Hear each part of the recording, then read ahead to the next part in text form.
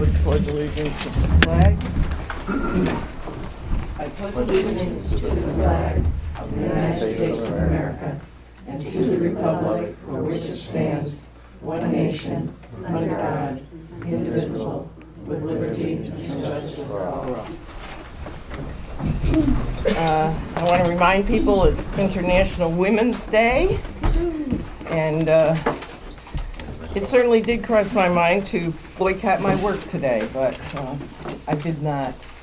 I did come to my work today. Before I forget it, there's a burn ban in New York State until May 15.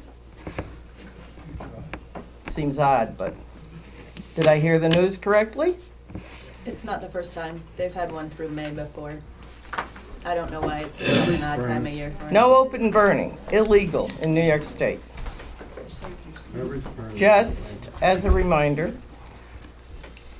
Well, there are certain restrictions you can be within. Ah. You can put them in a barrel and burn. Okay, Oh, Or you run a hose out there next to your fire. not that's right. That's another. not matter. 25 years ago when I did it, but maybe they shortened the bill. If anybody doesn't get the Community Currents newsletter with the town newsletter, here's a sign-up sheet.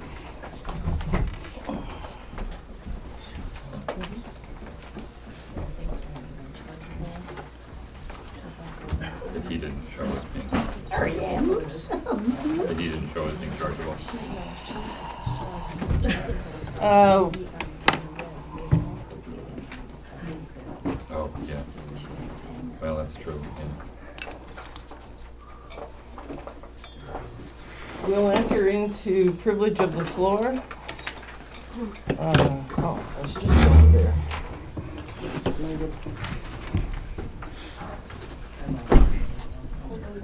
Well, I'll just bring it up when we need to do the. Well, we'll just pull it out as all. We'll just pull it out. Jude Lemke. Jude Lemke, 215 Connecticut Hill Road. So it's been 18 months since Black Oak discovered serious flaws in its plan to build a wind farm on Connecticut Hill, and I'd like to point out that despite all their attempts to lay blame on Rich Teeter, those flaws and the resulting delays in the project are entirely of Black Oak's doing. They failed to anticipate the need to move to transfer ownership of the substation to NYSEG, and Rich is not willing to sell the land or grant them a permanent easement, and nor is he required to do so. In early 16, Black Oak and Onyx chose to change the project in response to those problems they had with Rich's and Donnie's contracts. After a public hearing on the SEIS, the residents filed hundreds of pages, and the board tried very hard and valiantly to move forward to address those comments. Black Oak stalled and refused to engage. Finally, in late 16, they withdrew the SEIS, stating they intended to revert to the original plan, which they had already stated they had problems completing. And at the same time, it was revealed they had a new investor interested in buying that project. They continue to stall and to refuse to respond to the board's demands and demonstrate they are able to legally build this project. Throughout all this time, residents of Connecticut Hill have steadfastly attended meeting after meeting after meeting, clearly laying out their concerns about this project in detail. Rarely, if ever, have any residents of Enfield attended these meetings to support the project or to lay out in detail any reasons to do so. All the while, Black Oak continues to lie and avoids answering important questions. In the meantime, many important issues facing this town have been neglected while the board chews up many precious hours debating a project which will bring little, if any, benefit to this town. It's time for the board to take action, put this project behind us, so we can focus our time and attention on issues that really matter to this town. There's always a silver lining. In this case, it's the fact that we've all met our neighbors. We've come together as a real community to oppose this project. It's time to harness that community energy to work on things that really matter to this town. Time for the board to take a definitive action, bring this wind project to a close. Thank you. Beth McGee. So Supervisor Ryder and I went to the Association of Towns Conference in New York City at the end of February. I really haven't heard a lot about this in the past, so I just wanted to share with you guys what I did. So one of the representatives of the Association of Towns on the last morning at the annual meeting, he said something I really agreed with, and that was that if each of us took away one thing from that whole conference and brought it back to our town, it would make a huge difference, and it would be worth every penny that we spend on sending people there. Over the 2 days of the event, they held workshops and presentations with several to choose from each hour from 10 a.m. to 5 p.m. And the presentations that I attended included taxation and zoning for utility scale solar. That was 2.5 hours plus talking with the lawyer afterwards, so that was a nice one. Cable television franchises, recovering underpayments and maximizing revenue, internet technologies as shared services for small towns, improving the effectiveness of the claims auditing process, internal controls for town operations, comprehensive planning, negotiating fire protection district contracts, grant opportunities at the Department of State, managing bad behavior at public meetings, fiscal responsibilities of governing boards, and developing and monitoring an effective budget. I also got a lot of information from a presentation that I was not able to attend because it was at the same time as one I really thought that I should be at, on land use moratoria, and I followed up by contacting the presenter at the Department of State, and we had an 1.5 hour long conversation. She was willing to give me her time to really clarify about 25 questions that I had on the topic. I'm sure that this is something that people have gone to a lot, and I don't know if repetitive years it gets repetitive and redundant, but I really appreciated having a place where all of these things that are relevant to towns are addressed, and people give their, they really give a lot of time, and they have great presentations. They give their handouts, PDFs of their PowerPoints that they do, and a couple of them hung out and answered questions for me a half an hour afterward. It was fantastic. So I left really inspired, but I left really overwhelmed because there's so much that we could be doing that we don't have time or energy to do. Another thing that they reminded us of is that the town is the closest municipality to your everyday lives, and we provide services for 22 to 25% of your property tax bill. So that's something to think about when we're worried about how much we might be spending in the town. There are other taxing jurisdictions that are getting a lot more money than the town is to provide their services. So. Mimi Mahaffey. Thank you, Beth. Mimi Mahaffey, 115 West Enfield Center Road. I just wanted to go back through a little bit of ancient history, and I was reading through, and the wind law in particular that was passed in 2007, I believe Virginia was on that planning board that devised that law, was a pretty progressive law for its day. It had pretty good setbacks, had pretty good noise levels. They were from property lines. For its time, it was ahead of its time.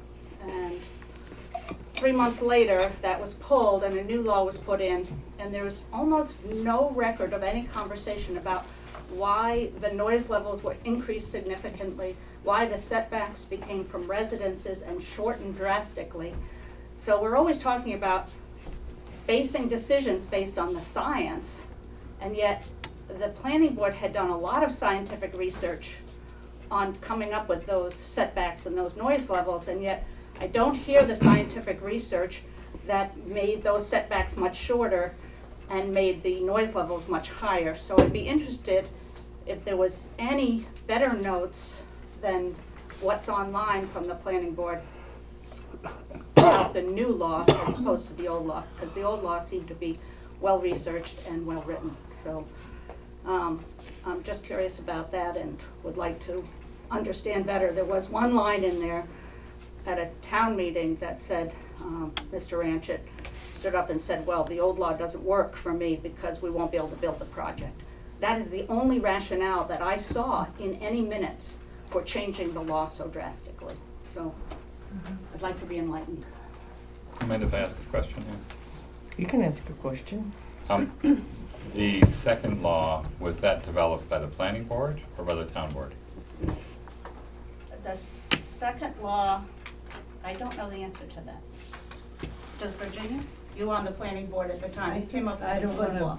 wanna go down in print, but I think it went to the town board after that because of I the, think so, from the because of minutes. the flip-flop of the way the vote went when they changed people on the board and. Right, Yeah. so most of the board changed except for one member, and it looked like from the minutes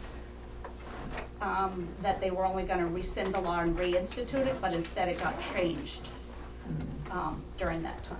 Well, I can speak to that. You do not rescind a law.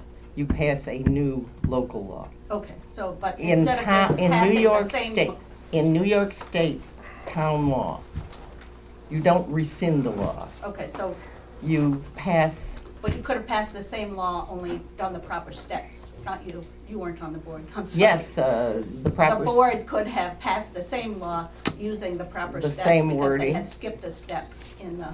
You're saying the passing. first law was the, Was illegal, was challenged and was Well- shown to be, it was voted into law by the town board? the town board voted it into law in December of 2007. Okay.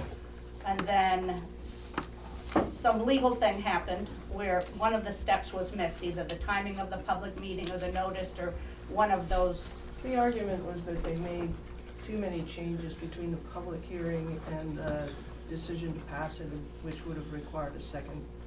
I think maybe Alan has If I something. may, I was here then. I think there's actually 3 laws.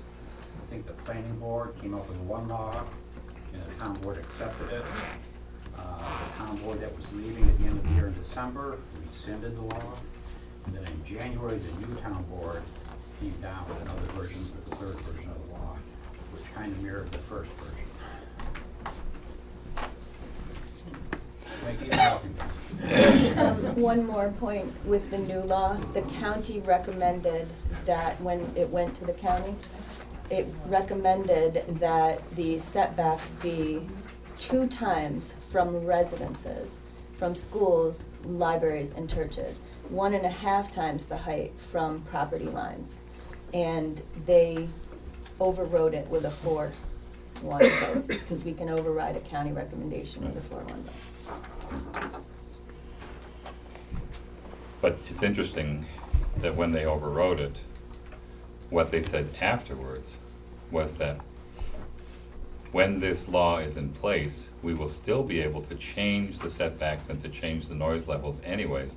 Therefore, we don't have to listen to the county recommendations because we know that we can change them at our will whenever we want to, which is not what the final law actually says. Right. Although they said that in the resolution that they made in passing the law, they said that, which is, it's on the record, so. A little bit of a mixed up time. Yeah. Dawn Drake. Okay, mine's similar to a lot of speeches that I'm going ahead and hello, Black Oak Wind Farm still has not submitted all the proper paperwork needed for the application process. Is there going to be a time limit on submitting these items to the board? I know it was previously discussed and was even discussed with the town lawyer, and I urge you, the board, to try and conduct a date. Set a date and put it in a vote, and either they submit all the proper paperwork within the time period or the application will expire. Residents have mentioned this before at previous meetings. This might be what we need to either finish this project up or have it expire. I would like to see if a member from Black Oak Wind Farm presently could answer some questions, but I don't really see anybody. And here tonight, with us residents deserve answers too. How is it that Mr. Gunning's entire lease can be submitted and discussed, but yet not Mr. Teeter's lease? Marguerite stated at the last meeting, openly, it was to protect his interest and it was private. How is Mr. Teeter's private, yet Donnie's lease is not? I have spoken up about either a letter from Mr. Teeter or his contract being submitted to the town, and it's still incomplete. This is part of the application process. It's also even stated in page 6 of the local town wind law for Enfield Section 1, property owner information authorization. Due to being limited to a 3-minute time frame, maybe a board member can read the paragraph that is part of the local law for this town that needs to be followed. Black Oak Wind Farm still has not shown the town board nor all of these concerned people here tonight how they are in fact going to build this project. The president of Black Oak Wind Farm stated in the last board meeting that the substation can go on leased property and stated he will be submitting paperwork from NYSEG on this matter. So I'm asking tonight, where is the paperwork from NYSEG specifically allowing the substation to go on leased property? Did it get submitted to the town board? And if the substation can get placed on leased property, I'm kind of confused. After Mr. Teeter's lease is up, what will happen at this point? Will they be taking the substation back down?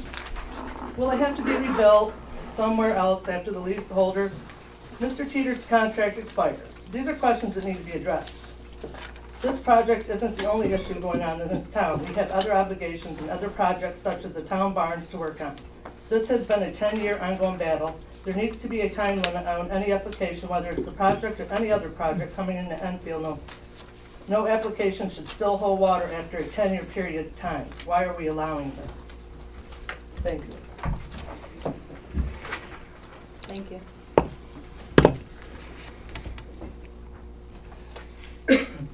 Mark Watsman? Waterman. Mark Waterman, 543 Harvey Hill Road. I'd like to know if the town board has any idea how long this project's going to be going on for. From what I've seen personally, this project is tearing the community apart. There are several families that are just trying to protect their life investments, such as their homes, their properties, and their lifestyle. Some are worried about the flicker of the blades, while others worry about the constant noise. No matter how small or how large a project will be, at the end of the day, the Enfield people shouldn't be affected at all. What will happen if they can't sleep at night? Who do they contact with these issues? I think it's sad that these people are worried that they might have to move, seeing how some of them have lived there their entire life, all because of a Go Green project. Yes, as a society, we should be more green, but it shouldn't be at the expense of safety of others. Thank you. Thank you. Marcus. Marcus Gingrich, 101 Rumsey Road. A lot of people have said a lot of good stuff already, so I won't repeat it, but I will mention a couple of things that are more, I don't know, you might say short term. I noticed like there's a road use agreement for discussion on here. I assume if it's on there, then Black Oak must have paid up their bills. I would just encourage you to make sure that any agreement like that is applicable from the beginning of the project to the end of the project. For putting the project in, for repairs if there's a catastrophic failure and they need to replace major components, for decommissioning. All of that needs to be taken care of. Also, in looking through some of the plans that they have submitted, I know it's been mentioned before, but I mean, you know, it would be so helpful if they would have just redlined the things that were changed. I mean, I work in the engineering field, and typically, like if I review an article for a journal article, if there are corrections to be made, someone redlines it so you know that they've actually gone and made changes and made corrections. It's very simple. You guys shouldn't have to figure that out. Well, we shouldn't have to figure it out. I know it's really been mentioned a number of times as well. You guys, the town board is our safety net, so to speak, for the residents.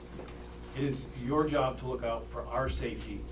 You do have technical experts, technical advisors, but at the end of the day, you are responsible for our safety. I looked at some of the memos that came from Labella. There was a few comments. I was not overly impressed with some of the things, but then again, just because somebody is an engineering firm, an engineer, everybody makes mistakes. If engineers were perfect, nothing would break down. We know that things break down, even new things. That's why we have warranties. So at the end of the day, please, you guys are the ones that have to look out for our safety. Just thinking about, somebody mentioned this project's been going on for a long time, and I happen to actually be looking back too. And one of the things that was mentioned in 2007 was, don't work on Black Oak Road because we're gonna fix it right away. Well, How long ago was that? Has that road been redone? I mean, if that's not a safety issue for drivers going down that road, what is? When are we gonna finally draw the line and say, enough's enough? We need to, like somebody said, end the application. Can I have a housing permit? Granted, that's a permit, but I mean, normally these things have time limits. Based on what's happened, I think it becomes pretty apparent that the application process, the law, needs to have some time limits built into it. So, I'll stop there. Thanks. Thank you.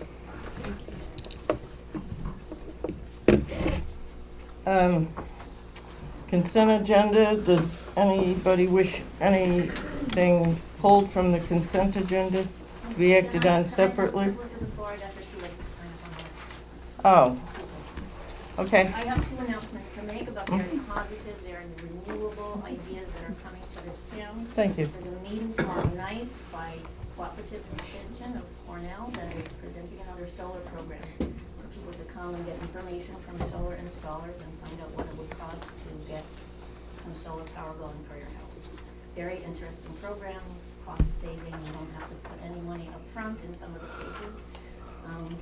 The second program is happening on Saturday morning, and it's a program presented by Heat Smart of Tompkins County, and it's ways to upgrade your insulation, envelope sealing, investigate air source heat pumps and ground source heat pumps. But I know that for myself, having my house be tighter and more sealed would be a dramatic change in how much energy I use. And I encourage people to investigate those avenues of energy strategy.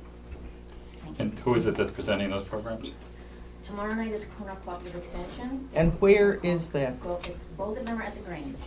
And Tomorrow night's meeting is at the Grange. Tomorrow night's meeting is at the Grange. Saturday morning's meeting also at the Grange.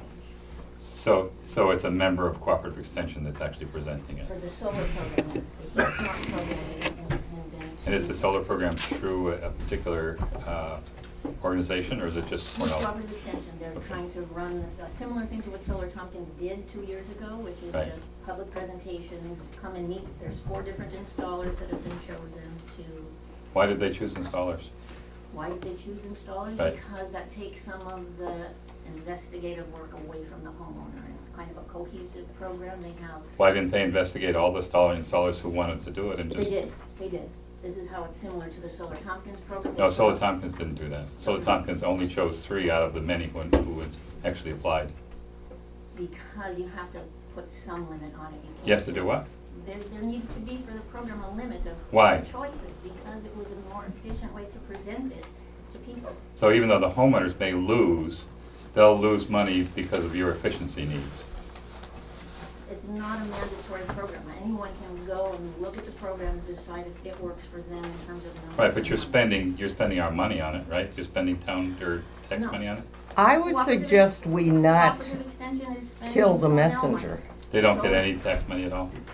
I don't know about Cornell Cooperative Extension. I'm making an announcement on their behalf. I am involved in the Solar Tompkins program, which is the Heat Smart program, and they are funded by the Park County. And do they have limited installers as well? They do.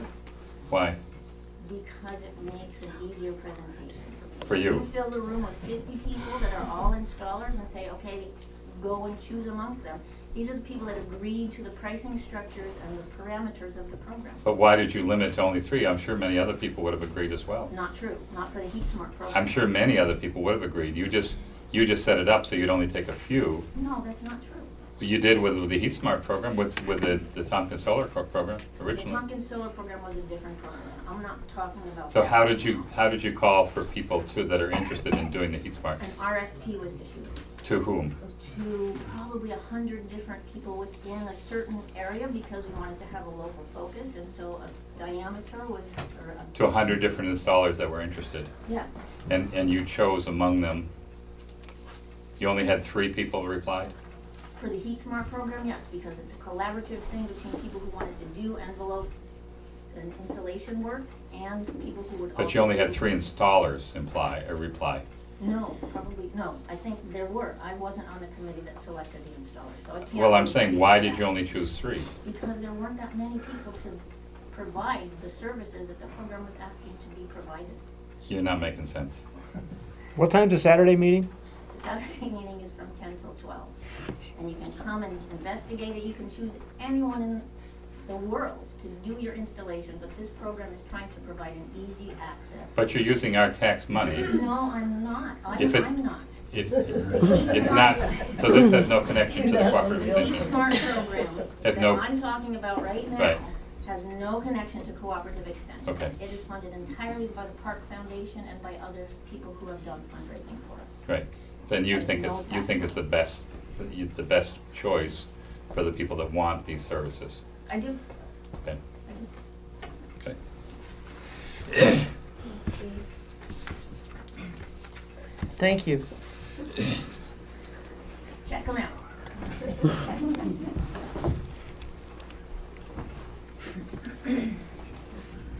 The consent agenda, does any board member wish to have something pulled from the consent agenda to look at it individually? The general fund vouchers. What's the general fund vouchers pulled? Well, then you want to pull the audit claims. Yep. Sounds good.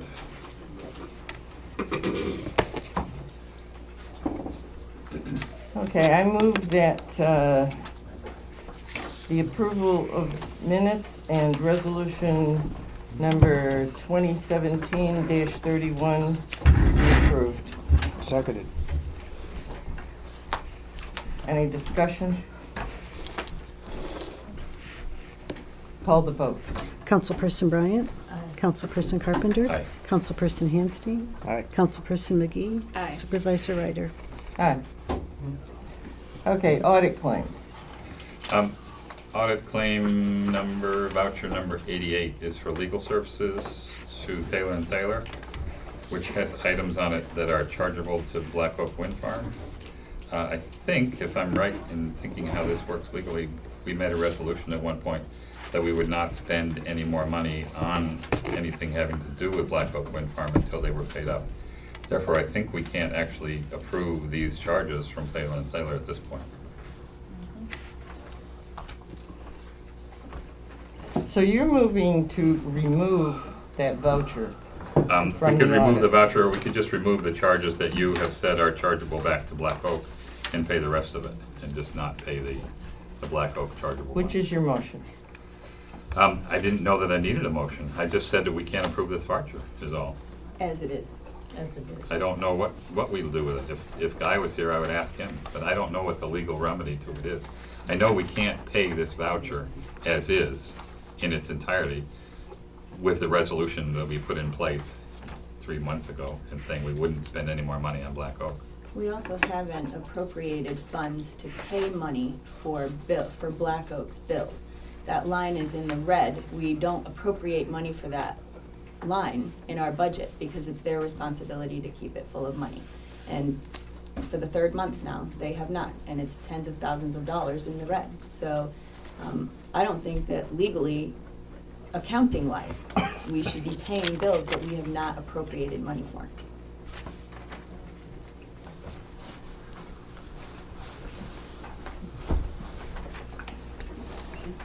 So I don't know what the legal remedy is. Perhaps we could just take this voucher out and pay everything else. It seems like that's what we did the last time. Make a motion. With the soup. You tell me if it needs a motion. Does it need a motion to take a voucher out of the general fund? Read the motion without the voucher in it. Read the motion. Read which motion? The one that you always read every This one. meeting.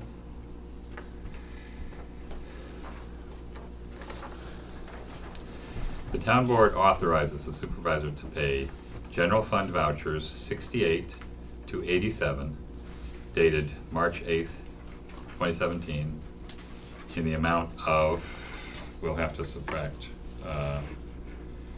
18,231 and 14 cents and subtract 2240 from that.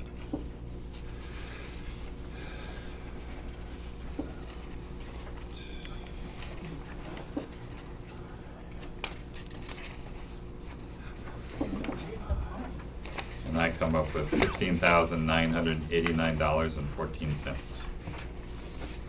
Highway fund vouchers 41 to 53, dated March 8th, 2017, in the amount of $17,381.53. Second? Second. Is it clear that you are deleting that motion? This voucher Or was. voucher number? This voucher was 88. The original vouchers were 68 to 88, and what I read was 68 to 87. So I, Cross that out on the list. Okay. 87. Any other discussion?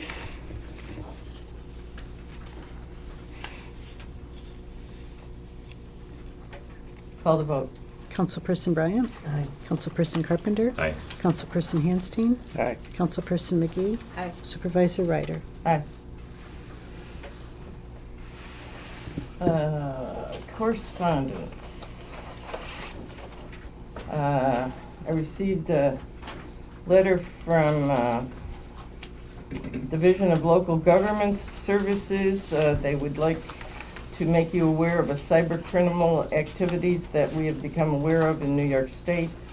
Please pass this on to pertinent developmental professionals and community business leaders in your area. This email contains information on particular scams and how to report your concerns if you feel you've been targeted. Scammers renew scheme targeting payroll and HR professionals. Cybercriminals posing as company executives are emailing payroll and HR professionals to request lists of employees and their personal information. This time, the scammers are expanding their reach to other industries, including school districts, tribal organizations, and nonprofits.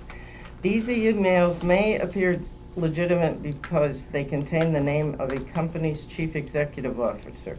However, if you receive such an email, don't include any payroll data such as W-2 forms and Social Security numbers in a response. The tax department is aware of at least 37 businesses with New York employees that have fallen for this scam and believes more than 5,000 Social Security numbers may have been compromised. The tax department is in contact with those businesses and is working with them to protect their employees. If you're an employer that has been a victim of this scam or in response released any payroll data such as W-2 information and Social Security numbers, see guidance for employers affected by a W-2 phishing scam for instructions. Spear phishing scheme targeting practitioners. This scheme is present throughout the tax practitioner community. It's committed by scammers who represent themselves as fastsupport.com or onlyforsupport.com. They're contacting practitioners after they've identified which IRS authorized e-file provider or electronic return originator the practitioner uses to transmit returns. The caller, falsely claiming to work on behalf of the ERO, suggests to need to reinstall or correct problems with the practitioner's software. The caller asks the practitioner to connect to their website and provide the passcode and access to the practitioner's computer. If the practitioner complies, the scam artist can steal sensitive client information to commit fraud. Cybercriminals pose as clients to solicit services from tax professionals. In a nationwide phishing scheme, scammers are targeting tax professionals to obtain their preparer information and prepare fraudulent returns. These scammers typically send tax professionals two emails. In the first, a client requests tax preparation assistance. In the second, the scammers provide a link or attach a PDF that contains a link that allows them to steal the tax preparer's email address and password. Phishing email with the subject line "Mails on Hold" targets tax professionals. Some tax professionals have received emails that appear to be from the IRS or the IRS e-services team with the subject line "Mails on Hold." These emails may include references to IRS personnel or PTINS, and they aren't from the IRS. Protect yourself and your clients and report it. If you want a hard copy, the clerk has it. Received a letter from the Sierra Club.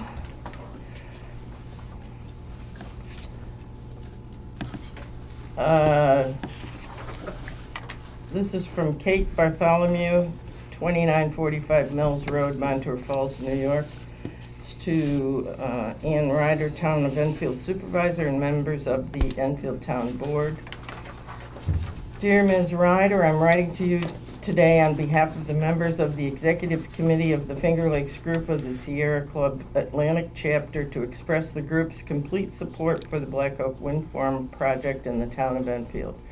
The Sierra Club is on the forefront internationally, nationally, statewide, and at the local level, actively promoting and pursuing efficiency, conservation, and renewable energy solutions to demands for electricity, heat, and power. Our group sees Black Oak Wind Farm as an excellent example of just such a project, harnessing a renewable energy resource. Some of the factors that set Black Oak apart and render it even more worthy of praise than it is that it is locally conceived, funded, and owned, that the energy will be used locally, and the turbine technology utilized is the latest design and sourced from within the U.S. The thoroughness of the environmental impact analysis further convinces the Finger Lakes Group that every effort has been made to avoid or mitigate undue harm to birds, bats, land use, viewshed. These studies have also looked at flicker effect, vibration, and sound, trying to consider every possible concern that could be raised about the wind farm. This isn't an outside corporation descending on a community to erect a monolithic invading structure. These are neighbors who have been working for over 10 years to bring something positive and renewable into the community to help the community and their neighbors. And since, excuse me, I gave you consideration, I really insist that you give me consideration. And since that community, Enfield, and those neighbors reside within the boundaries of the Finger Lakes Group, on behalf of the Executive Committee, I strongly urge your approval of Black Oak Wind Farm so it may finally become a reality. You're very truly yours, Kate Bartholomew, Chair, Finger Lakes Group of the Sierra Club Atlantic Chapter Conservation Chair. That'll be in the clerk's possession. Constellation sent a letter. There's a change in law notice. New York Clean Energy Standard. Dear valued customer, we are reaching out to inform you of a recent change in the law that affects your power bill. The New York State Public Service Commission has issued an order that implements the Clean Energy Standard. This is part of the state's plan to reduce statewide greenhouse gas emissions by 40%. It requires that 50% of the state's power come from renewable sources by 2030. The order includes a renewable energy standard that calls for power providers to purchase renewable energy credits from renewable energy sources. It also puts a zero emissions credit program in place. This requires power providers to purchase ZECs created by eligible nuclear facilities. For more details, please visit, and it gives you a website. Under the change in law terms of your power contract with us, we will pass through the costs connected with the CES to you. Starting April 1, 2017, the added costs linked to the ZEC program will be passed through as a separate line item on your bill. Starting January 1, 2018, the added costs linked to the RES will be passed through as a separate line item on your bill.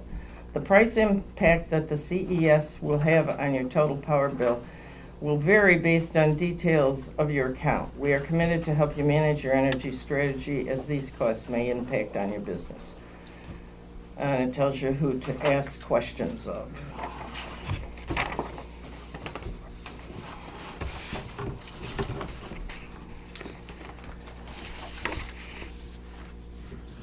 County Legislature's report. Hi. Hey. Fairly quiet week on the county legislature. And only took 4 hours to discuss about 3 items. Anyway. None of us can relate to that. We had a presentation from Carl Haynes, PC3 president, actually outgoing president, and his State of the College message for this year. And basically, Carl said the college is addressing what they call brutal facts affecting the college. Declining state support with a per FTE base aid just $22 higher than it was 9 years ago. It's creating quite a bit of financial strain along with limited county support and declining enrollment. This year they had a 12% overall decline and a 30% decrease in what they call their core enrollment, which I believe is September through the spring. So they're trying to address things and figure out what their budget's going to be for the upcoming year. I'm sure we'll have a presentation on that sometime in June or July. Among their achievements is they've made quite a bit of progress on their child care facility with a $1.5 million construction included in a state budget and enrollment endowment campaign. It's well underway. They said that they had approximately half of that amount currently and hope to have the rest before the end of the year.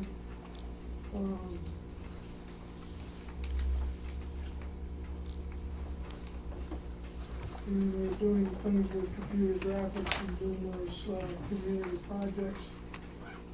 For example, I think it was the logo for the Ithaca Centennial. I think they did that.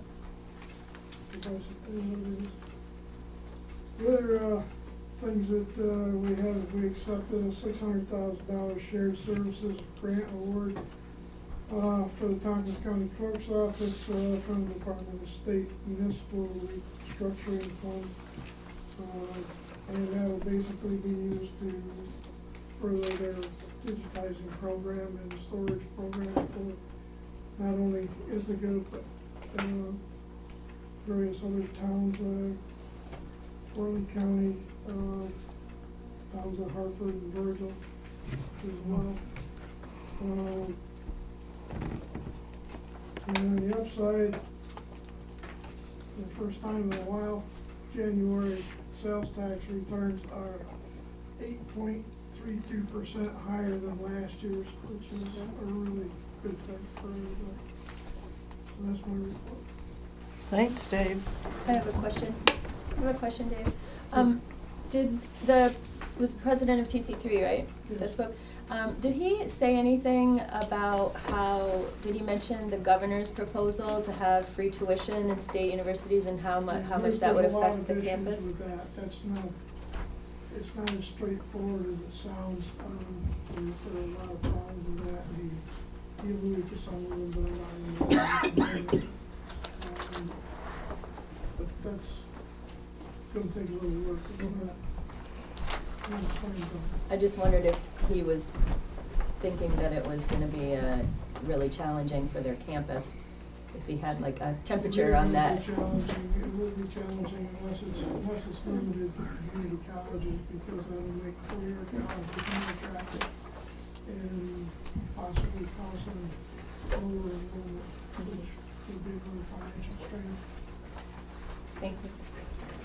The other thing is that you guys don't know that Carl is retiring, and they do have 3 candidates which are in town in the next week or 2 for interviews and stuff. So some of us will give you a chance to talk to those people. I don't know if I've actually got any time that I can actually go to that. There's 3 different days that they're going to be in town. There's a couple of chairs up here. Highway Superintendent's report. Did you go to Albany today? Must be not, I'm here. Did anybody from Tompkins County go to Albany today? Yes. Plus, I don't have the funds to do that.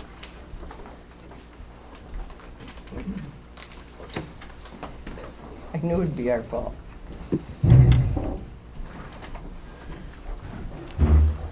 You can carry on. I'll wait for you. Guy needs to sit over here. Oh. There you are. Yeah, I see. We can slide down. Yeah. Slide down. I'll Oops, that's yours. see if I can consolidate down here.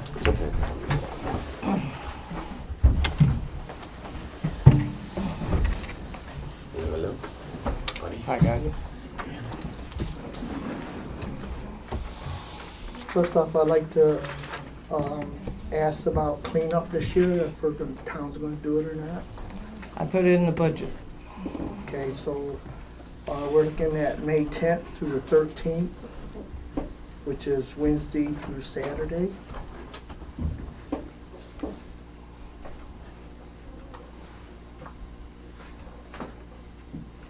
Which be 12 to 5 Wednesday through Friday and 7 to noon on Saturday.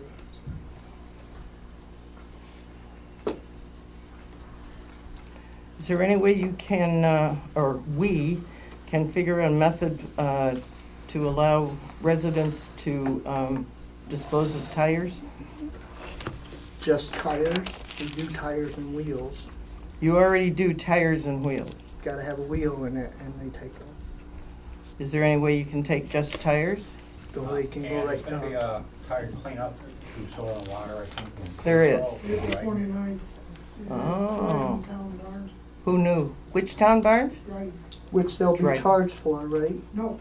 No charge. No charge. No charge to the individual. I think they charge $1 a tire. Always has been when it was at Lansing. I believe it's $1 a tire. So where is it again? Dryden Town Barns. At Dryden. So if you wanna know how much it costs, call 28th, Dryden. whatever, it's Saturday, right? Oh, they're just providing the space. They're not organizing it, I doubt. Soil and Water's organizing it. All right. Those are tires without rims. Those are just, okay. I have a question too. I know that sometimes you guys you kind of pull aside stuff that's still good and people can kind of pick it up if they want to. It's been asked if there's a way that we can accommodate, like if people want to bring stuff that's good specifically and then have people swap it. Instead, sort of the same thing you're doing, but have them designate and say, is there a space that we can do that in? Could we do that in the? What do you mean swap it? Or- Like a free yard sale.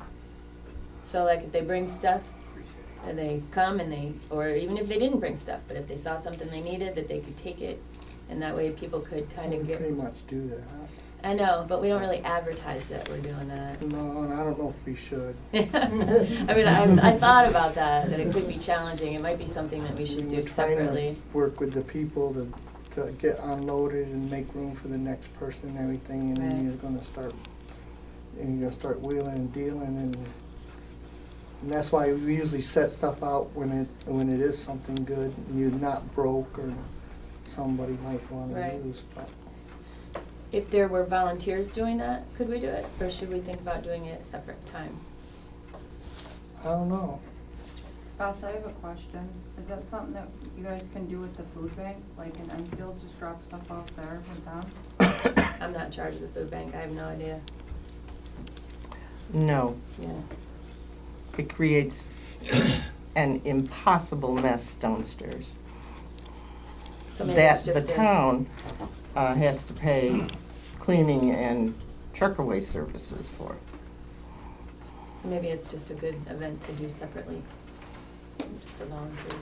Maybe So if you the- want people to bring stuff and then like trade it or just leave it for They somebody could else leave to it for take? someone else and just let you know this is good stuff, but I mean, I wonder, the thing that I'm worried about is if it's raining or something, you don't want a bunch of good stuff out in the rain if there's not a good place to put it or something that, maybe there's just not a facility area to do that And in. people actually do that, and that's some of the stuff that we put out there. If they bring it to get rid of it and they say it's good, Mhm. we've had a lot of people say that, or they'll lawnmowers, they say it just won't start, Right. or something like that. And And then you guys you just dispose of it if it's not If nobody taken. takes it, yeah, You we just end do up that, throwing yeah. it. I mean, You that put would it in be the in bucket. the dumpster, yeah. You put it in the dumpster. Right at the very end, I mean, if nobody takes anything that's laying out there, it gets thrown away. Right. I mean, I'm not asking that it be like the responsibility of the highway guys to, have a bunch of stuff there and keep it, and if it's, Well, I think it's something that it would have to, I just more or less worry about people pondering around and start getting in the way and Right. spending more time there. right. When we're trying to take care of business. I can see I that. don't know, think about it, yeah. Something that I knew. All right, so that's the 10th, and that is cutting it down one day from we usually run from Tuesday to Saturday. But because I feel like the lack of business, we cut it down one day and see what happens with that.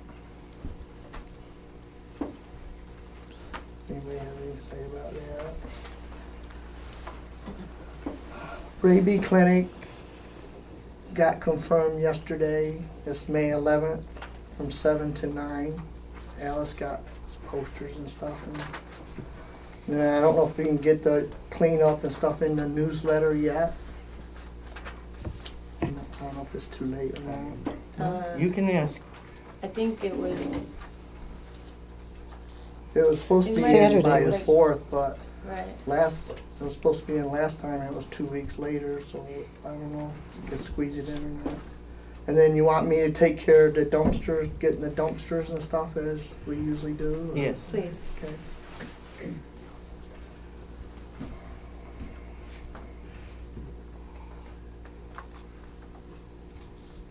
And then I'd like to ask the board I've been wanting to ask this about getting a charge card, a credit card for the highway department only, so we can buy places that we don't have accounts with, and like Advance and AutoZone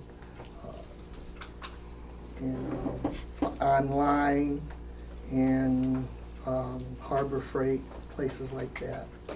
Most all the other towns have a town charge card, so even if you go out of town, you have access to spending for the town. The problem is receipts. Not a problem with me.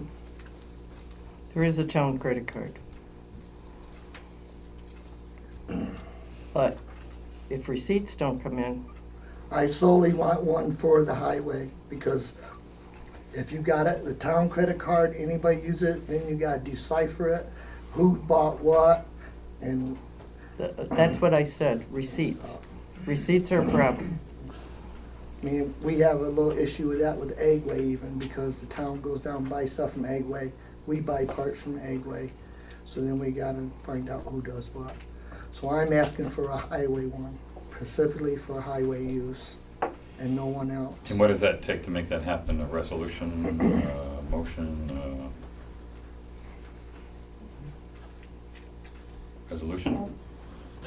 Well, I mean, you normally would have a policy governing the issuance and use and reporting upon that card, because whatever is purchased has to be audited. So if you have an existing credit card policy that's part of your fiscal or financial management policies, you could simply just authorize that card. Then the question is through what bank and pursuant to the terms of what contract for credit. Because ultimately, a credit card company is issuing a contract, and that has to be approved by the board. Is there a policy for the one that you have, Ann? I don't know. Well, I think we should just figure out how to make it happen is all, Well, whatever. do we want 2 credit cards? But that's up to you. It's not unusual that towns have different accounts for different departments. Usually it's only with 1, maybe 2 banks. But that way Buddy could do his own receipts, he could mark them all, put them in with his highway fund stuff, and it's all right there. It's all right, yeah, it's all Separated and clear, streamlined. and we don't have to worry about it, and you can keep it straight, and you have to worry about keeping anybody else's stuff straight. That would make sense to me. It's up to you guys. It's your decision, but I would say find out, have the decide on what bank has the most appropriate terms, the lowest interest rates, the best benefits, and compare it with other banks, and then make a decision and authorize someone to sign that credit card agreement. You might as well, because you're gonna get 1 or 2% back on it anyways, and probably not have any charges for it, so you might as well make some money on it. You're doing it. What? You get money back on credit cards. You charge $100, you get $1 back or $2 back from your credit card company. A lot of them do that. Mine does. I use it to It pay my adds up bills. after a while. I guess I would rather have a credit card for the town that waived late fees. I would, There you go. in my That's a good experience, one. that's a much more important. Well, it depends on how much you buy. Sometimes I'll buy $10,000 to $20,000 worth of product every month from on my credit card, and then it'll be $200 that I'll get, every month. So over the course of the year, it's $2,500. It's worth doing, and it's more than the late fees would be even. So it can be, could be worth some money. Go out and buy a new loader with a credit card, make some real money. I see. I see.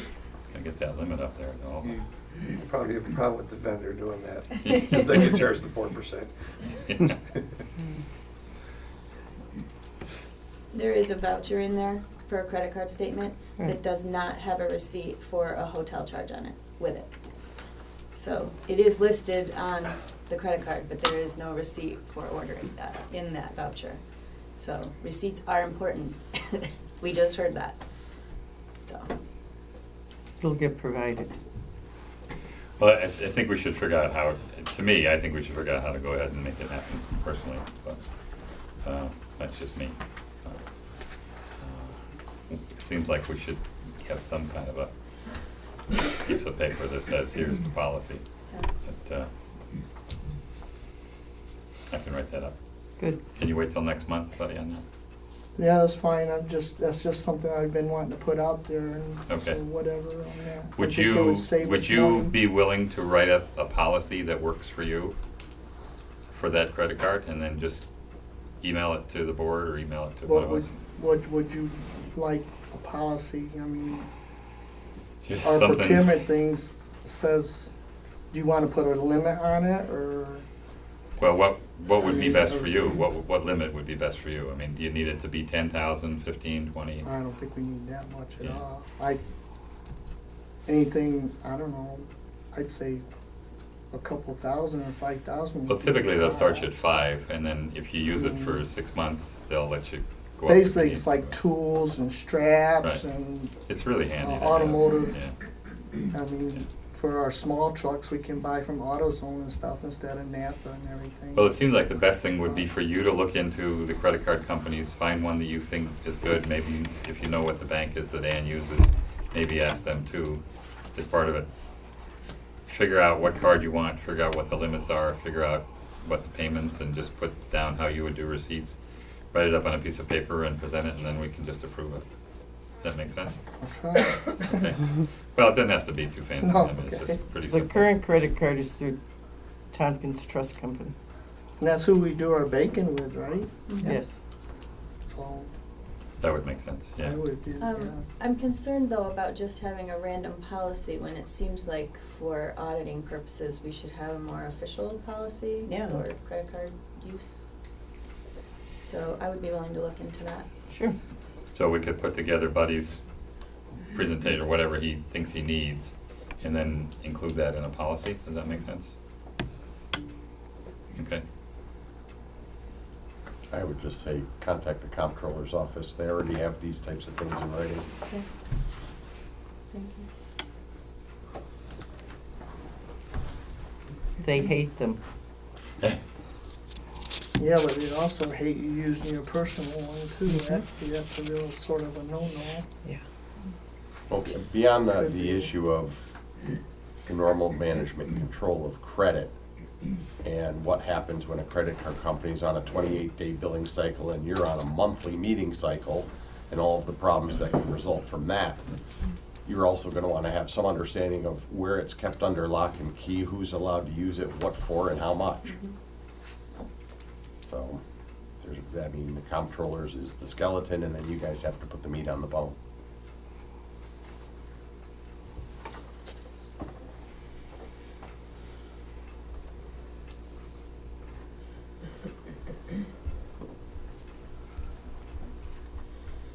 Then I'd like to ask again for a clothing allowance for myself. I've asked this, I put it at budget time. In budget time, I have no response out of it. And January last year, I got it right here in the minutes. Mike, you was gonna check with other superintendents and see what they received and not received. And I have done that. Some of them get clothing allowance, some of them get uniforms, and some of them don't get anything as far as clothing. But they also, every one of the rest of the highway superintendents in Tompkins County make $3,000 plus more than what I do. And in our policy, it says clothing and steel-toed boots allowance for highway workers. And I think that includes me. So I'd like my 7 years worth of clothing allowance. Which policy is that? The resolution of when we made it in '09. February 11th, 2009.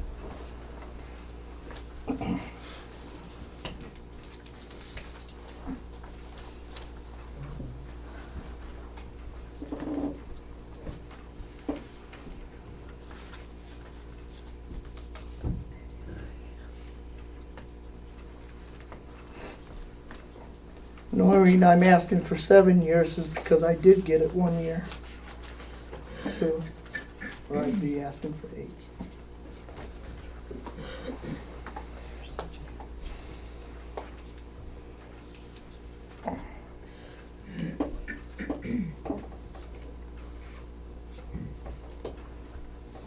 How'd you manage to get it for 1 year? Roy was generous. So it wasn't a policy that, or a resolution passed, it was just a one-time. It is a resolution passed. Resolution's right there. I never squabbled about it because I thought the board would take care of me, but they haven't. So now I'm squabbling. Let me read it, Henry. Clothing and steel-toed boot allowance for highway workers. OSHA requires that highway full-time workers wear steel-toed boots. Therefore, the highway superintendent requests that highway workers receive $100 for the purchase of these boots after completion of their probation period. I guess that's one time only, I suppose that one is. Motion made by Supervisor Podofalski, seconded by Councilperson Harvey, that the town provided, but it should be provided, I think, a $100 steel-toed boot allowance, and upon completion of the current uniform contract, the town provides $300 to each full-time employee per year for uniform allowance excluding coveralls. Do the highway department employees wear uniforms? They did. When I took over, they were getting uniforms, but nobody was using them. Okay. So I offered this to do a clothing allowance like the county and other municipals do for the guys. And at that time, the superintendent got uniforms too. Typically, do other highway departments wear uniforms? Yes. Yeah. It goes both ways. Right. And it includes pants, shirts, jackets? Yes, but they don't. You can't get boots from them. Right. And they're not orange and stuff. You have to. It's regular clothing. It's not safety clothing. Right. Well, yeah, it looks like the $100 is just a one-time. No, they get that every year. It sounds to me. Not what it says. It is. It's they don't get. We don't pay them for steel toes until after they do their probation, in case they don't work out. Right. But it just says they get $300 every year, uniform allowance, but not a steel-toed boot allowance in addition to that every year. Well, it's supposed to be like that, and it's been like that. Yeah. It would make sense, I mean. But they currently get it. Yes. They get it. You're talking about you right now. that's your concern, is what you don't get. Well, they don't get their clothing allowance, though, do they? Yes, they do. Oh, they do get their clothing allowance? And their boot allowance, right? And boot. Every They get year? $400 a year. And do they wear uniforms? No, we don't get Get a clothing uniforms. allowance. Clothing. We got clothing allowance instead of uniforms. The because uniform contract was never renewed. They had a contract with the uniform country, and we couldn't start it until after the contract went out, and that's when it started for clothing allowance. But what this resolution says, the town provides $300 to each full-time employee per year for uniform allowance, excluding coveralls. That's for a uniform, it's not for their clothing.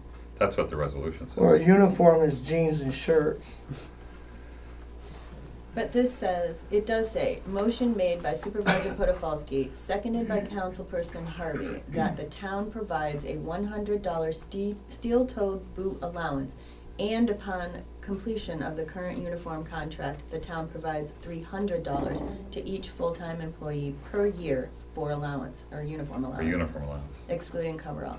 Right, this to me sounds like this is just clarifying that once they do this uniform contract, it would be the $300 for the, so in addition to the $100. That's what it sounds like to me. Well, that's not what it says up here, though. It says up here, the highway superintendent requests that highway workers receive $100 for the purchase of these boots after the completion of their probation period.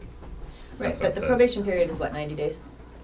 Right. So, 18 once that months, 90 days 90 days. is over, Okay. then they should have an allowance to have steel-toed boots But it doesn't in order say, to do their job. no, it doesn't say that they have allowance, though. It says they get $100 for the purchase. Well, right, but that's after their 90 days probation period, okay? So otherwise, they have to make The allowance language for isn't that clear. because they just started, then they're over their probationary period, Right. and then they get they get an allowance for a pair of boots. It's unclear, but I'm gonna go with yours, that's fine.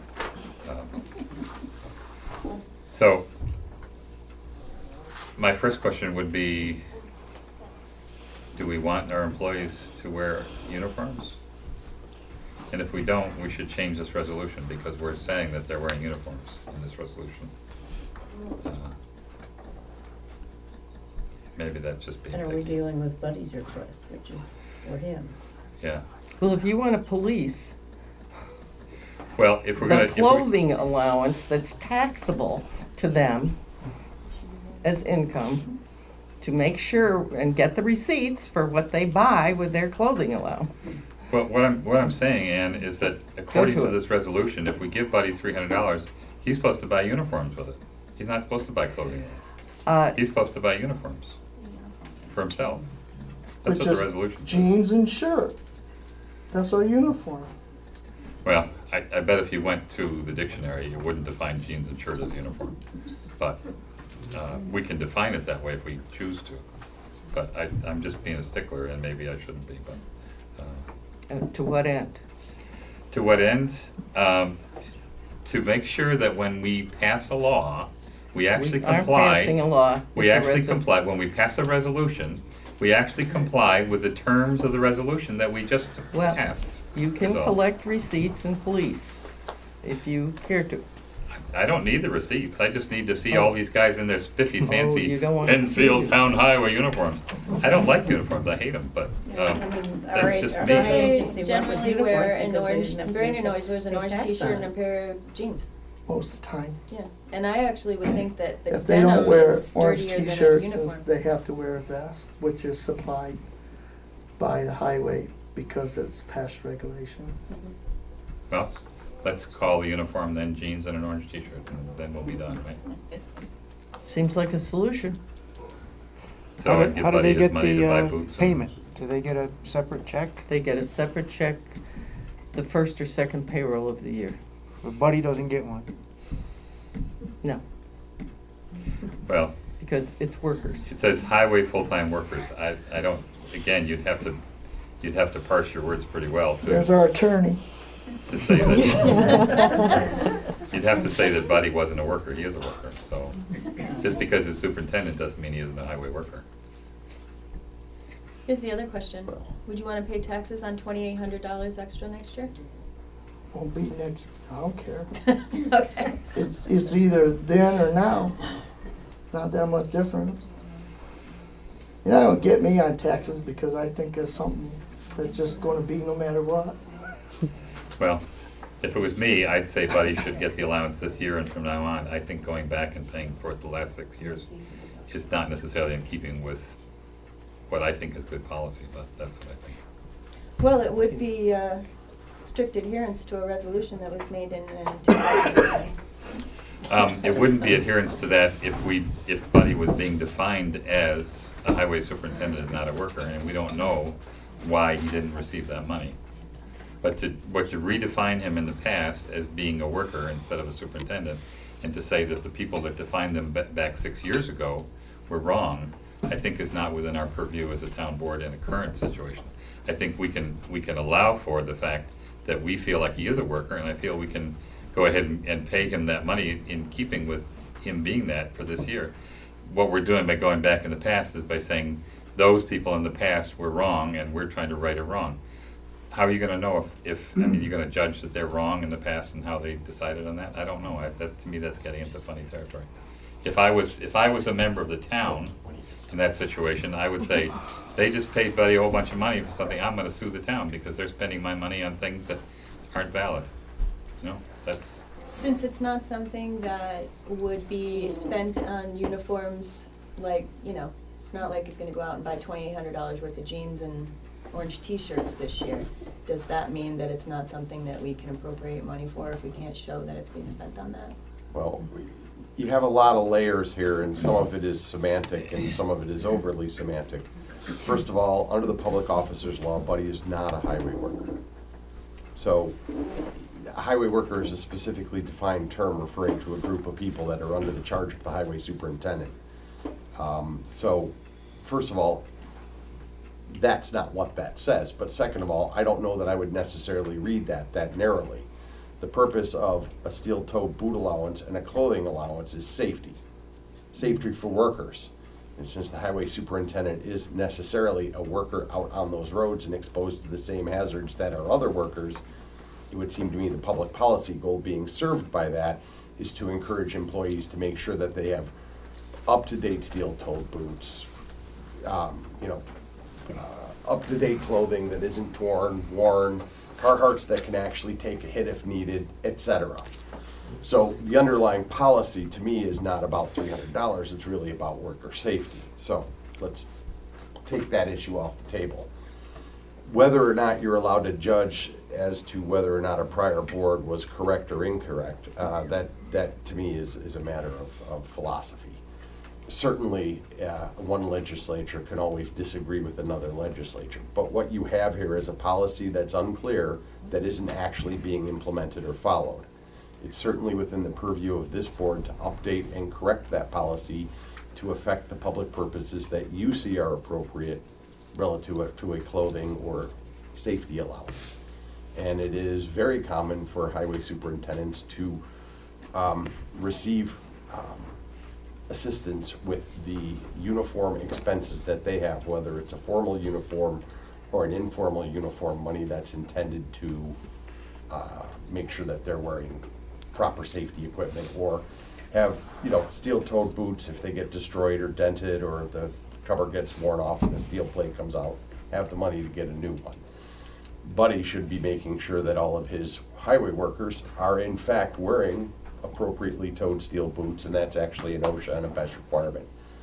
So to me, I think that the solution would be to break that thing down, understand what the public policy is that you're trying to achieve, update and modernize it for 2017, and move forward with life. Good. Well, in keeping with what Guy says, there's a definition of worker. That resolution has been fulfilled every year that I've been supervisor. There is a clothing allowance given to each worker. So, can we table this issue for this month? I'd be happy to put together wording for a new resolution for next month for the conditions that exist currently. I think that's where we should be currently moving forward. that all right? That's solve the problem, move Does forward. anybody have our employee policy manual? Not here. Not here. I have one, not here.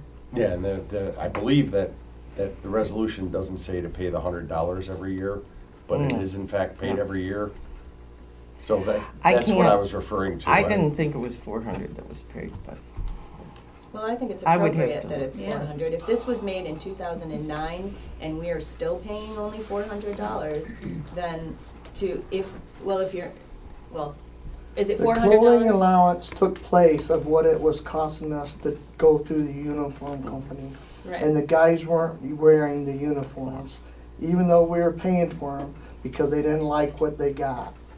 So this That- is actually, It what I'm was saying a is the wash money is different. situation when we got the money, when we put the money out to pay clothing allowance. So you're talking about something that is 8 years beyond, and we're still working with the same dollar figure, is what Correct. I'm saying. Yes, But- that's true. But if they were getting the uniforms from the uniform company, then they were collecting them and washing them for them and cleaning them for them and doing all that too. Perhaps, Were they maybe what we taxed? should do in order to make sure that it's fair Because we're- is to contact a uniform company and find out what the actual cost would be, and then decide what a uniform allowance should be. So you want to change the uniform allowance also?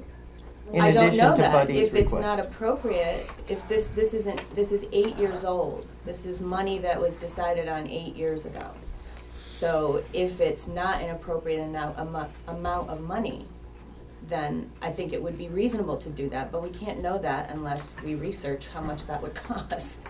But if they're not gonna buy uniforms, wouldn't it be better to figure out how much the clothing that they do need is gonna cost them and then figure out enough money to pay for that? Sure, how do you propose we do that? Well, a good pair of steel-toed boots should last a year, I would think. Seems like you get a year out of them. And how much is a good pair of steel-toe boots? That's the question. Yeah, that's About it. $200. So that's what I'm saying, is that a policy that was made 8 years ago. Yeah, but we're trying to meet you halfway. I know what you're doing. It's okay. Just Or that we trying to be did. fair, I that's mean, all. you sound good to me, because I know it's a lot more like what Well, you're saying, I but do- nobody's complaining about the amount. I do want to caution, this year's budget is set. I understand And if there is a resolution made that's going to increase costs in the budget that's already set, there's going to be, Has this been paid already to the town It's in the highway? budget to be Yes, paid. Yes, first January. paycheck of what did the I year. just say? So they just, right, so this has already been done, Except for Yes. Buddy. except for Yes. everybody. Yes, So, yes. So we can certainly include in the resolution that it's going forward. Good, Starting in 2018. good. And we also could include in a resolution that we could try and find some money for Buddy to get it for 2017 as well. Would we want to do that as a separate resolution? yeah, I would think so. Why wouldn't Yes, we? I would think. All right, so, Doesn't matter. I will, so can we table this issue? It and isn't- then- there it is isn't no a- motion made. So how about if we, This is I'll the just put together another superintendent's report. 2 resolutions. Can I keep this? And I'm not sure that's worded the same in the employee manual.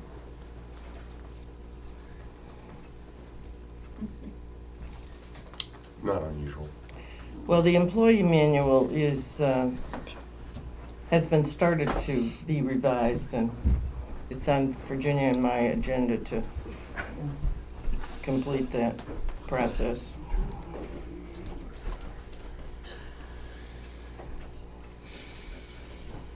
Okay, so Beth, I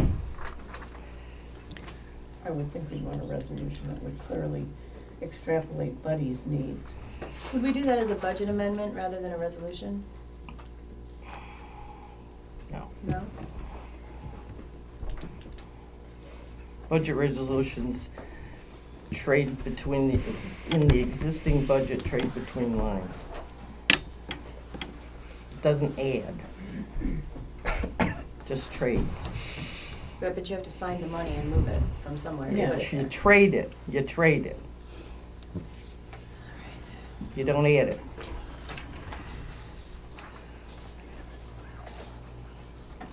Is that all you got? No, that's for done. I just want us bring up to speed or maybe whatever, but when I'm not here or when I leave early, I do listen to the rest of the meeting. And I encourage mostly all you board members to listen to the board meeting from the tape, because it's pretty interesting.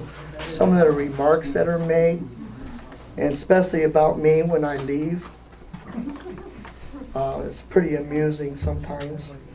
I just want to briefly, in the past, and also if anybody's got any questions about Hubble Drive with the resolution that you passed last month on that.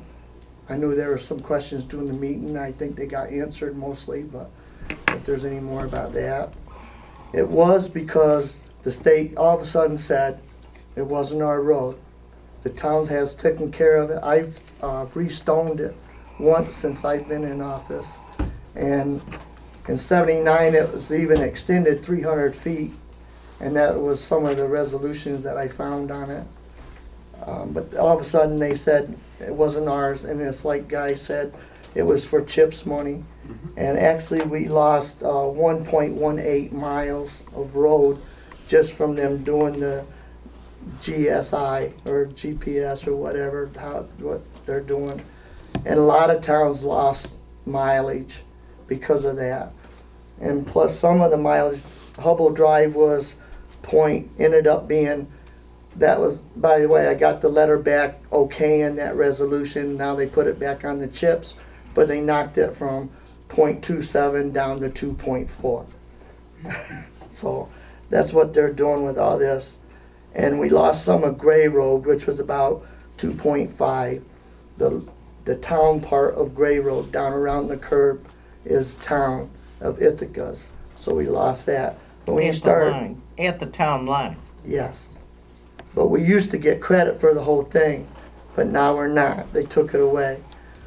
So I was going to go down and talk to Town of Ithaca about giving us that rest of that.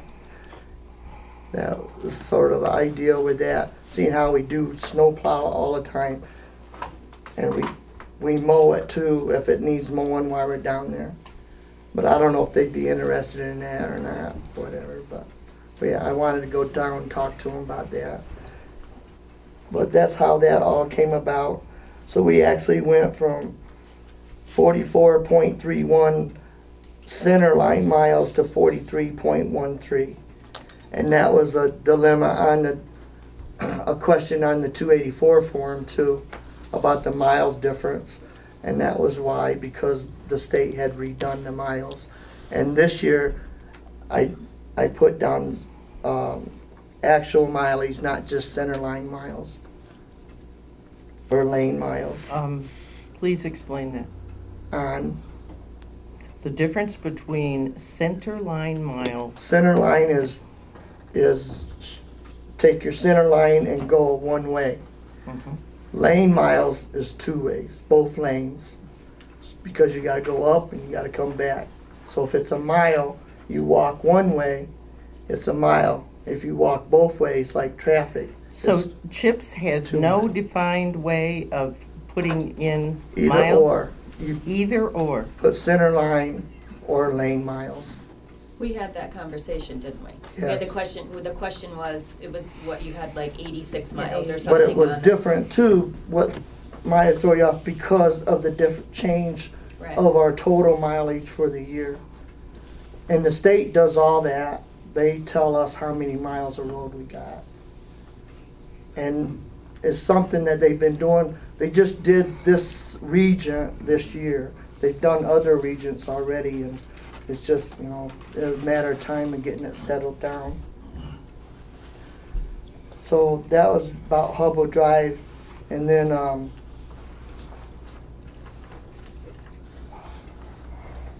we got in December, Mike, y'all talked about buying used equipment. I've been buying used equipment one right after another most of the time. Bought a used mower tractor, used six-wheeler. And just last year we bought the used 10-wheeler. And I do buy used. The pickup, I feel like our pickups and should be new. Well, one thing, it was run right into the ground. And what we get on state bid, you gotta be careful buying used, because what we get discounted for state contract and stuff is what you can pay for a used piece of equipment or a pickup. And that's a prime example. Pickup for what we pay at state contract price is what a private person would pay at an auction.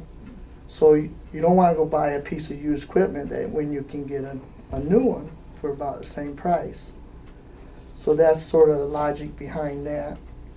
And also with Beth here, there was a comment made about me and Mike having issues working together about the highway barns and stuff, and maybe Beth could have some inside information from Brandon.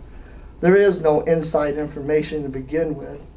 And that remark is just ridiculous, because there's nothing that you can't ask me about that highway barns that you have to ask Brandon about, or any of the other guys down there. And then our bills were past due in January because they were forgot to get done, and I didn't understand why we couldn't have a quick meeting to get them paid instead of paying them 2 weeks late. That made a lot of work for me, as far as I'm concerned, because they came in, they were paid late.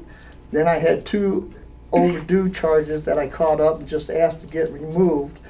But then when the statements came in, I had to take away what was paid 2 weeks late from the new statements for the next month. So Welcome to my world. So we didn't open. No, I'm not in your world.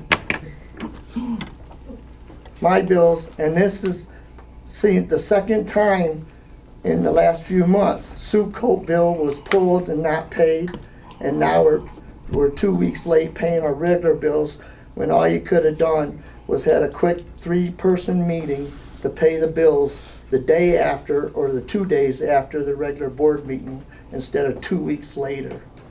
You had special meetings for the wind farm and stuff, and I think getting that stuff paid on time is important. It is to me, because they cater to us because we pay good, and we don't need to start getting in that kind of groove.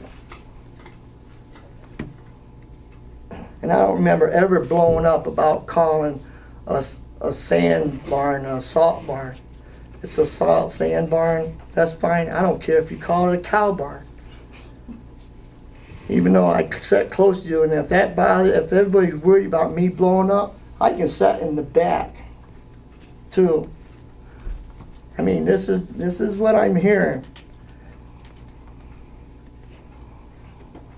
And then I got stuff about the cold storage and the highway building. If you want to wait and talk about that, doing the highway building. I was going to ask, are you planning to stay through to new business? It's through old the business. agenda? 9 o'clock, I'm out of here. That's You're old leaving business. at 9 o'clock? Yes, ma'am. If you're close to that business, then I'll oblige you and stay. But I am not staying until 11:30 at night. And last month when I left, I was up at 3 o'clock in the morning and that morning, and I was up 3 o'clock the next morning. I am not staying here at 11:30 at night.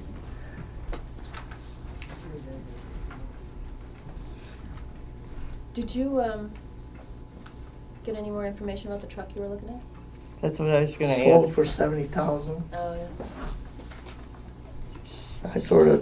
I wish we had planned that a little more, because I think that was a real good deal for us, but like I said, I was wanting to replace our 550 this year, and if I went that high on that, then that would have knocked that out of the picture for sure. But it's early in the year. A lot of the counties in the state do rotation, so there might be something else comes along, because they do a 5, 10, they're down to 7-year rotation now, some of them, instead of 10. For the board's information, one of the questions I did ask at the Association of Towns meetings is about auctions. State Comptroller's office loves auctions. That is the true market price. So, And that's where That's we one bought a thing I lot of our learned. used stuff from. Auctions, the rollers I did bid them out, the 2 used rollers. And then the mower tractor and the 6-wheeler.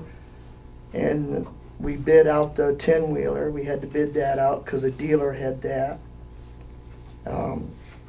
Matter of fact, there's a mower tractor right on Auction Internationals right now from the town of Geneva, where we bought the one that we have now from. And it's looking pretty good, but I don't know. Haven't decided. But I paid $18,000 back in '09 for the 2002 that we have now. And it's been a real good piece of equipment. The town of Geneva has it, and they have really low hours on them. And we haven't hardly any trouble with that one. But it's been 8-9 years now, so already. But you gotta have money to work with that when you're looking at auctions and stuff too. Cause they pop up. It's not like going to a dealer and you can deal with them and they'll hold it for you. Most dealers will hold stuff for municipals if you want it and tell them you wanna buy it.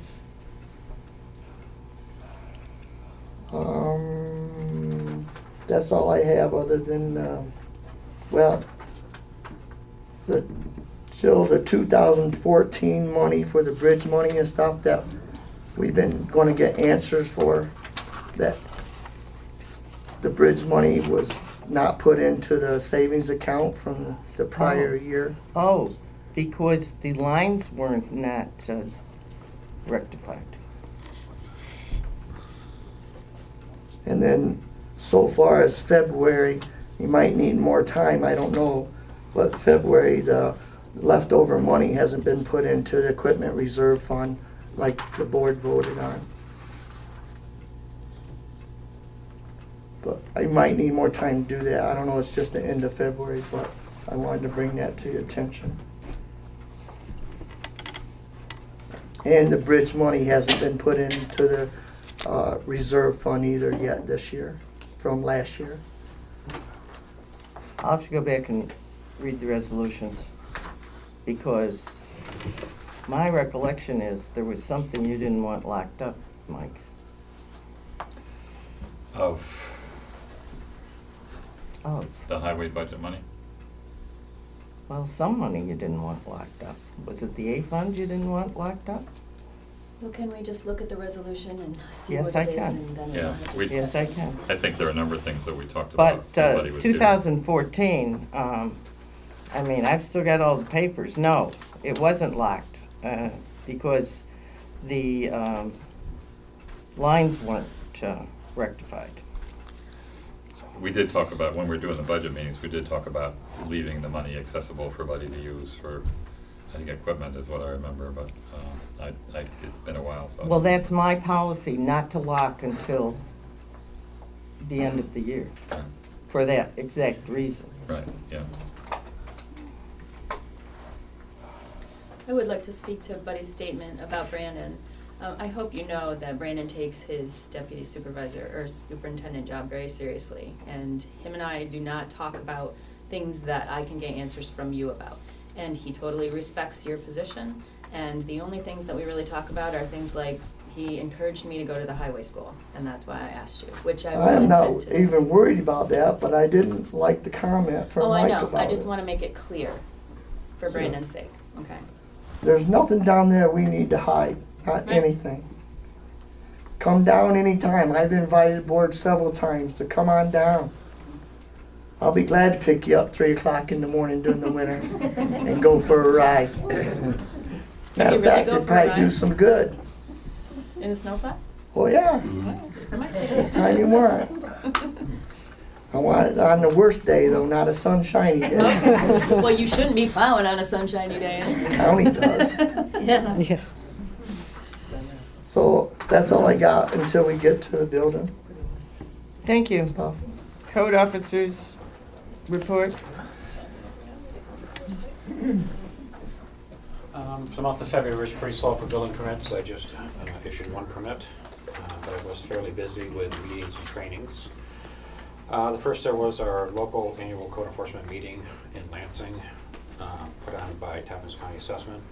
A couple things they discussed is what they're reassessing this year. I believe Enfield is going to be one of the communities they're going to be looking at again.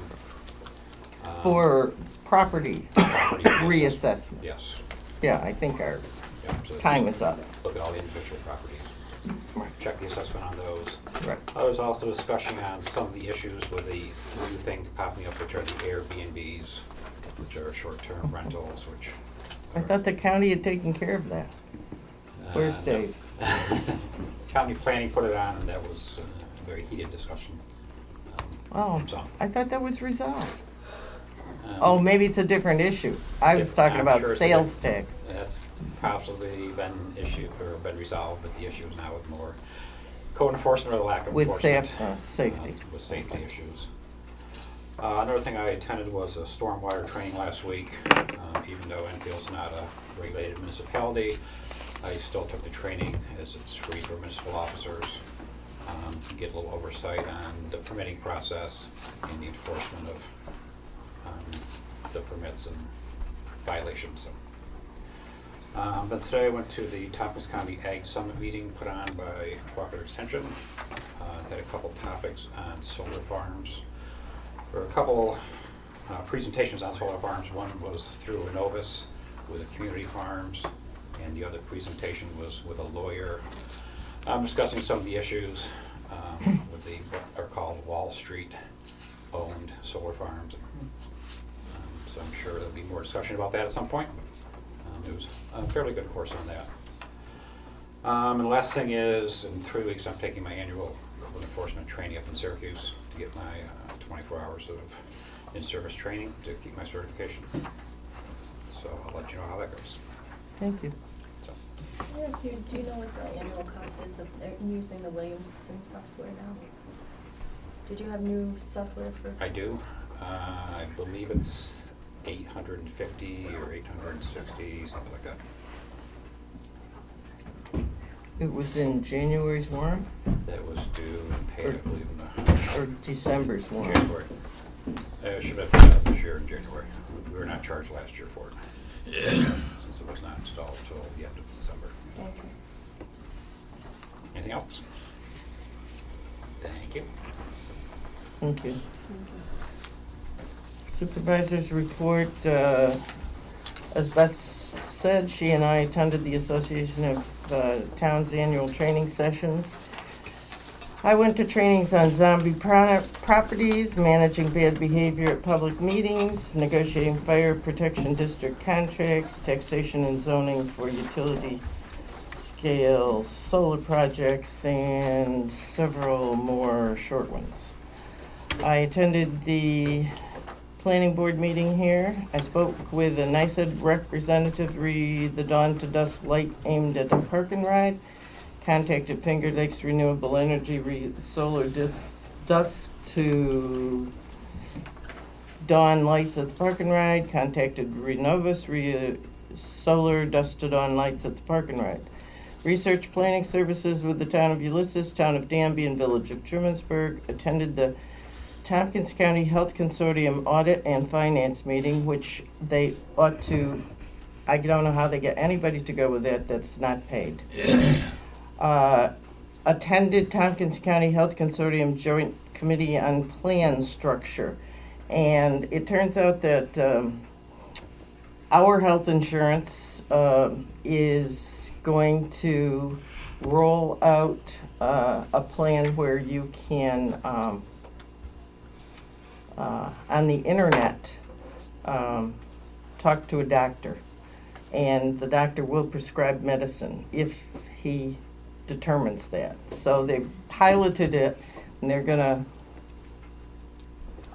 roll it out in the Tompkins County Health Consortium, I don't know, in April or June.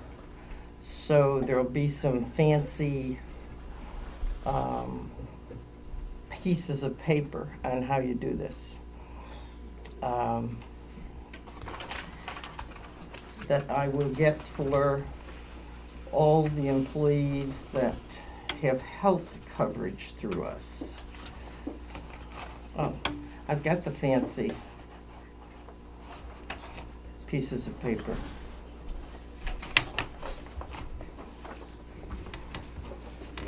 Pass them to Buddy.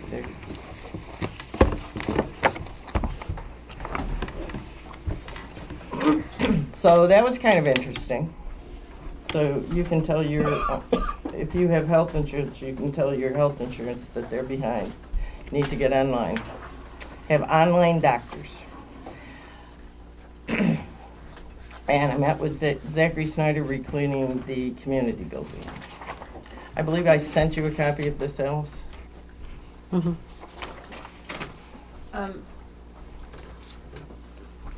This has been on the supervisor's report a few times about meeting with Zachary. Is there a problem still? Well, I'm not getting terribly great service. We are not getting terribly great service, and they're very high quality service. So I will be making an ongoing assessment.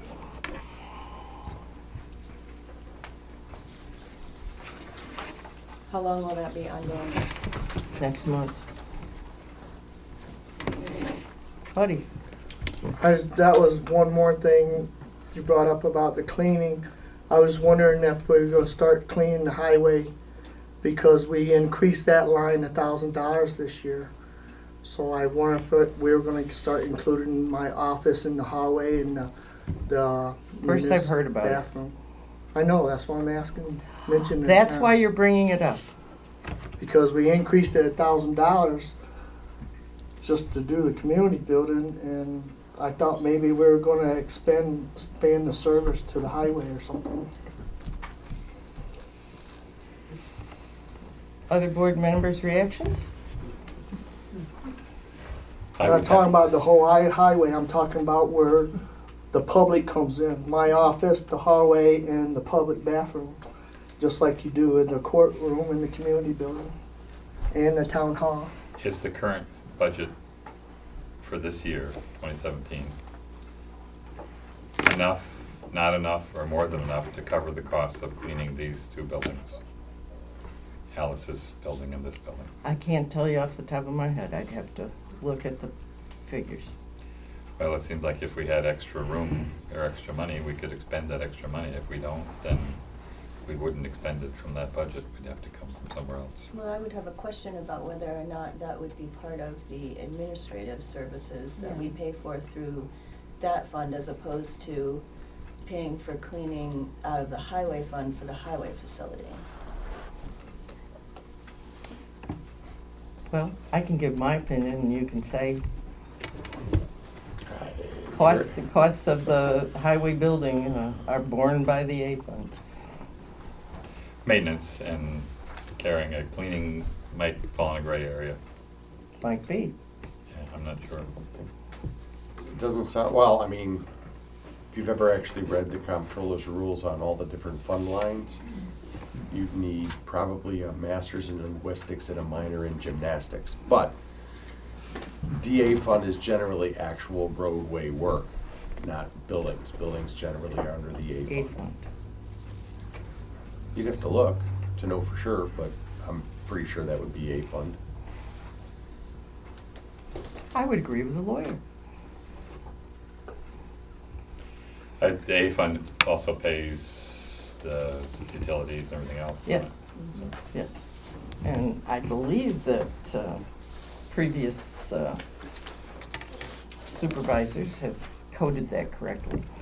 Okay, so that I have copied the coding of the previous. What fund pays for plowing the highway department roads and parking lot? You want me to read that? Go ahead. I'm pretty sure I have it here.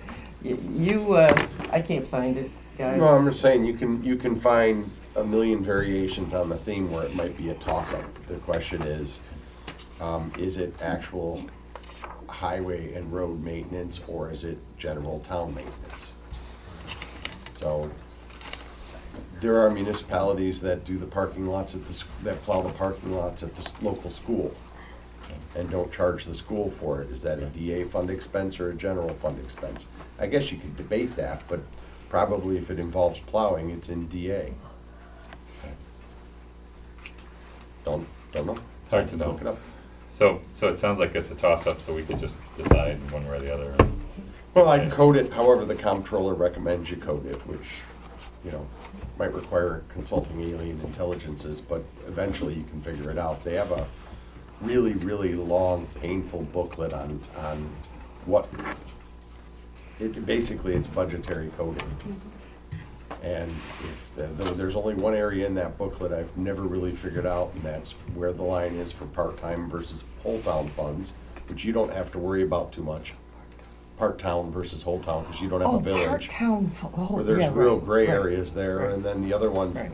the TA funds, which make trust and agency funds, which almost make no sense. But Oh, that. yeah, but other than that, most of it makes sense.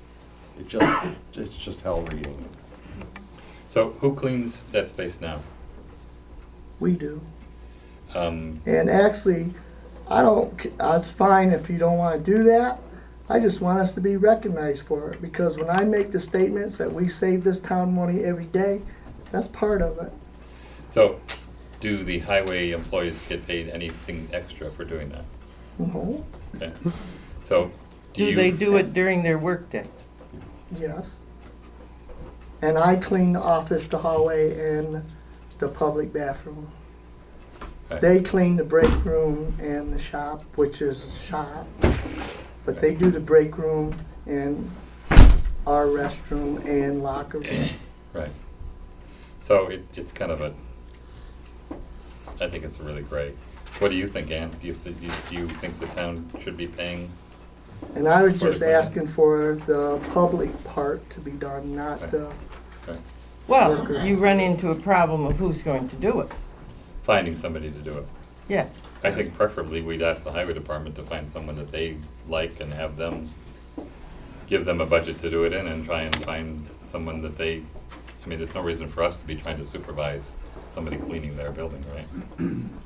So you would like to look into this and authorize that Look into it payment, on what basis? What do you mean? the payment be made? The payment would come out of the budget, right? Yes. We would have to put money in the budget for it. No, Okay. you cannot put money in the budget. The budget is set. Next year, Next year. we would put money in the budget for it. So if we decide to start next year, if we decide to start this year, we'll have to do some of your trade-offs, like you were saying. But we would have to come up with some kind of a plan where it would get cleaned. It seems to me that plan would be better off for Buddy to do, to find somebody that he likes, that he feels does a good job, that he feels is a good bargain in the process, and have them tell this person how often it needs to be cleaned, whether it's on demand or whether it's weekly or whatever they do. Have him figure that out for himself, and then either have him come up with a number that seems appropriate, or you come up with a number that seems appropriate, or you two negotiate with each other and find a number in the middle somewhere that seems like a workable number, and put that in the budget next year. And if it's gonna start this year, then start budgeting it for this year by traded money from somewhere else. You want to find a cleaning person? yeah, I'll do it. Oh, you're going to do it? Can, doing it now. Comment. Buddy has asked for recognition that they do it, and he's right that he makes comments regularly about the things that they do, whether it's inside work, or on mechanical work, or whatever. It saves us a whole lot of money. And personally, I'd like to see it stay the way it is as duties at the highway department, and when it comes time for budgets, not to argue or nitpick things quite so much, because maybe we could have a list of all of the things that the highway department saves money on a regular basis for the town. That might make it helpful at budget time for us to look at. Sounds fair. I like that idea. Okay. Would you be all right with that? Yeah. It's a big can of worms. Not really. It is really, when you say that we shouldn't argue or nitpick about issues, our job, I didn't say it all, I unfortunately, said as much. is to argue and nitpick about budget issues. That's what we're here for. That's why we But do it. only on So- situations where it's relevant, because if you already get a bare bones budget and there's really nowhere to cut, and they're already providing a whole lot of services that would cost us a lot of money, just towing something out of there to fix it without them doing it in-house would cost us so much more money. It's just not that simple though, because usually the things that are an issue are the large budget items. How much money we put away for equipment reserve, how much money we put away for bridge repairs. Those are the issues that really are the problem. We don't usually argue about the smaller things. We argue about That's the what we're bigger doing things. right now, though. Yeah. What? We're debating a very small thing, because it's really not a big amount of the budget. So, But when all the little you things, said they we add shouldn't up. argue or nitpick, you didn't say we shouldn't argue or nitpick about only small things. You said we shouldn't argue or nitpick. I can't promise to not argue about large things. I can't say I'm not that. asking you to. You not just did, argue. Going Beth. back to what your statement just said, asked that. a list from Buddy of the things that they do that are, within the purview of maintenance of the building or whatever, that are not spelled out in the budget. Mhm. Yeah, I'm not saying that we can't critique budget requests. I'm just saying That's all that I'm saying. to give recognition when time comes to discuss these things, that if we can look at things and see how we already save a whole lot of money, if there is a request for something, I mean, you're willing to pay somebody to clean over there, so, it's. I wholeheartedly agree with you. I Okay. don't disagree. Yeah, I don't, no. So is that settled? No. Thanks. Committee reports, we're now 1 hour behind my estimates. And I tried to be generous. Planning Board, Dan Walker. Well, we had a busy day last Wednesday. Approved 3 projects. One was a cell tower on Fish Road. We approved Dollar General, or next door to be unnamed, on Mecklenburg Road. Right, it's a secret. And a 2 megawatt AC solar field on Podunk Road.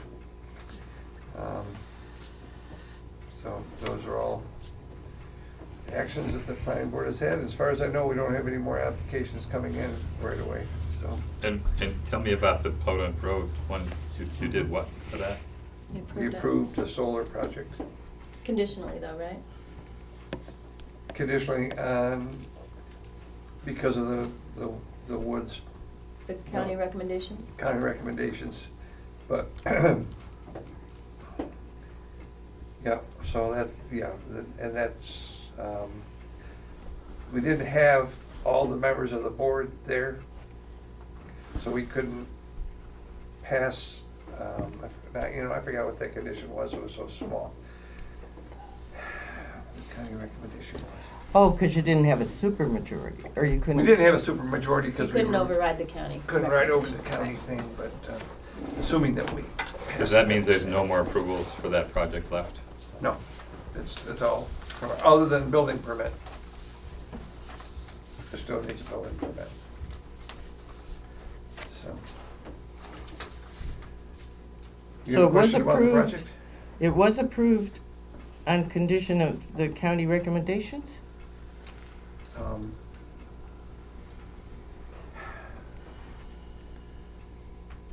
It's, I didn't bring the resolution.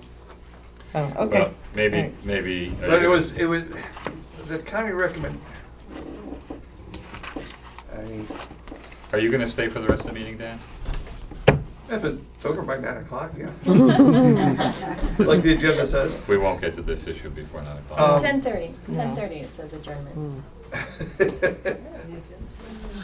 10:30? Well, but the new, yeah. Can we come back to it? There's something that's relevant to this that's gonna come up further along On the agenda.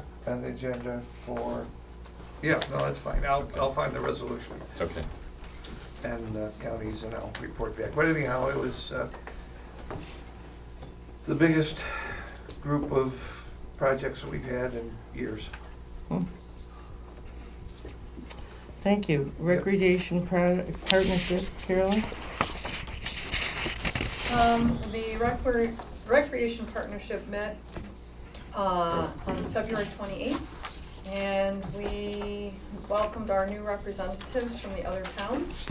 And we elected our new officers, so we have a president and the vice president that we elect from the members in the room. And then we talked about our work for this year, which is that there is a new agreement that is needed. So the current recreation partnership agreement expires at the end of this year. Yes. And so the plan currently is that at the next meeting on March 28th, we will sit down and review the current agreement and make any necessary changes that the organization, the board members feel needs to be made. This board? Your The board? Recreation Yeah. Partnership Board. Yeah. Because we're familiar with the document. And then when those changes are made, we'll bring that information to our individual towns. Because it is an important year, I just want to remind the town that you have the option to appoint an alternate person to attend the meeting. If it's appointed and that information is shared with the county and the board, the Recreation Partnership Board, then if I am not able to attend to vote, that individual has the right to vote for Enfield. So I would encourage you to perhaps consider that. I don't expect not to be able to attend. This is for an April 28th meeting? No, this is for a March 28th meeting. We're looking at the, Oh, it is contract. March 28th. It is March 28th. But if you want to have someone who might be able to vote to approve the contract before we send it out to the towns, then that would be a very good meeting to come to. And I can provide you with a copy of the current contract that we will be marking up and making changes to. The changes that we're anticipating are about the structure of the Recreation Partnership Board and who we contract with, because that has changed in the last 5 years since the agreement was used. Right now we exclusively contract with the Ithaca Youth Bureau.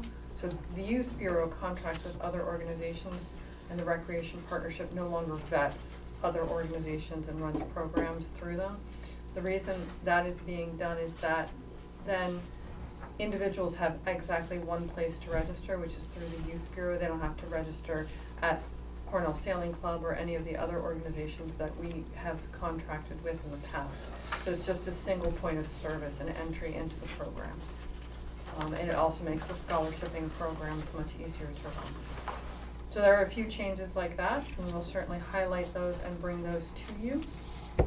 And if at any point you need a more detailed explanation, I can certainly sit down with anybody or at a board meeting and set some time aside to go over it as needed. There are 2 program updates that I'd like to bring to your attention.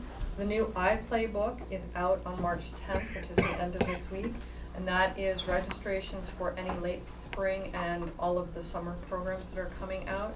There is now a website where folks can go to get the iPlay book, so you can, the books will be at the town hall and at the public school, but you can also go to the Youth Bureau website, which is www.iyb.com. That's where you register, but also it shows you the list of courses. And there is a Parks Master Plan out there. This is a survey that's online where the county is looking for feedback about parks and recreation in the county. So if any of our residents would like to respond to that and have an input into how the county moves forward with parks and recreation, there's a link, and Alice, I sent you my whole report and the 2 links in an email earlier this evening, so if you could just post it to the website or share it.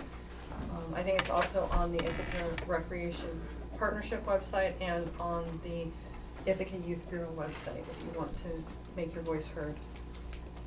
And again, the next meeting is the 28th of March at 5 p.m. at the Youth Bureau. If there are any questions, please feel free to drop me an email or ask me now. Thank you. Dave, do you have a question? No, not a question, just some information about previous subject. The IDA is going to have a meeting, I believe it's tomorrow, to vote on a pilot for these large-scale solar projects. The policy? The policy. The policy. And we need more information on that contact either Jim Dennis or Heather. The board was provided with that information in January. I mean, I didn't know the meeting date. It's tomorrow, Yeah, the meeting's 4 tomorrow. o'clock, right? It's usually. Whatever time they meet, I don't know, I don't attend those meetings. And where do they meet? Down in the county legislature.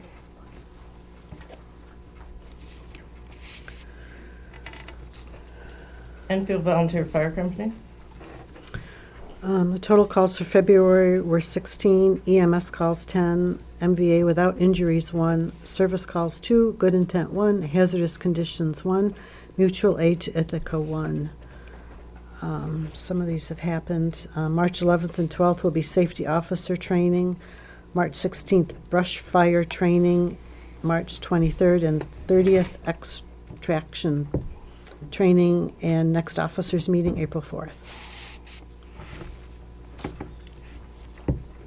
Facilities manager, we're putting that off till old business, or you've got additional? Camp plan writing committee. We are going to have a meeting on March 30th here in this room. I think it's at 6:30 till 8:15. It's open to the public. As much public input as we could get is great. This is going to be like a final push for public input before we really finalize the draft. Right now, let's see, let me tell you the different sections that we're addressing that we have. We have historic preservation, municipal services, built environment infrastructure, which includes public utilities, infrastructure, transportation, and housing, land use, agriculture, environmental and natural resources, and economic development, including recreational assets. So we'll have like a discussion about where we've been, where we're at now, where we need to go, and then I'm going to give a brief discussion about things that I learned at the Association of Towns conference with regard to comprehensive plans and the benefits of them. And then we'll kind of have a brainstorming session, so if people want to come, more than merrier. What time? March 30th? 6:30, Thursday, March 30th. Is that here?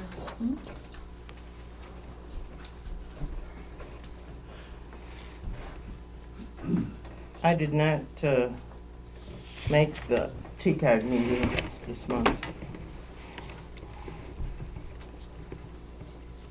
Old business. So first on the agenda is the highway building problems.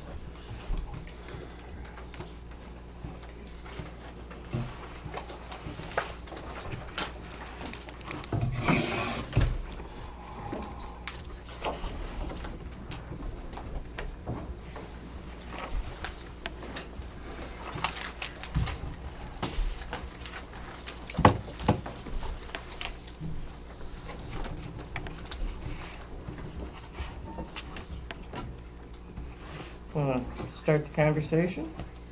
Well, I offered to check into Municipal Solutions as well as Bella. Funding.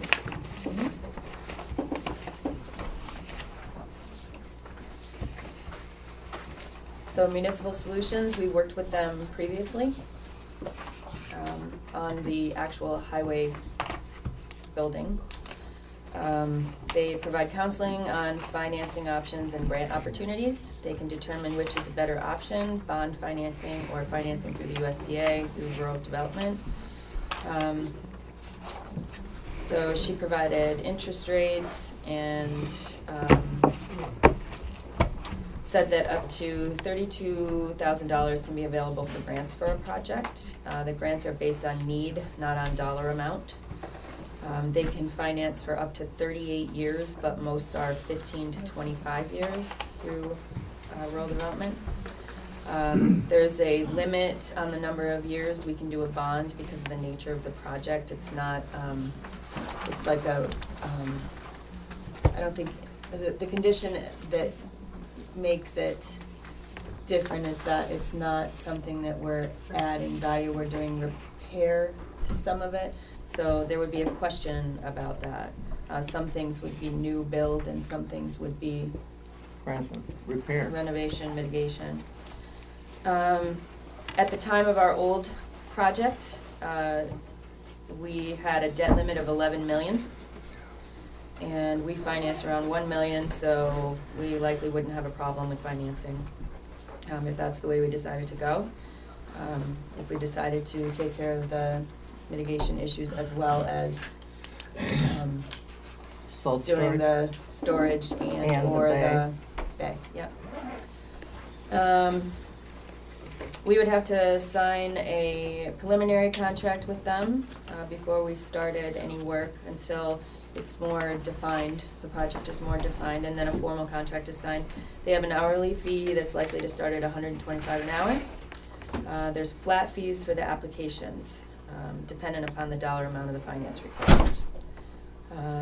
The amount that we're allowed to borrow is based on assessed values, last 5 years assessed valuation, average them, then multiply by 7% for the debt limit. That's different than what you talked about in the first paragraph? No, I'm just giving you how they calculate what our debt limit is. Ah. But you said they approved us for 11 million before, so you No, they didn't- just said that our debt limit was $11 million. And so 5 I'm years explaining ago. to you what their calculation is for how they come to that. So they can help with deposits, tracking costs, closing, delivering estimated payments, and helping us keep costs down. And then I spoke to a person from Labella, and now I've forgotten. I don't have her name here. What's her name? Barbara. Yeah, it was Barbara. I don't remember what her last name is. I have the information right there. She said that rural development apps are done on a fee basis. It's $1,800 for initial application. Similar amount for the final application. Environmental review costs are $4,000 to $5,000. But I recalled us talking about when we were talking about doing a grant application for the for a proposed town hall down there. We had pulled out the information from the seeker from the highway department, and I'm pretty sure we saw that they had done it with a town hall in mind on that property. So we need to make sure we check that before. There may be, it may be like an amendment that we need to do to the seeker as opposed to a full seeker, because if we already accounted for the town hall on there, and I mentioned this to her, and she said that it's possible that we may just need to amend it rather than.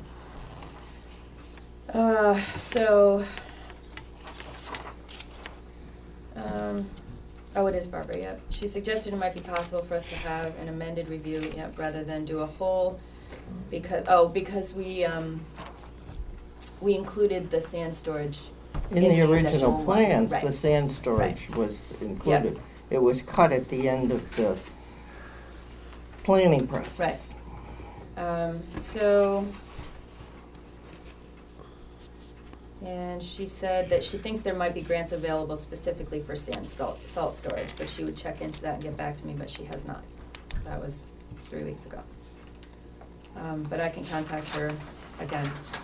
So, really, it's pretty flexible. None of these things are free. Actually, yeah, it's a flat fee through Labella, rather than the hourly fee from municipal services. So, I don't know, would it be wise to start making a decision about the things that how we'd wanna piece this project together, what we wanna do, if we wanna do the whole thing? Make a determination of how much financing we would actually need if we did the entire project, as opposed to parts of it.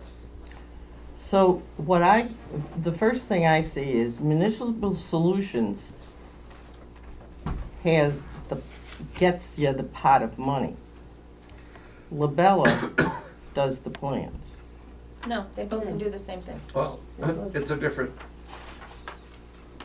what we're talking about here is the grantsmanship stuff that Lavella does is different than the design stuff. Yeah, Labella can do that as well. Right.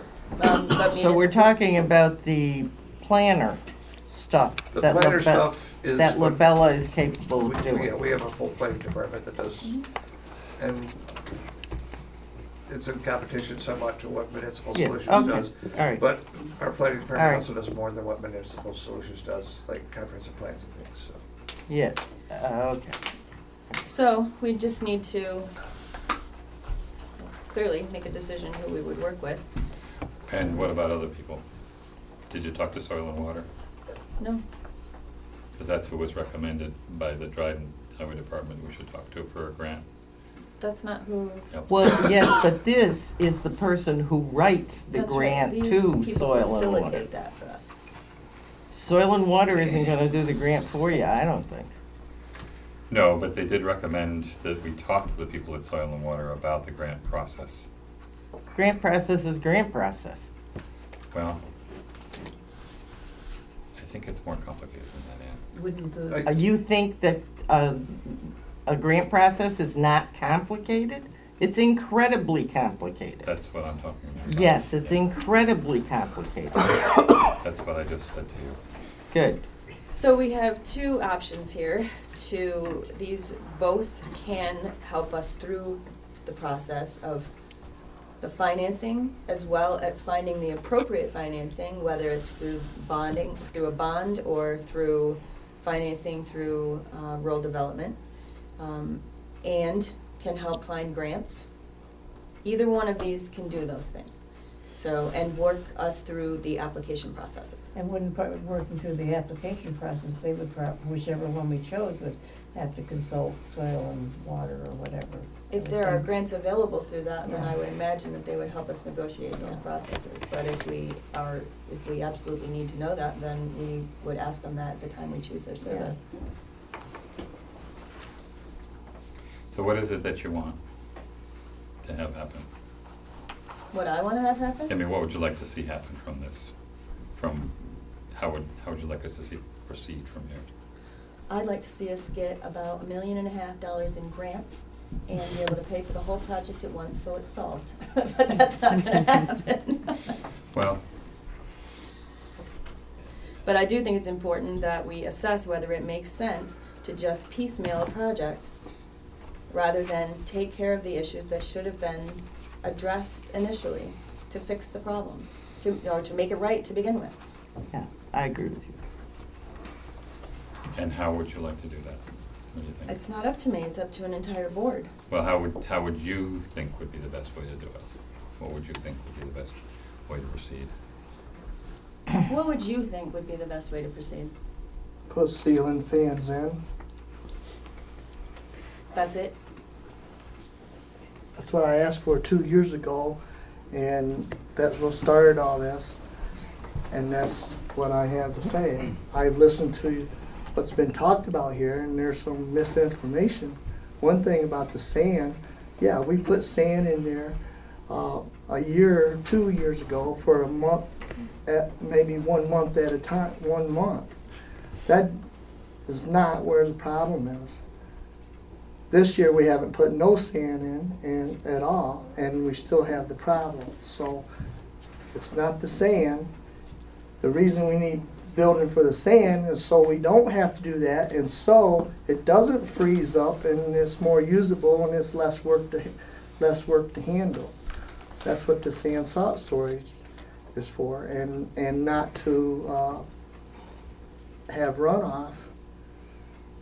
The building, whatever reason, it's like Mike talked about it too. We're the only ones with a highway building that's having a problem, and it's a brand new building. We do the same thing as the other highways do. We don't have a wash bay. Nobody else has a wash bay either. Yes, they do, buddy. Who? Dryden. Dryden. I don't even talk about Dryden. That's a whole nother, that's like Syracuse. Danby has one. No, ma'am. Yes, they Danby do. does not have a wash They bay. wash outside. They don't have a wash bay. They wash outside. They don't have a wash. Do they Listen have a to me. drain for it? They do not have a wash Do bay. they have a drain for where they wash their trucks? I don't think so. You don't think that they're complying with the state law in terms of where Yeah, they're because spraying they water? don't wash outside when they think they're gonna get caught. And you're sure of that they don't have a drain? Just like I'm sure they put sand in the back of their trucks to take it inside to thaw it out. They told me they had a drain, buddy.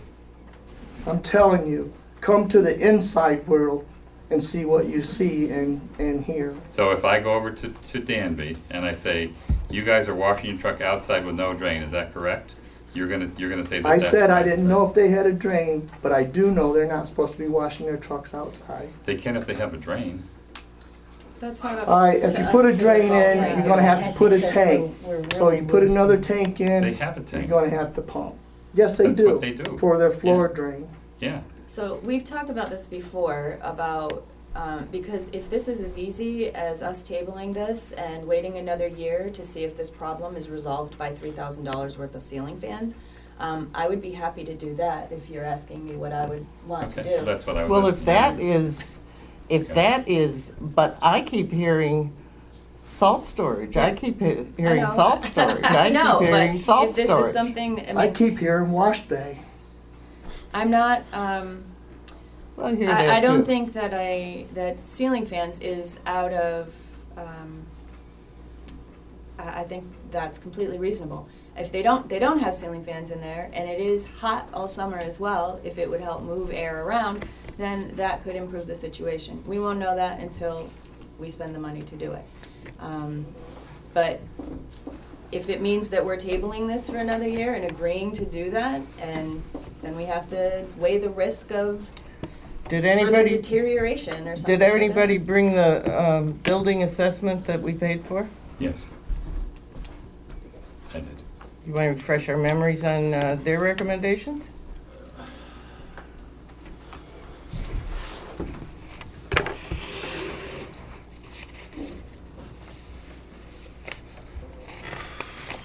Where should we start? Can find a good place to start. So you're not really interested in the wash bay? No. Ceiling- That's the last thing I think we should have. Ceiling fans you want? Well, I'm just saying the wash bay, that's how we pulled it from the main project even. The wash bay was the first thing that was pulled. The spreader hanger was the second thing was pulled, and the salt sand storage was the last thing that was pulled because we were running over budget. And those ceiling fans, you don't have air conditioning in there, right? Just in the office in the break room. Yeah, so those would be good in the summer too. Yes, that's why I was asked for. We had them in the old highway department, and almost any building you see like that have fans in the ceiling. And you think that might keep moisture from I accumulating think- on the walls? It certainly Actually, couldn't we hurt, put could a it? 4 fan up. We got one of them big Yeah. 4 fans. Yeah. And we see a difference in that drying the water up, just moving that little bit of air. What that does, we put it up on the loft and we're running that, and we can see the difference in that just drying the floor and stuff up because the air moving. Well, we should start with that, shouldn't we? Ceiling fans, see how it goes from there? Yeah, that's a great idea, because that way you get the water that's on the floor and you put it into the air. Then it goes to the walls, and then it hits the cold walls and it condenses on the walls. The water doesn't go away, it just moves, it's all. Well, Buddy was saying that it helped reduce some condensation, putting a fan in there. Didn't you just say that or not? It doesn't reduce it, no. The water has to leave the room in order to be reduced. It doesn't leave the room with the fan. It just goes into the air. It gets absorbed into the air. You know, water turns into a gas form rather than a liquid form. So you get the condensation when you get warm air, warm moist air hitting something It's a cold. cold wall, it evaporates or it Yeah. condenses. So maybe moving that air around would warm the wall up a little bit, having more air circulating. Instead of the cold air just staying right there, warm air would hit it and maybe warm up the wall. If you put a little bit more warmth into the wall, and if it were possible for the moisture to get through that wall, then that moisture would condense somewhere in the wall between the inside and the outside. Because as soon as it hits the dew point, it condenses.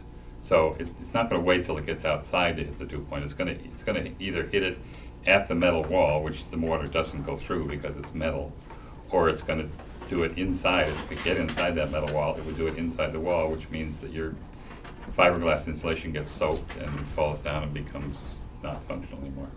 You don't remove water by putting it into the air. No, you don't remove the water, but you might warm up the wall a little bit more and maybe have less condensation. I mean, if you... It won't, how could it be less?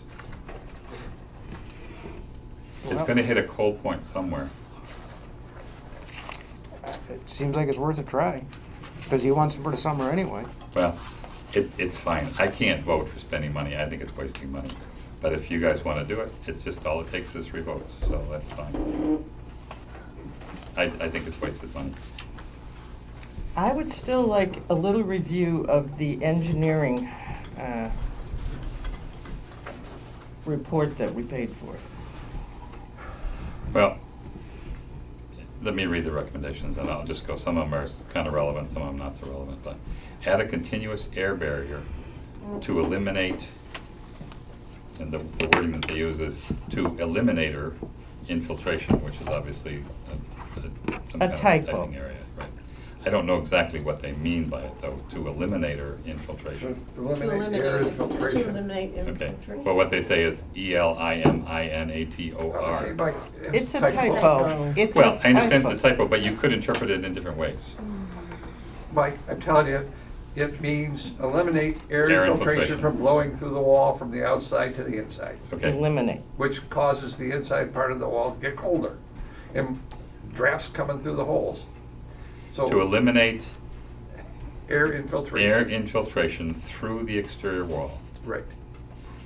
Okay, I don't really understand how that works. Well, just read the whole list then. Okay. You can pick it apart. As a part of this recommendation, the town should also add a layer of 1.5-inch rigid polyisocyanurate insulation board continuous between the exterior 2x4 horizontal purlins, and then adding a continuous air barrier such as Tyvek or equal.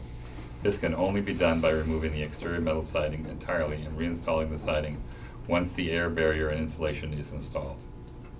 Remove a portion of the exterior concrete slab at the exit doors.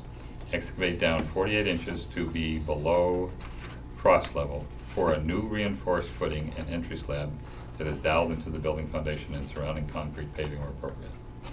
Remove the existing hollow metal door frames and replace with new thermally broken hollow metal frames complete with weather stripping and replace the door sweepers. Number 4, contact overhead door company to have them adjust the closing pressure of the overhead garage doors. Number 5, add floor drains to reduce excess standing water on the floor slab. Number 6, repair the radiant heating system. Number 7, reconnect the exhaust louvers with the exhaust fans. Add or repair gaskets on louvers to improve the seal. Number 8, provide a dehumidification system or provide increased ventilation.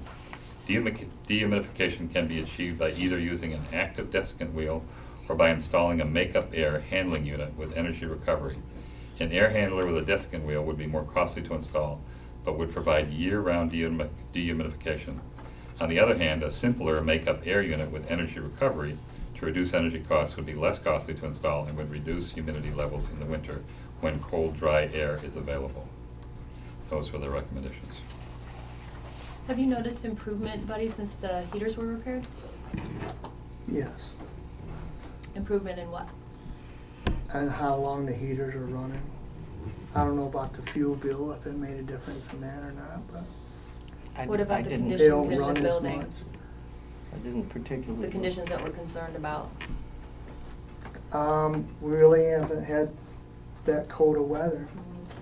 I mean, it gets down, when it gets 20 and lower is usually when it starts sweating. So one of the recommendations has already been done. The heating system has been repaired, yes. Yeah. There's something else too. And then when Norm was there working with me on the heaters, when they were working on heaters, he suggested we put the GFI switches in, we had to take them back out because they kept breaking. So now that we're back to regular system on that, because the exhaust fans and stuff are hooked up to the same circuit. That's why, and then when they come on, it breaks the breaker, the GFI breaker. But his thought was pull the outlets out, because we're pretty sure what they've done is they cut the insulation out to stuff them in, and that's why you're getting condensation there and the air, and you can feel the air. But put wall-mounted plugs on the walls, pull them out, put insulation in, and put wall-mounted receptacles out, and that would take care of all that receptacles and the electrical problem. And then he also thought we should put that we should put them vents, I don't know what you call them, the spinners there in each section of the roof to circulate in the attic. That would, Just above the attic, or to On suck the air, roof. suck air from the heated space, or just from the attic? just from the attic. Because when we got up in there, it was like a rainstorm off the roof. Because it was condensing up. Because it's not venting. And usually you do it from one end to the other, but you can't in there because you got the firewalls Right. through. So you have to do individual, which I think is 3 up here. And not The 4. reason you get water on the bottom side of a metal roof is that you have heat coming through the ceiling, and then the water condenses on the bottom side. You need to keep the heat from coming through the ceiling in order to keep that from happening. You can take it out, but it just means you're losing heat is all. I apologize for having to leave. Good night, Virginia. Good night. Good night.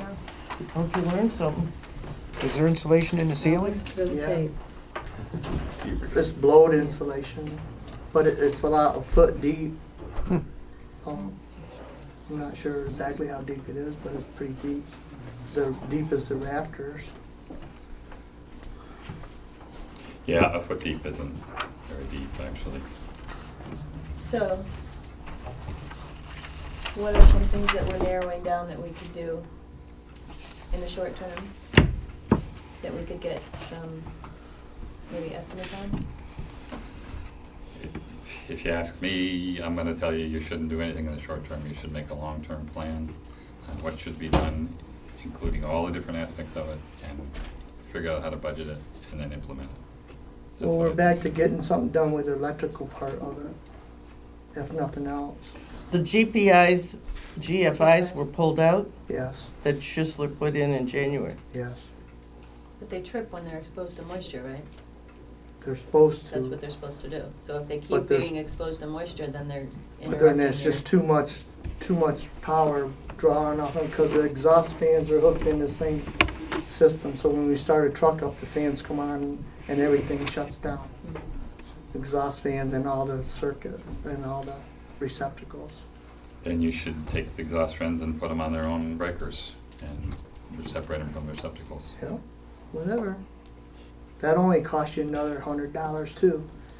We've already spent, I asked for $2,300 fans, and we've already spent over $3,800, and you threw it on the table and said it wasn't any good.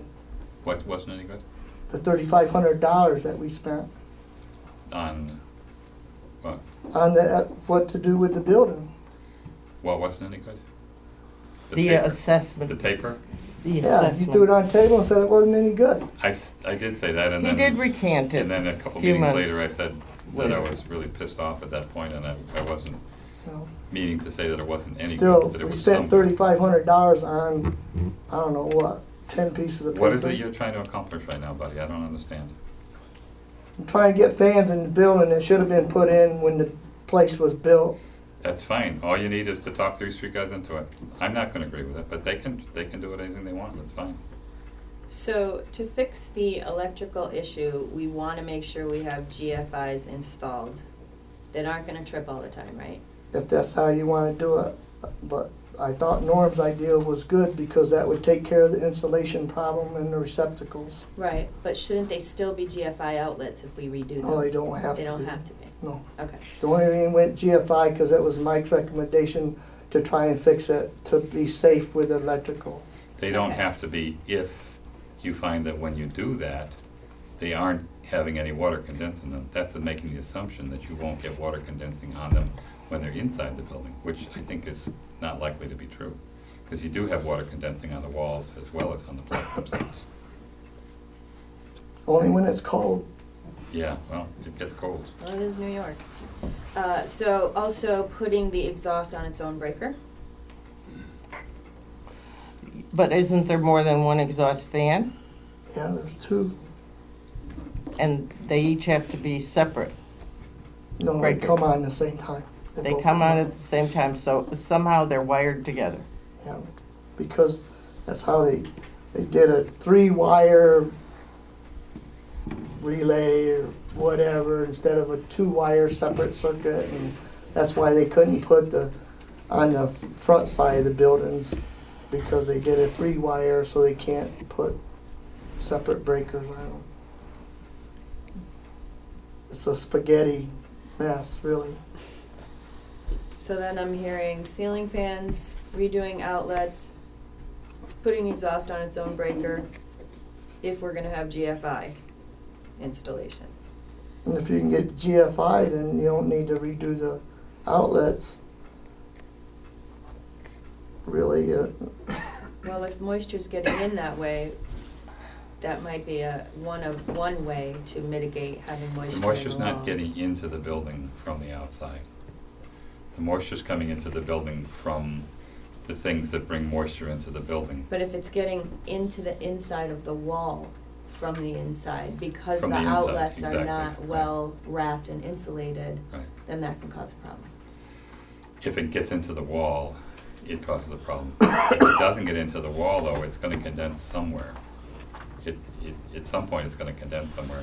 Other than that, if you had enough insulation on the outside, so you brought your dew point really, really close to the inside of the wall, there's a possibility that you could keep it from condensing on the inside of the wall. At that point, you'd have a moisture level in the building that would be probably up in the 65, 70 degree, or whatever they call it, relative humidity range at that point, which is not very good to be in the building, but it might not be condensing as much. And Dan, you say if I'm wrong here. I'm just talking from what I know from working with buildings, but I'm not a scientist and not an educated person. But that's typically what happens in buildings. I just that's what I do. So. How are we moving forward?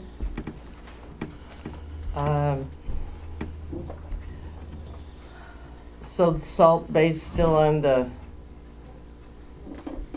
table? It's still I'm hearing important? that that's not important. Isn't that what you said? That doing the sand in the building is not an issue? so the swash bay. Oh, I thought you said putting the sand in was not creating the moisture. Oh, no, right. But you want a salt We sand need a, sand storage, should right? have one salt Right, sand right. building, just so that we can keep it dry and we don't have to do that. That's a lot of extra work. But like this year, we haven't had to do it at all, and we don't think we did it last year, but the year before, and it was only like a month's time when we started getting low on sand, and all we got big hunks, and you put it in and thaw it out. But we don't do it just to do it. On the facilities, the biggest thing, and this is why soil and water conservation gets involved with these salt storage buildings, because it is, we're probably, there's a potential problem for runoff from the salt, because you're putting a little bit of salt in, not a lot, and that violates the state stormwater regulations. That's why you put it into the building. So I think whether it's sand or a salt sand mix, it's probably a good thing to go ahead and get a salt sand storage building if you're gonna use that material. In the long run, just to have a facility that's fully compliant with DEC regulations.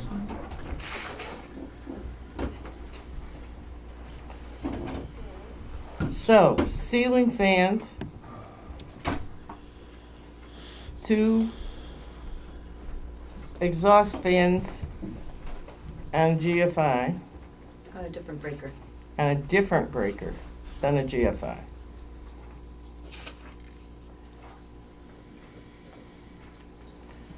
Redoing outlets? Redoing outlets per Norm's suggestion from the inside. Yeah, I'm not sure why they even buried the conduits in the walls. Yeah. The surface mounting in that kind of facility is usual. usually the typical Is type thing. usual. And that will eliminate, I mean, if you seal those holes up, you won't have the penetrations. We and did that talk about that when the reduce three it. of us met Yeah. before. You don't have to move them. All you need to do is seal them. Right, that's what we were talking about doing. If you if you pull the siding off and take a big can of foam and foam the whole box and the whole. Oh, so now that's from the outside. No, that's from the inside of the inside wall. Taking a panel off from the inside. Removing whatever you have to remove in order to get to the full electrical box, and basically foaming around the electrical box and foaming the hole, whatever hole is there in the interior siding that is open because of the electrical box being there. Okay. You want to read that list back again, Beth? I'm also curious about contacting the overhead door company. Have we done that? We did when we first moved in, because I complained about the doors not being sealed and stuff, and they said they have to be at that pressure because the concrete in front, under the doors wasn't level. In order to get them to seal, they had to put them at that pressure. Does And it that's the ever way it was left. fluctuate? Is there a possibility of the pressure like being something they need to check from time to time if it would change? If the floor's moving. Or If the- equipment? Whatever. The floor is moving. Well, there could be shift. And where breaking in the doors, it might be different, but they've never been sealed. You could always see daylight between the doors and the frame. So maybe that would be another, The same with the man doors, they're all, you can see daylight through them and they frost all around. but they recommend here doing new doors anyway. Yeah, I don't know if we do new doors, but. Well, you're complaining about the doors that are there. We're What do you talking want, about buddy? putting all new frames and stuff, and I don't know why you couldn't get seal stuff and get them sealed. Yeah, isn't there some kind of weather stripping you can put on the sides of the doors and? That's not what they're talking about. They're talking about the frames. If you buy a hollow metal door frame, basically it's a U-shaped item that you stick on the wall, and your door goes inside and opens and closes. However, if you don't come into the back of those frames and insulate them, then you just have this thing that takes cold air from the outside, goes right through this open air space to the inside of the frame, and it's just a conduit for the cold air. You're talking about a walk-through door or an overhead door? Well, right now we're talking about the hollow metal doors, which are the man doors, right?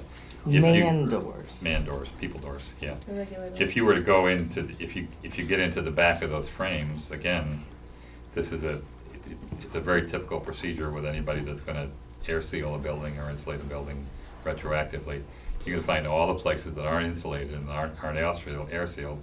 You're gonna get into them somehow or other, and then you're gonna air seal and insulate those areas. That's typically what you do. The same thing with the overhead doors. You'd put a different gasket on the bottom of the door, and if you had to, you'd get an oversized gasket, or whatever it was. Yeah. You'd put it at the angle of the concrete. You take off the old one, put the new one on at the angle of the concrete, so when they close tight to the warp in the concrete or whatever it might be. Yeah, they were Imagine talking that- about pressure, adjusting the pressure on the overhead, and then I Well, I started think that's the talking pressure about- on the concrete is all. Yeah. They're saying if you have a hole here, push it down really hard and maybe you'll fill that hole. Yeah. That's not really the way to do it. The way to do it is to adjust the gasket. Yeah, I would And think probably the overhead door people were thinking, let's get out of here as quick as we can. We don't want to go ahead and put a new gasket on. We just want to say, it's the concrete guy's fault. We don't have to fix it. Right, That but would they be may kinda have typical. recommendations for mitigation of the problem with doors that they work with all the time. Well, I just So said we could- what the mitigation is to put a different seal on it, put a different gasket on And it. who would we hire to do that? The overhead door people? If they were the ones who put it on in the first place, I probably wouldn't. I'd probably go to somebody else, because I'd be pissed And who off would at that be? somebody else who puts in overhead doors. Oh, Somebody so we else. would just find out a business other than the one that worked on our doors and have them. Yeah. I would only do assess that it. because I'd be pissed if the first guy says, oh. What about, I'm curious, can you, if the metal frames are not insulated or are they solid? No. So Hollow. can you drill holes in them and do foam insulation all around the framing of the door? You could. It wouldn't But necessarily do that good a What job. they're recommending on those are steel, they're solid pieces of steel. So even if you insulate behind it, you're still gonna get cold transmitted through the steel because there's no thermal break in the steel. But just along the one line is all. Just along the one line of steel. On the whole frame all the way around it, you've gotta put a thermal break in there. Well, If you really wanna, because otherwise right. your steel's gonna get cold from the outside. 100% fixed, Yeah. that's what you do. Yeah, Definitely, yeah. I mean, they're basically interior grade doors, Yeah. fire doors, instead of exterior grade Right. insulated doors.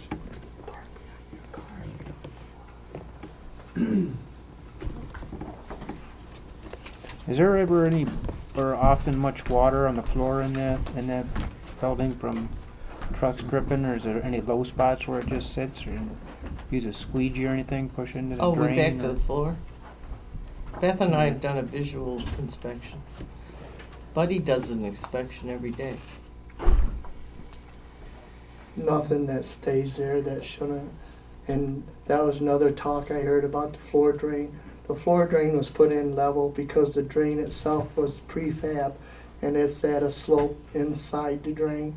The bottom of it sloped, and we have no issues with water running down through, other than we need to clean them out because they've gotten mud in them. And that's something we gotta get around doing sometime. Which they, most places clean them out every couple of years or so.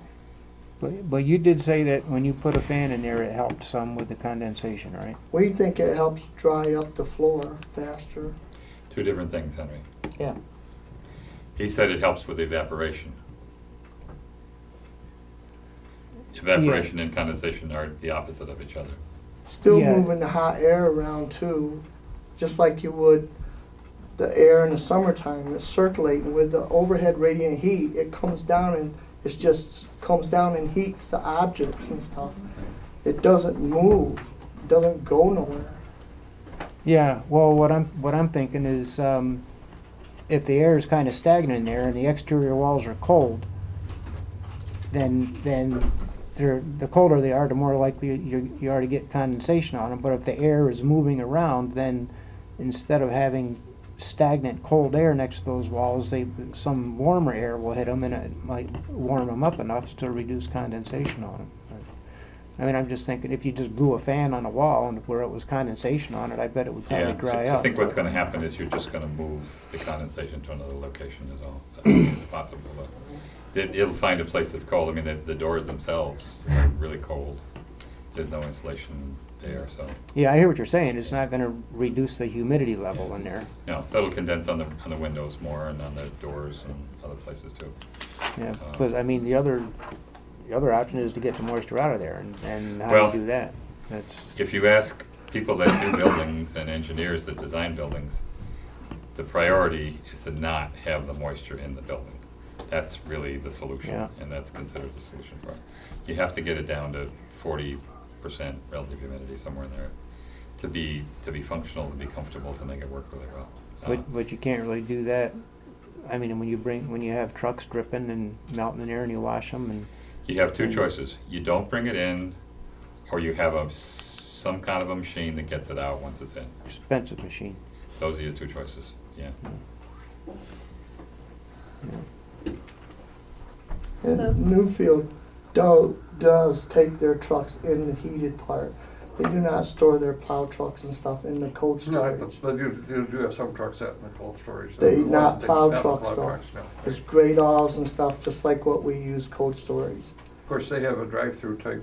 And of course, they have a block building Yeah, too. it's built in. It's got separate spaces. But Ulysses got a new building just 2-3 years ago.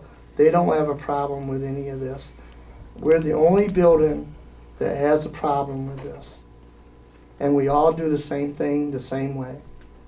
And no wash bays, except for dry Even Lansing might have a wash bay, but I'm not sure. It's not in the heated area.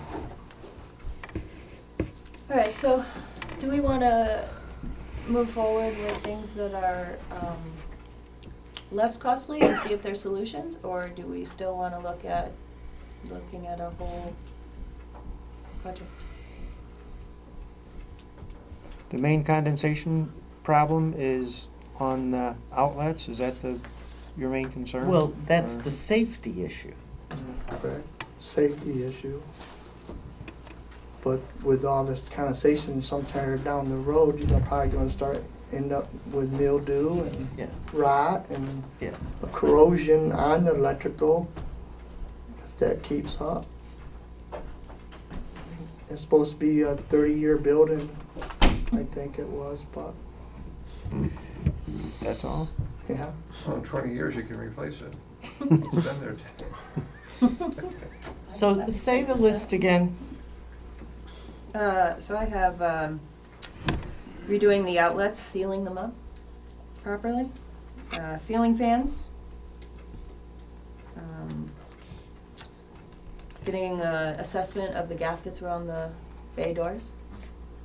Well, an assessment, a repair Or of an the assessment gas. and a repair. If it doesn't need to be repaired based on the assessment, I don't know why we would do that. I thought that was pretty well established, that you can see daylight. Well, if The it is daylight you set- see is on the side, so, Sides. not on the bottom. And they Do we said, care about the bottom? well, I'm just saying, what the door people said when I complained about it back when it was still under warranty, they said they had to have them that tight, which makes them come out away from the seal, because they're too tight. Because they said the floor wasn't level. And that's why you got a gap in there, but I guess we guys better signed get off an on it, so. I guess we better get an assessment. Well, an assessment, and then they'll estimate for us what, the cost of what we need done. So an assessment of the The bay doors. overhead Overhead doors.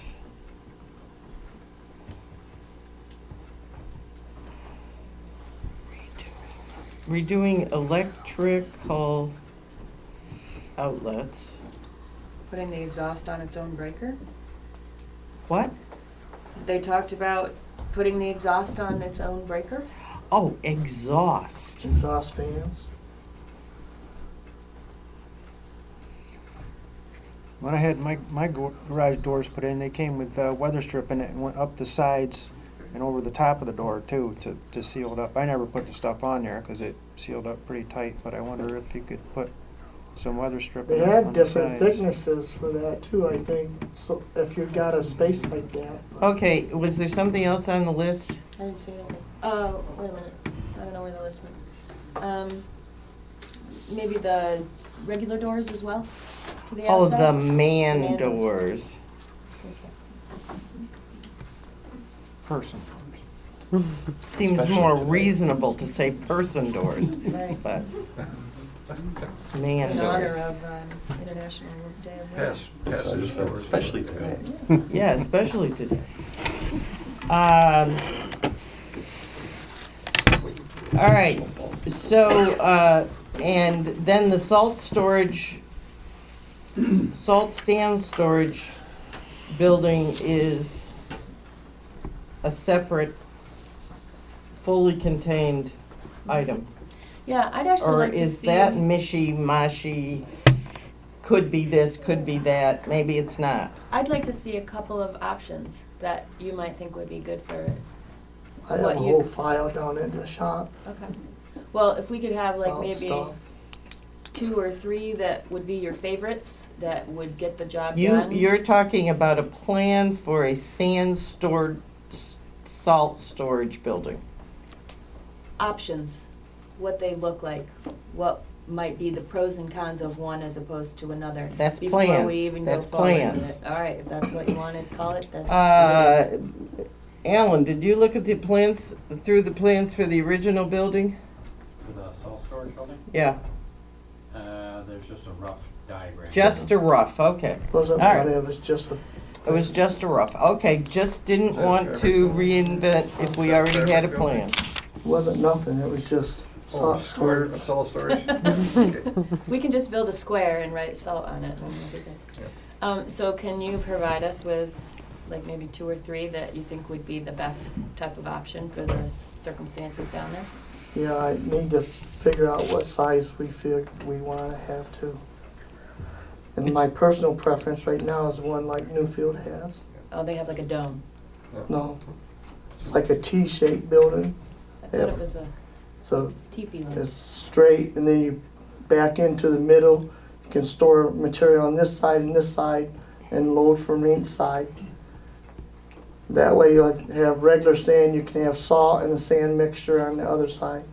You can also do that with a canopy one, front and back, if you don't want a back. But the canopy ones, you have to replace that. I used to be sold on them, but now that they've been out for a while and stuff, of course they do have some newer ones now that they're supposed to be better. But you're looking at 10 years supposedly replacing them. Yes. Plus storms have tore them up. And the biggest problem they have with is birds pecking holes in them. Yeah, so we probably don't want to see those. Stuff. I mean, there's a lot of different configurations with a material building. And most wood buildings are pretty much like what the county has in Ulysses and stuff. It just depends on what size you want. The only thing Newfield said that he would do different would do concrete up about 8 feet instead of all wood. Theirs are all wood. Like cinder block? Or concrete Concrete wall? like- forms or yeah. walls, and now they got just like what they use for on the farms, the silos, Yeah, they bunker precast. silos, sides and stuff. Right, they put rerod in. Rebar in. I mean, that's all kinds of stuff that you'll have to price out and see, figure. I mean, I heard Ann talking about them concrete blocks. They're a good way, and they got slots in them, and I've seen them where they put metal straps on the side to make sure they don't move and seal and stuff. But the cost of that is something because you're gonna have a lot of hauling time, getting them here because they're so heavy. We got a bunch when we first moved down there because Saunders had a big sale, $25 a block. And I had a tractor trailer and did it for fuel at the time. But when you're talking, you can only get 6 blocks at a time to do that. And the cost, and you're gonna have to hire the trucking probably if you really want it done faster and have the time about. So you're gonna have that. And I do not know what the difference between a wood building and a canvas building runs. I do know that a canvas building was running for a good size one around $150,000. Well, until we get plans, we cannot estimate the cost. So for the next meeting, 2 or 3 plans for salt sand storage building. Yeah, that would be helpful. And actually, I guess I don't, maybe just one of the canvas ones, because really, if there's something that's just gonna cause us more headaches, I don't even know if it's worth even looking into. Really. If there's something solid that we know is gonna stay put and not need, I have a nice article that Candor did a couple years ago. They built a new one, and I had a nice article on that, which I have the pros and cons why they went with a wood one. I thought it was pretty interesting on that and stuff. But So this 5, redoing the electrical outlets, ceiling fans, assessment of the overhead doors, exhaust fans on their own breakers, and man door insulation. Is that a way to put it? So, Dan, you were gonna give us some building contractors. Would they do anything this small? Those people you I would, mean, there's a number of different contractors that build, it depends on the type of building you're gonna do too. I mean. no, we're talking about the repair of the existing Oh, the building. repair of these little things? The repair of the I think existing building. With, you know, there's, a small contractor would be the way to go on something like this. Small contractor. I think. can And we, Mike probably knows more people than I do on that range. in our procurement policy, these things perhaps are small enough not to put out? We have to have an estimate. Right. Then it will tell us where we are in our procurement policy.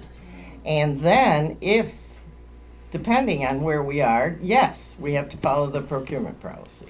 But first, you have to get an estimate. That's one person doing it.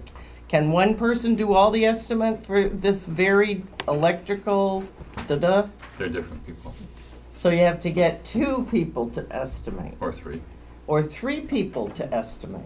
for 3 different jobs, 3 different kinds of people for 3 different 3 jobs. different kinds of people for 3 different. So that's an electrician. And who else? Somebody that works with overhead doors, Overhead doors somebody that does insulating. and insulating.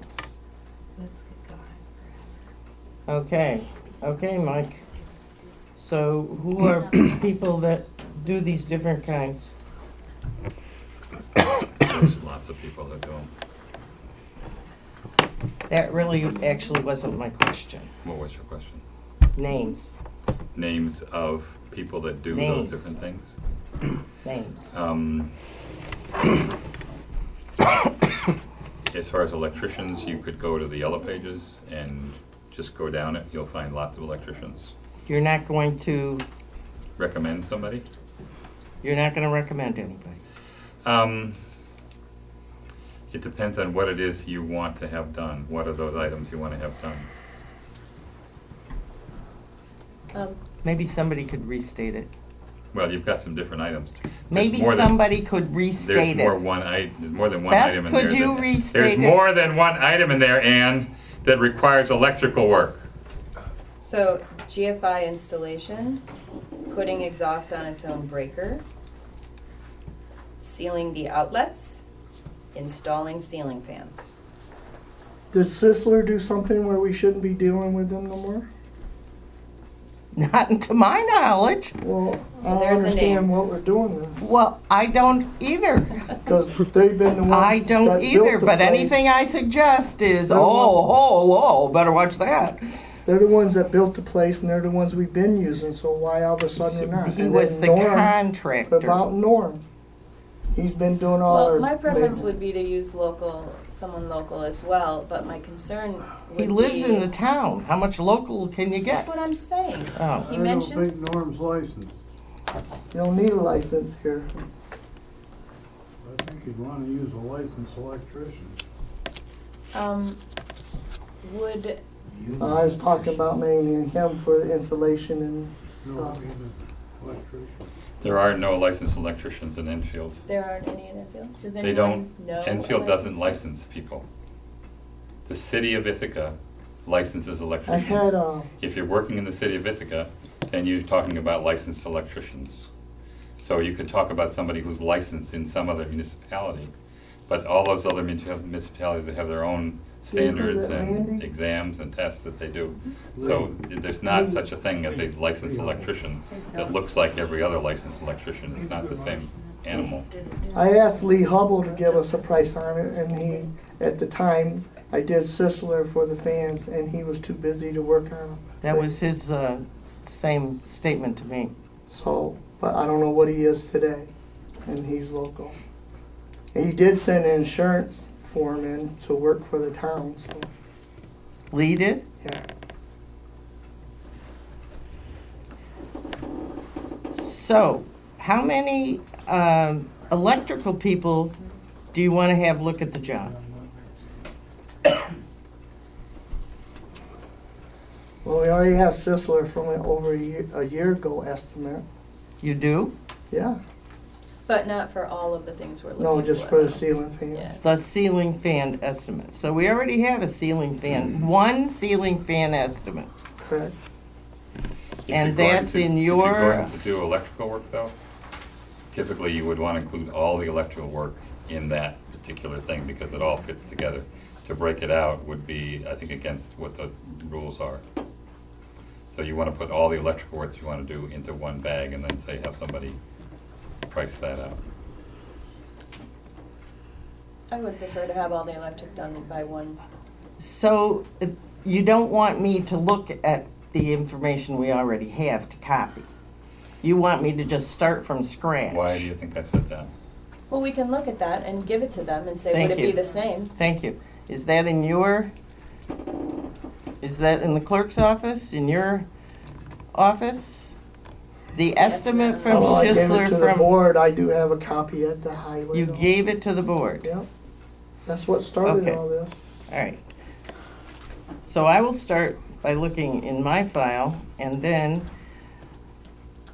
That'll only be but you part of it. also still have a copy. It'll only be part of the job. That would Right. just be I a- understand that. Good. I can only talk about one thing at a time. Well, I think that's the problem.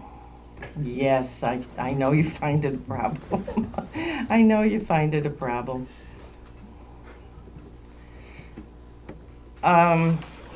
And so,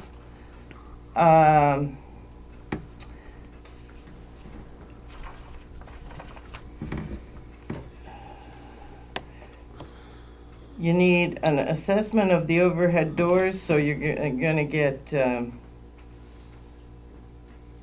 Cortland overhead? That's who put them in. Well, yeah, I know that. You want them back? Who else, no other names? There's another overhead door company in town. And Look in its the name office. is? I don't know, it's in the phone book. What did you say? Jensen. Jensen? G-E-N-S-E-N. Or S-O-N. G-E-N. S-E-N. Close. It might be G-E-N-S-O-N. They're a national chain, just like overhead. G, not J. G. I'm pretty sure. Jensen. I won't put my life on it, but No, I I think it's a don't, G. yeah. And exhaust fans are electrical or not? Yes. They're electrical, aren't they? Yeah. To be included in that project list.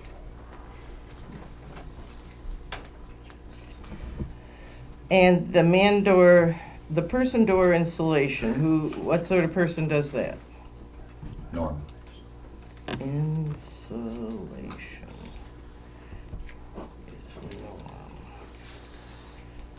And what happened to Steve Given too? He used to do work for the town. Steve Given. On the planning board? Okay. You want to contact those people? Which ones? Electrical, Schisler and Lee Hubble, and insulation, Norm and Steve Given. Overhead doors is overhead, Cortland Overhead and Jensen. Jen's girl.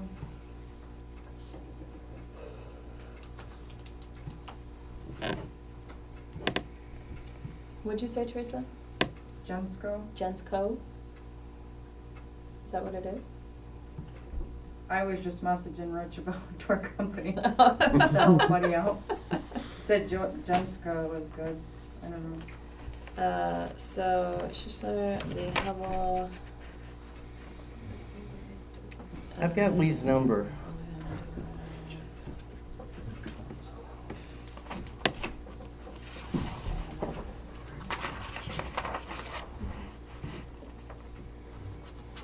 So you want me to try the other company first for the overhead door? It doesn't matter to me, but sometimes you'll run into people who don't want to work on other people's stuff. Right. Okay. Since they didn't insulate it. But I wasn't too impressed with overhead door myself, but. So, You want Lee's Okay. number? yeah, Jenny- please. 277-2381.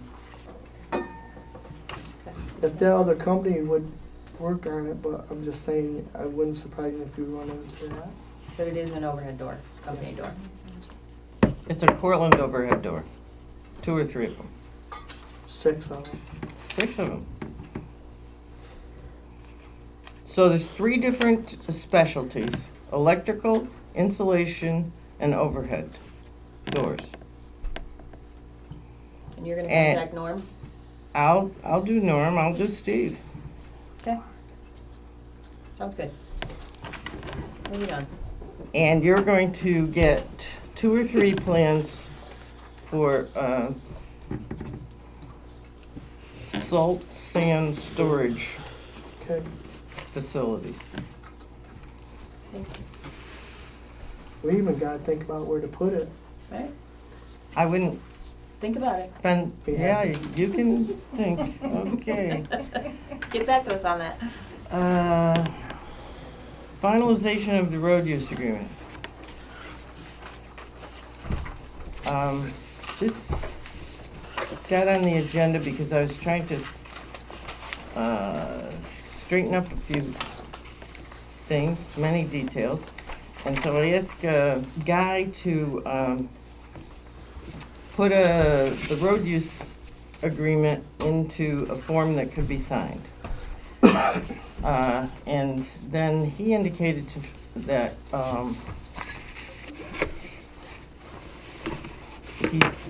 the board had said they wanted Buddy to sign off on it, and he had some conversations with Buddy and didn't understand that Buddy had signed off on it. And so here we are. My understanding is we have a board resolution that says we're not going to deal with these issues until Black Oak is current with their finances. Okay. I agree with that. You do understand that the road use agreement is the town's responsibility to the residents. For Black Oak. In this particular instance, yes, it's about Black Oak. Right. But if you don't wish to talk about it, we'll move on. It's not really that I don't wish to, Ann, it's that we made a resolution that we weren't going to. It's the board policy right now.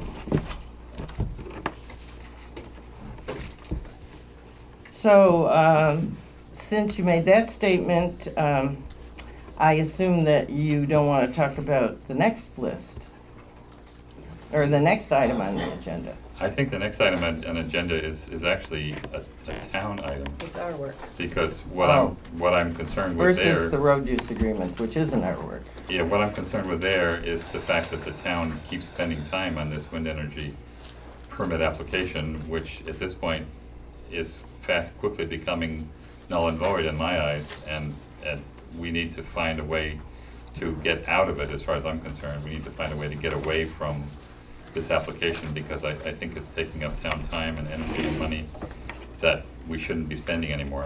I think Black Oak has made it pretty clear that they really aren't interested in listening to what we need from them and complying with the requirements that we have from them. To me, that's just saying that it's time for us to let it go and tell them that they have to reapply some future time.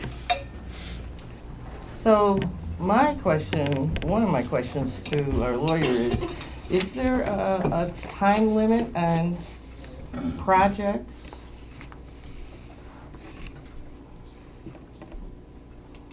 Depends on what type of project you're talking about. Obviously, subdivisions, there's a statutory time limit. There is.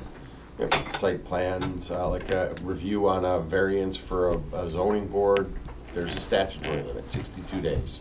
You're probably familiar with that from planning stuff. An application like this, there's not a time limit per se. No, the time limit is whenever you decide that you're going to commence or conclude permit review. Some of the projects like this, there are like mining permits out west that have been under review for 15 years. So there's not a time limit per se.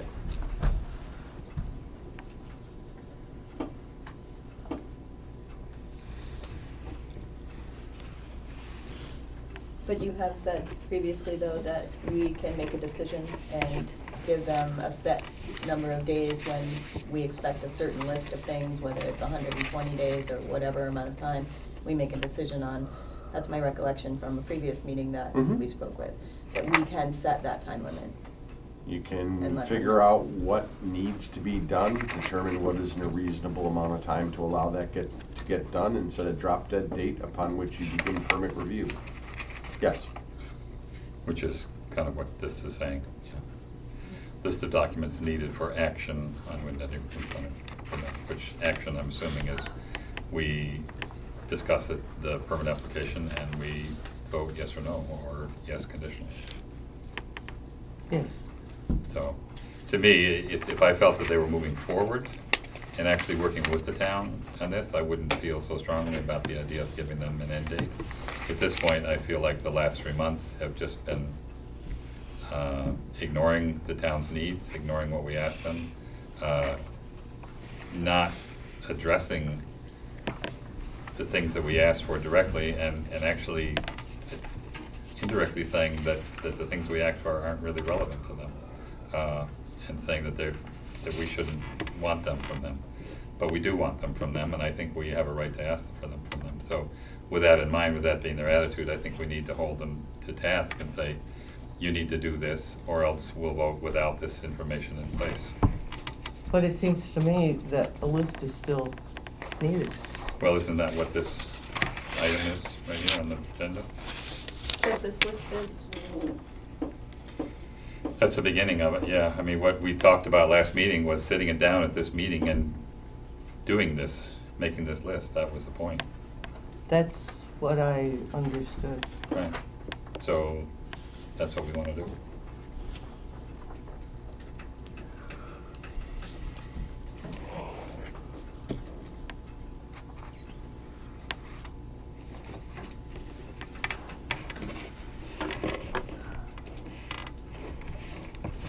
You want to start with your list, Beth? My list is incorporated in this.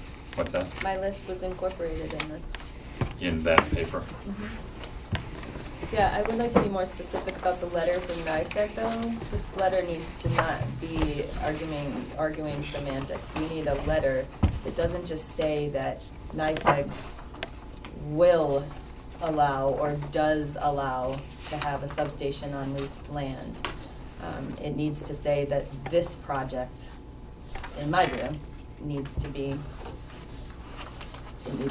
specific to this project. That's NICEAG is in agreement with that.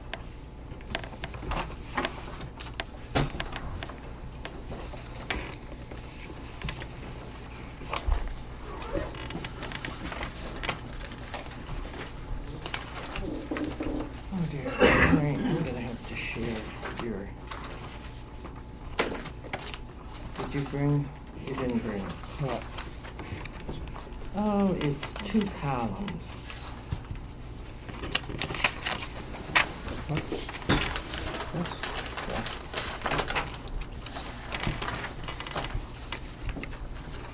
In their decommissioning plan that they gave us February 7th, 2017, at the bottom of the second page under substation, it says the project substation is generally valuable to the local transmission owner.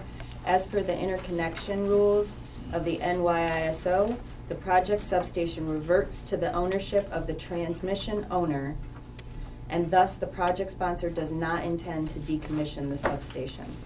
So they're actually saying in this that it needs to revert to the owner of the land that the substation is on, and that they're not planning to do any decommissioning of the substation because of that.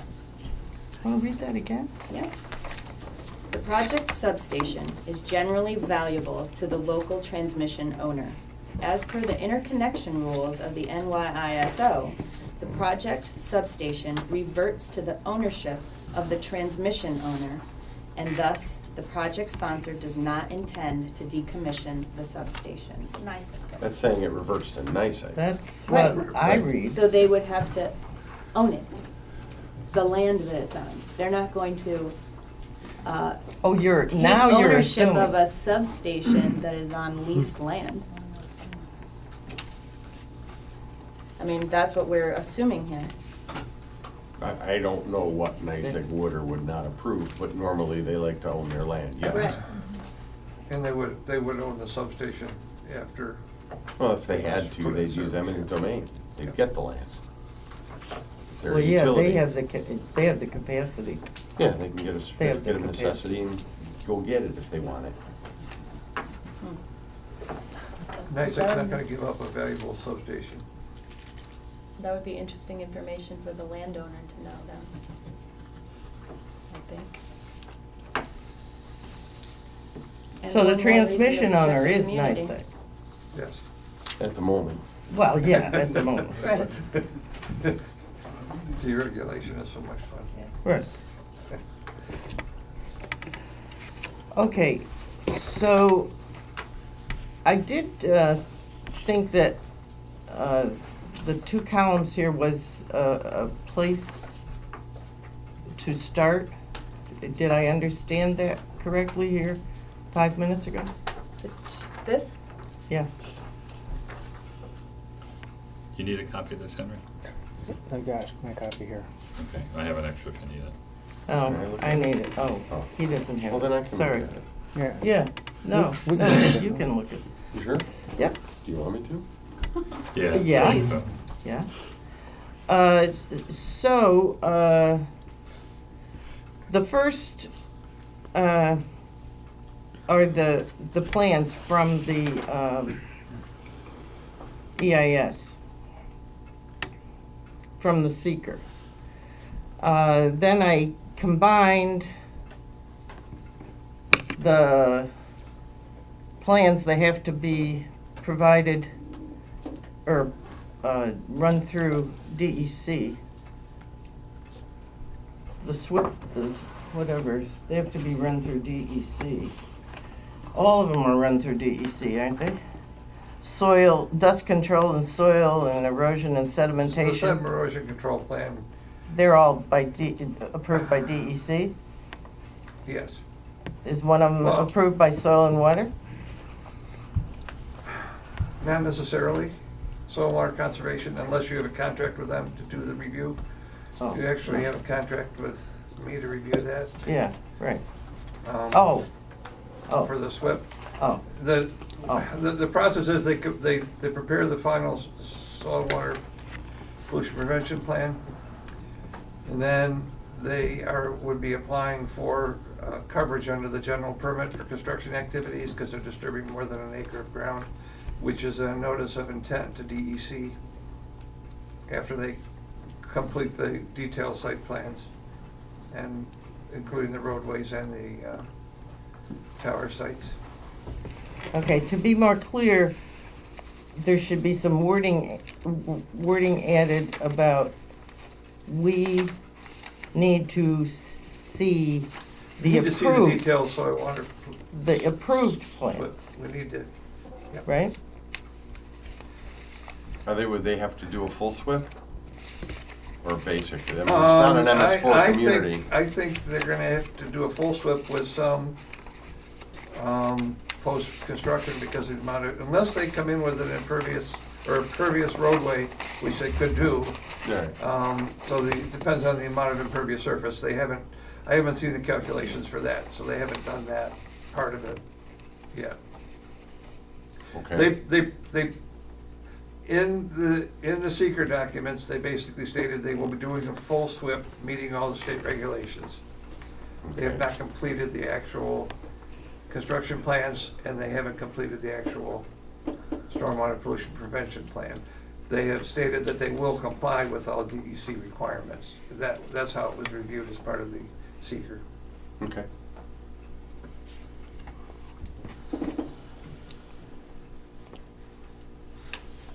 So they have a generic SWIP. So if it's added, needs to be provided as approved by state regulations, is that clear enough or not clear enough? They need to complete the stormwater pollution prevention plan, meeting all the requirements of New York State DEC, yes.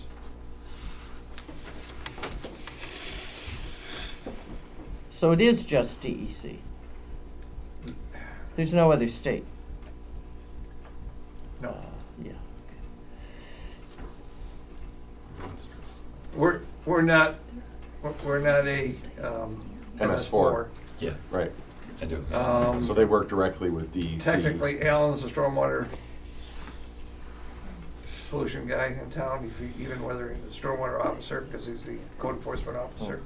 I don't know that he knows that or not. We just went to training, so he must.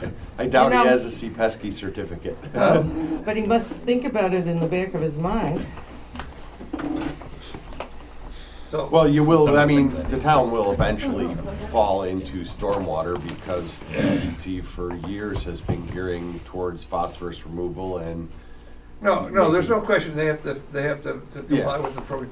It's not an MS4, so it doesn't go in front of the stormwater management officer for an approval before it goes to DEC. They Right. prepare the SWIP, and then they submit that through an NOI to DEC. And then they have to deal with whatever general permit conditions they Right, and throw this- on there. Yeah. General permit construction. Okay, so the board wishes these additional items. You want this second one clearer? Do you have proposed wording, Beth? I'd like it to be specific to this project. NICEAG approval on leased land for the substation, specific to this project.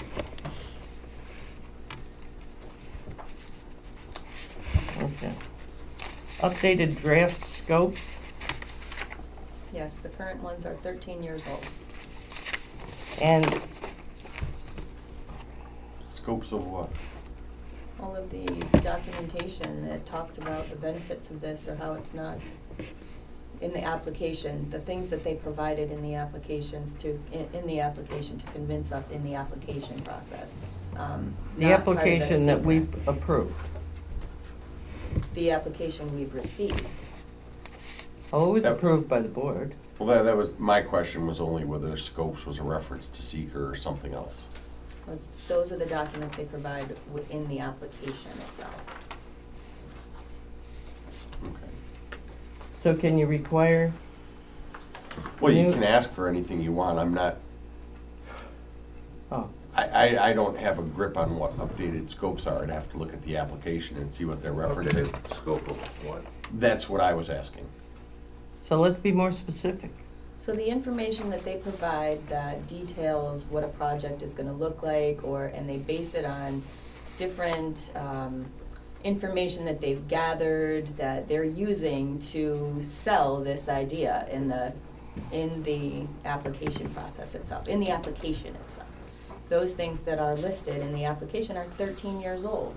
So they use information that's they're trying to convince our community to have something in it that they're using information from 13 years ago in a technology that changes all the time and that we learn about all the time.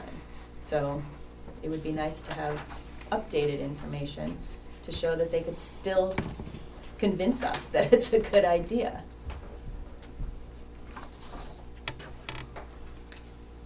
So you want an updated, The draft scopes, they're in the plan, or in the application. and everybody knows what scopes means.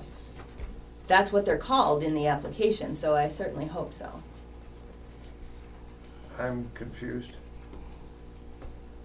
The application, which part, where did it say draft scopes? I mean, you scope the seeker process for the EIS, that was the scoping document. That's the only scoping document I'm aware of. There's a whole bunch of them in the actual application that they filed.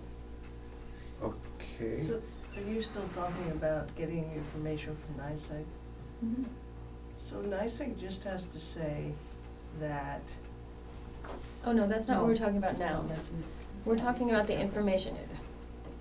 If this is way too heavy for everyone, I mean, we can go through the application notebook. If you'd like, what I can do is I can bring that information, or I can email it to you and show you specifically in the application online where it is located for clarity.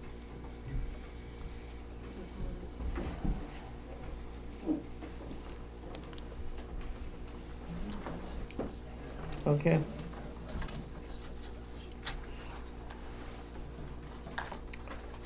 Do that. I will. Detailed description of the plan.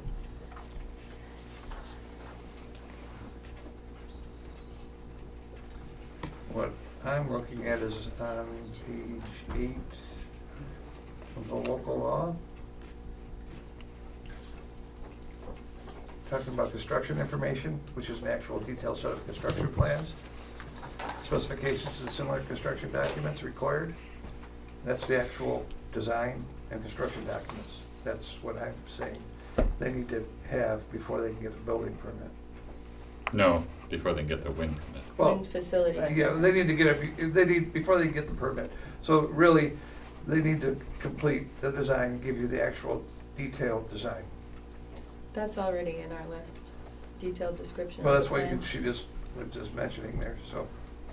Yep. I also need to say it's only an acre for the substation, which was the original project approved. Oh, from NICEAG? Yeah, NICEAG has to agree that they only need an acre. And that's in the right range for this size project. Probably a half acre, actually. 100 by 100. Now, other additional items the board wishes? Yeah, I have some.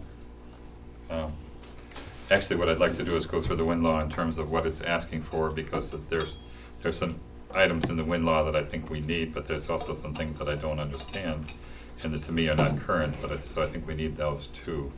I guess one question I did want to ask that was a little bit off topic of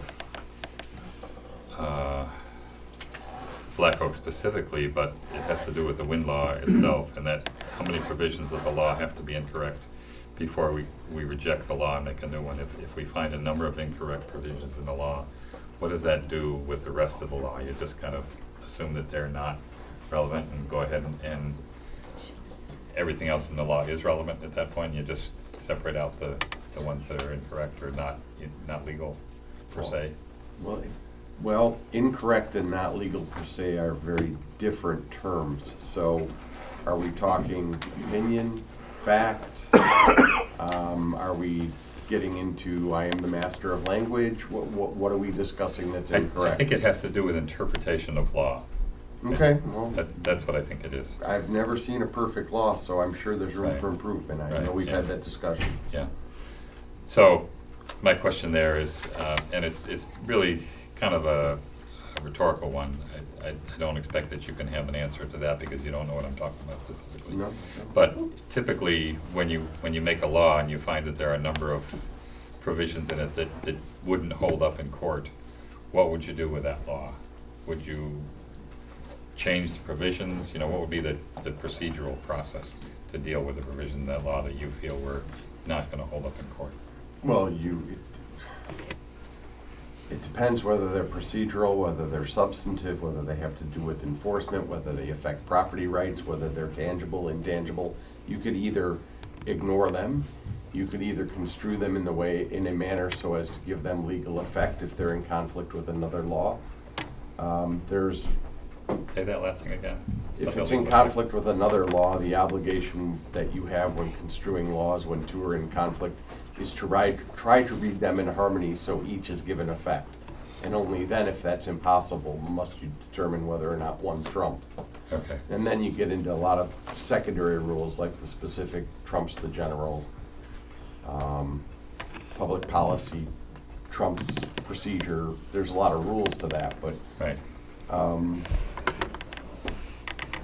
I know I jumped into this can of worms myself, but is there any, if it was significant and it wasn't just procedural, but it was actually very relevant to a larger scope, is there any provision typically that would say it would be better for us to revise the law from it rather than to change provisions of the law? And if it was change provisions of the law, should we do that as soon as we realize it, or should we just leave it be and hope that it doesn't become an issue later? Does that make sense? not to me, because revising the provisions of the law and amending the law and replacing the law are all the same thing. They're amendments, they're changes. Okay. So to me, if you want to amend a section or update a section or replace a section or repeal and replace the whole thing, it's all sort of the same thing. You're talking about a local law to amend what exists. Okay. I think I'm going to be happy with that for the moment. Thank you for the advice on it. So if we go to page 5, this is section 2, Article 2, section 2. Now we're talking about the wind farm law of... It's called Town of Enfield, Thompson County, New York, Local Law Number 1 of 2009, Wind Energy Facilities Local Law.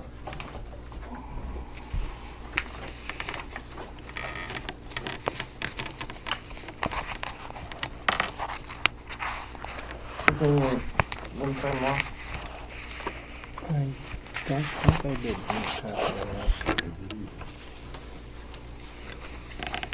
So you're at the bottom of page 5. Right, D, transfer. 1, 2, 3, 4.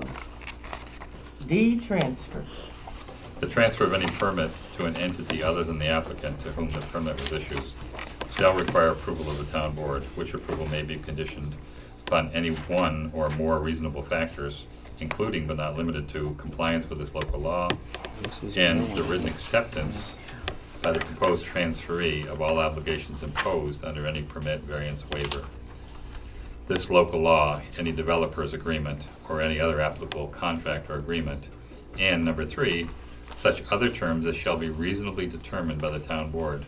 Whenever required by the town board, the transferee shall take such actions and submit such documentation as shall allow the issuance of a permit in the name of the proposed transferee. So my understanding of that, it's a little bit cloudy, but my understanding is they say the transfer of any permit to another entity. So I'm assuming that that's making the first assumption that the permit has been issued. And then they're saying at the end, and submit such documentation as shall allow the issuance of a permit. So they're talking about issuing a permit to this new owner, and they're talking about transferring a permit to the new owner. And I don't really understand if there's a difference between those two, and if there is, what the difference is, and if there is a difference, which one is the correct language to have in there.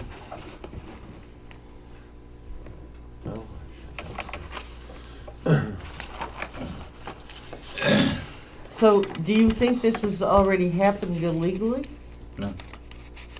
You think, you want to know in the future if this happens? Well, the first thing I want to know is who was it that applied for this permit? Because I understood from one of the meetings that we had that actually the person, the entity that applied for this permit originally is a different entity than the one that we're dealing with Yes. now. Okay. That's So, true. so how did that happen? It was brought to the board, and there was a board resolution We which resolved to let that happen. yes, Okay. it was approved. I didn't go back that far in the history to put that in the past items. Okay, great. So, whoever the new person is, that's who the new person is, or the new entity is. So what I want to understand is how Provision is it? What's the provision? Page 5 at the bottom. it says transfer, section 2D. Oh, okay. Transfer. To me, this is confusing as far as the law itself, and with the understanding that Black Oak is definitely intending to transfer this project to someone else, as they've made it clear any number of times in board meetings. I would need to understand whether we were transferring the permit, whether we were issuing a new permit, and what our legal obligations are in either case. If it's already been issued and we're just transferring it, there may be less of a hill that they have to climb in order to get us to transfer it to them. If it's actually reissuing a permit to a different person, what does that mean to reissue to issue a permit to them as well? Because we've already issued one permit and approved it. If we're going to issue a new permit, why aren't they doing a new application? I don't understand the legality of that, and I realize I'm probably splitting hairs again. So if let's look at something that's analogous, a junkyard perhaps. Somebody applies for and gets a junkyard permit, and then they sell their junkyard, so it's an existing operating permitted junkyard. The permit now has to be reissued in the name of the new junkyard owner. Right. But you're saying the new junkyard owner has to get permission to operate a junkyard? No, I'm trying to understand the difference between issuing a permit and transferring a permit, because they make a point of saying that in here. They say transfer. That provision is intended to make sure that they can't transfer the permit without town approval, and they can't shed permit responsibilities and liabilities merely by saying we're undertaking an assignment. So what you're saying is that the transfer and the issue language are very similar and don't need to be distinguished from each other. Whoever they transfer to will need to get their own permit, a permit issued in their name, and to do that, they're gonna have to make sure they comply with everything that the previous owner complied with. Just like you do with... How would we know that? I don't know. Do you have cell towers in town? Yes. But what method Well, same problem. What method do we have to assure us that they are going to comply with what the previous owner did, was willing to comply with? I mean, what kind of sign Inspection off? and enforcement. I really don't have the ability to answer that question. I don't know what they will or will not fail to do. They will have a number of permit conditions that they will have to comply with, whether it's pursuant to New York State or NYSEG interconnection permits or conditions the town may put in place or mitigation requirements, decommissioning, burden bat studies, whatever they are. And is there a piece of paper that is signed by the new owner that says, I will comply with these things? Do we get a piece of paper from them that says, I will comply? Wouldn't that be their application for the permit? Well, that's what I I'm don't trying to know, understand. but that's part and parcel of what, when you issue your permit, if you do, you would state what the conditions are. Okay. For instance, you shall comply with any burden bat study requirements during any period of operation. Because I know that DEC is going to require ongoing monitoring of bird and bat mortalities. That you just don't get you just don't go to DEC on a wildlife permit, like an eagle take permit, and say, yeah, we're going to take some eagles. Really? When? Where? How often? We don't know. We're just going to do it. So assuming, for argument's sake, we approved the permit to Black Oak Wind Farm, at the point of them wanting to sell it to someone else, we have to go through this whole thing all over again. No. I would have to, for me. Okay, that's fine. You can do that. Yeah. The rest of the board would probably do what would normally be done in a permit transfer situation. The new owner has to agree to abide by all of the rules of the old operator. You'd have to sign off on the new owner. They'd have to meet the standards of an operator. For instance, there's also a provision on assignment. But those are the things I'm talking about. Yeah, that's what I'm saying. Right, and there may be a provision in there regarding financial solvency. They'd also have to get the decommissioning bond transferred to their name. There'd be a lot they'd do. It's not something that would happen overnight. That's what I'm saying, there's a lot that's what I'm saying I would ask for, would be all of those things. Oh, yeah, well, that's what you would be asking for before you would approve the transfer of the permit. Right. And what if the conditions under our law changed between the time of the first application and permit and then the transfer? Well, it depends on what the nature of the change is. But the short answer is that if they're going to do any future expansions, they would have to comply with the new law. If they were doing just merely a permit transfer, they would have to comply with whatever the conditions in their permit are. Whatever conditions we put into the permit. Right, so it's like if I build a house in 2006 and I met the building code of 2006, when I go to sell that house to Mr. and Mrs. Smith, I don't have to, as a condition of my sale, upgrade to the now increased insulation requirements of the new code. I can sell it as is. But if I'm going to do a substantial modification, put a new roof on, add an addition, all of those additions, all of those structural modifications will need to meet the new code unless I fall into an exemption or get a waiver. And I think only the state issues the waivers now, right? Building code waivers? I know it works that way with the junkyard. So any kind of industrial facility, whether it's solid waste, a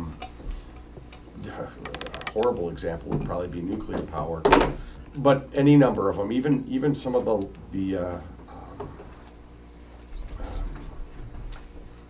I think solid waste is probably the easiest example. They transfer title of those all the time. Different agencies come in. A lot of times they just roll over to keep giving rebirth to their pilots. But they have to go through a lot to transfer those out. They have to meet spill compliance. They have to meet diesel emission compliance. They have to do a lot of things. They'd have to do that here.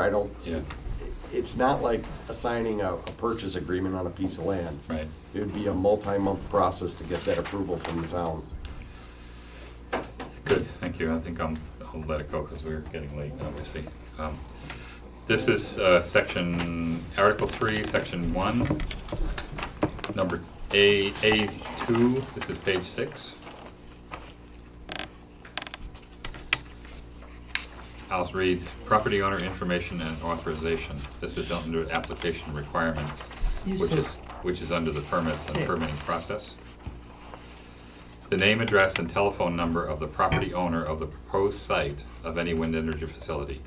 If the said owner is not the applicant, the application shall include 1, a letter or other written permission signed by such property owner that confirms that the property owner is familiar with the proposed applications, and 2, authorizes the submission of the application, or 2, an easement, lease, or other agreement of such owner relative to the siting of the wind energy facility. Now, I'm assuming the facility would also include the NYSEG substation of that. So that to me means that we need that information from Mr. Gunny and also from Mr. Teeter, saying that that's the case. Not just them, there are other landowners. Excuse me? There are other landowners. There are other Five, landowners right? as well, that's true, yeah. My concern with Mr. Gunny is that we have been given a map of the property where the wind tower is supposed to be, and the map that we have shows it being 181 feet away from the property line of a neighbor who is not agreeing to have, who's not part of the process itself. We have had another survey done by another company, which was given to us by... We did not. It was given to us. It was given to us. I said, we have had given to us another survey done by another company, which says that that's incorrect. The survey done by T.G. Miller is incorrect. If the survey by T.G. Miller is correct, then they can fit the turbine that they want to put on that property where they want to put it. If it's incorrect, and if the one done by this company in Vermont is correct, then my understanding is the existing turbine, the smaller existing turbine that was on the original environmental impact statement was 164 feet tall. The contract that Black Oak has with Mr. Gunny says that it can move up to 2 meters, which would allow it to move to about 158 feet from the property line.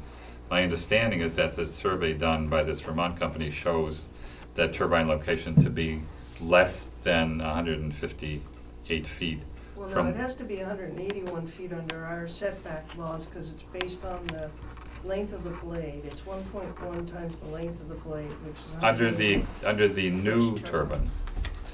The old turbine, 1.1 times length of the blade is 181 feet. The old turbine is not the one that has a 328 foot diameter? Well, the 1.7 megawatt dash 100, which is what they said at the last meeting they were at, that they were gonna fall back to. That setback requirement under our statute is 181 feet. The original turbine that's on the original EIS Yes. has a blade diameter of 328 feet, which makes the radius 164 feet. No, it's actually 100, it's 100 meter, 100 feet. It's 181 feet. I've done, I mean, Well, this is, I just read the EIS before I came to the meeting today, and that original turbine, and this is a 1.8 megawatt turbine? 1.7. No, it's a 1.8 megawatt turbine. Oh, yeah. That's the one in the original EIS. Original application Right. had, yeah, but that was changed in the final.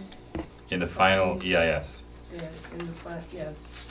In the finding statement, it was changed to 1.7-100. 100. Then we'd have to know what the 1.7-100 It's diameter is. 181 feet. Well, property it would be twice that for diameter. Well, It has to be, well, not. It's the not- radius, it's 1.1. It's 1.1 times the radius. Radius, Yes. and that's 181 feet Yeah. for that turbine. Right. So what I need to know is what turbine that Black Oak is planning on putting in that location. And I need to have some verification that the T.G. Miller survey is correct. typically I would assume they were correct, but when I have conflicting information from another company that is just as valid as what I get from T.G. Miller, the least I would think that would be the correct thing to do would be to give that information to T.G. Miller and ask them to verify that they were correct and that Did these the other people are wrong. company do a field ground survey, or are they just GIS mapping something? I would assume that they GPS mapped it, GIS yeah. mapping. But I don't know that Right. T.J. Miller did that either. I don't know that No, T.J. T.G. Miller. Miller's does Ground survey. Ground Ground surveys. Well, I So- was saying, The GIS-based mapping is what caused all the problem with the highway departments, because the state says it's only 322 feet, but you can actually run a tape measure down it and prove it's 373. So you gotta go Unless do they a do- resolution and. I mean, they could use GPS on the ground, but they have to do. But they have to But GPS stand on the ground. If you're doing a GIS Assuming it's survey, military grade, so they're not dealing with the plus or minus 3 meter Well, error that's built in. But Guy, they don't do it with a unless tape they measure. occupy the site, it does. I know, they do it with a laser. Right. So I'm saying, the stuff that's been happening on roadways, I literally have a roadway in Cuyahoga County that New York State insists is only 1,100 feet long. It's like, oh really? Then how do all those people get to their houses? Please tell me that. So, that's why I knew that that's what you were talking about with that roadway, because it's happening all over this area. And I understand, but I have to say that since there is a discrepancy or a potential discrepancy, since there's a question about it, and it's brought up by someone, not just brought up in a town meeting by someone who lives close by, but also that they spent the time and the money to do that, I think our due diligence would be to go back to T.G. Miller and to say, can you verify that this is correct? Can you 100% guarantee that this location is the correct distance from here? I think that's important for us to do, personally, so. Well, I'll agree in principle, but I'll suggest that you're not the one that has to do it. The applicant has to show that they meet the standards and they have to verify what that distance is, and then you can determine whether or not their information's correct. But yes, ultimately, you can ask T.G. Miller to go out there and recheck their survey. Yeah. Sure. Yeah. Well, I don't really know that your way is maybe not correct, and maybe won't be the way to do it is to have Black Oak do it. The difficulty that I find, and perhaps because I'm the kind of person that just likes to do things and get it done, is that we've asked the information from Black Oak a number of times, and we haven't really gotten answers back that to me are sufficient. But, yeah, well, okay, I'll accept that as a theorem, but let's look at the backside of that. If you keep telling them what they have to do to get to yes, and they eventually do it, then you're stuck in saying yes, aren't you? No. Because I Okay. haven't stopped telling them yet. Okay, well, all right. Because I'm only just starting to tell them what they have to do to get to yes. I'm just saying, I don't think the town should be telling them what and how to do it. I think the town should be telling them to submit their application. I think that's, But they submitted their application. Yeah, but they have to get their final documents in under the EIS to get to a final permit review. A permit review. Right, and my concern is I don't want to have the town in the position of saying, if you do this and you do this, then we'll approve this agreement. No, just submit whatever Submit you it. think is sufficient and we'll review it and that'll be that. And then the town makes the decision Correct, based on what they submit and say they think is sufficient. correct. I'm just concerned that the town gets itself into an equity trap by saying what you need to do to get an approval. What they need to do to get an approval is set forth in a local law, whether you like it or not, and in a seeker environmental review, whether you like it or not. And they have to comply with those standards, and if they meaningfully comply, then they have a chance to get a yes. If they don't comply, then you don't have to worry about it. I understand. I don't disagree with you. Yeah, I mean, I'm just concerned if you tell someone, make this change, this change, this change, and I'll approve it, and then you shoot it down after they relied on that, then you have to go in front of a judge. This is why I think that this is important, because I would like to stop reading plans over and over again and saying, this is our concern, this is our concern. I would like them to submit those plans and say, okay, start our review now. And we review it, and if the plans are adequate, or what we think is appropriate, then we make a decision one way or Well, another. then you go through permit review, and you Right. determine what additional conditions may be required, or, and you ultimately get to a yes or a no. Mm-hmm. Last time I was here, there was a discussion about the fact that you still had to give some final comments on some of these things. Yeah. And that somehow the process had gotten ahead of the town board and things were being updated without the board having actually reviewed, I don't know, version 2, version 3, whatever they are. I'm gonna say, as I suggested last time, I think trying to figure out where you fit in that cycle is a never-ending loop. Mm-hmm. And I think what you probably just need to do is give some general guide. We're looking for compliance with this standard and this standard, so we want your final invasive species plan on or before June 1st, 2017. Which makes sense, which Done. means that for this number 2, section 1A, number 2, I would just ask them to comply with that section. Yeah. What Which turbine's says- going there and prove Which says it I need a meets the letter, requirements. no, I just need a letter or other written permission signed by the property owner that confirms that the property owner is familiar with the proposed application and authorizes the submission of the application and an easement, lease, or other agreement of such owner relative to the siting of the wind energy facility. And if he writes me a letter that says where it is in keeping with everything that is right, that way if we come back later and we find that they've just put that wind tower up too close to Rob Tesori's property line, then Rob Tesori can sue them for whatever he wants to sue them for, or whatever it turns out to be. So That's what we his need choice. is this provision clearly stated on our list of requirements that we're Right. asking them for. Right. And I would say we definitely need it from Mr. Gunning and from Mr. Teeter. Well, we need it from all people that have a turbine on their site and the substation, because that's what the law Well, requires. to be fair, we should ask it from everybody, that's true, yeah. Yeah. Yeah, I mean, that's pretty basic. I couldn't apply to the planning board to subdivide Buddy's property and they say, well, prove to me that you have a legal right to subdivide this land. And I couldn't say, oh, that's, no. Well, surprisingly, it's not really that basic, because we can't seem to get what we need when we ask for it, so. Well, that's why I'm saying there'll be a deadline, and if it's here, it's here, and if it's not, it's not. I mean, I don't know how else you do it. Yeah, I mean, it's no different than a developer who wants to get his final plat approval, but he won't make the changes to the preliminary plat in the subdivision that are required to meet the conditions of the planning board.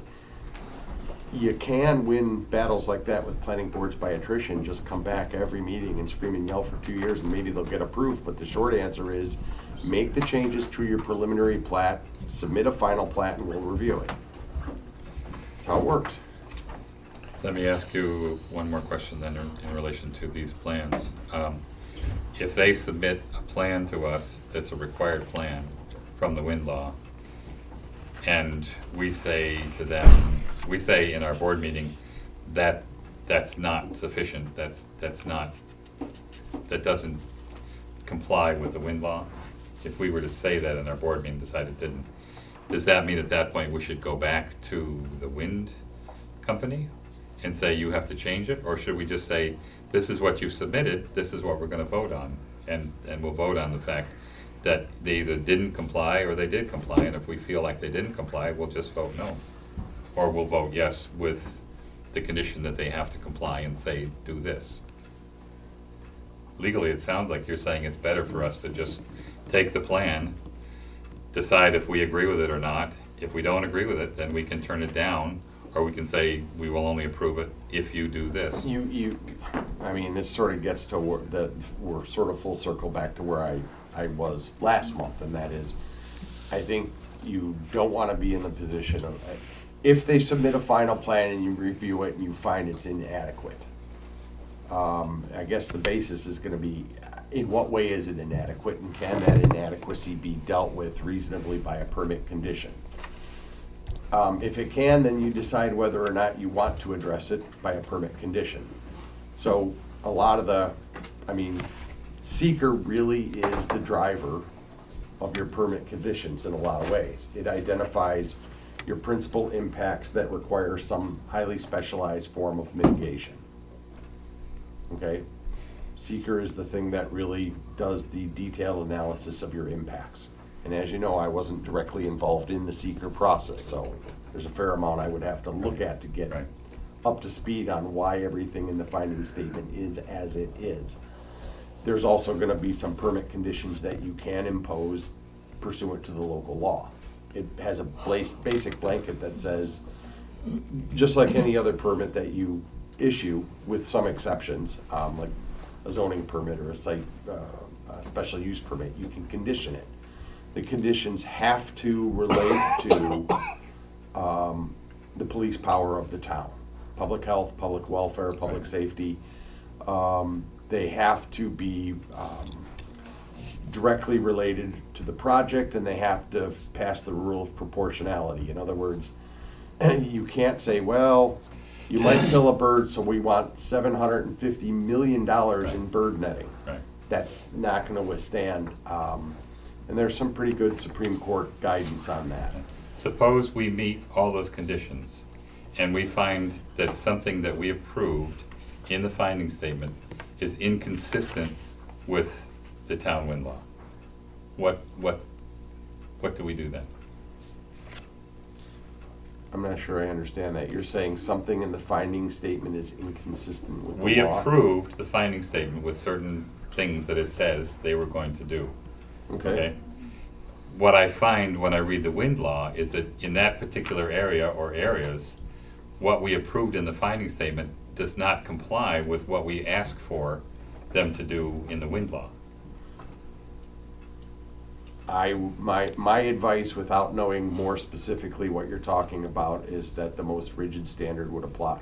Which would be the wind finding. law. Well, the finding statement under the EIS simply identifies what they must do to comply with seeker. Compliance with the local law is still a separate question. So that makes sense. It's a lot like if you go to get the airport can get the county airport can get its approval from whatever agency they need to extend their runway, but they still got to get it cleared past the FAA, who may have stricter requirements for how they want that lit or marked or where the PAPI lights have to be. I would be happy to read the specific ones, but it sounds like what you're saying is very applicable to this situation. It sounds like it applies very directly. They both apply, and if there's a direct conflict, I would generally construe the stricter standard as being applicable. Right. Okay, that's good to know. Thank you.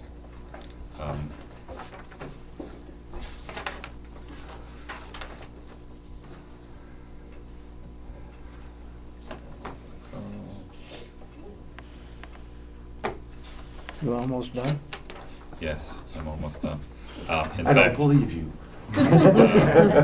well, no, actually, some of the things you said made me know that actually some of these things really should just wait until such time, if we come to such time, that we are voting on the permit approval.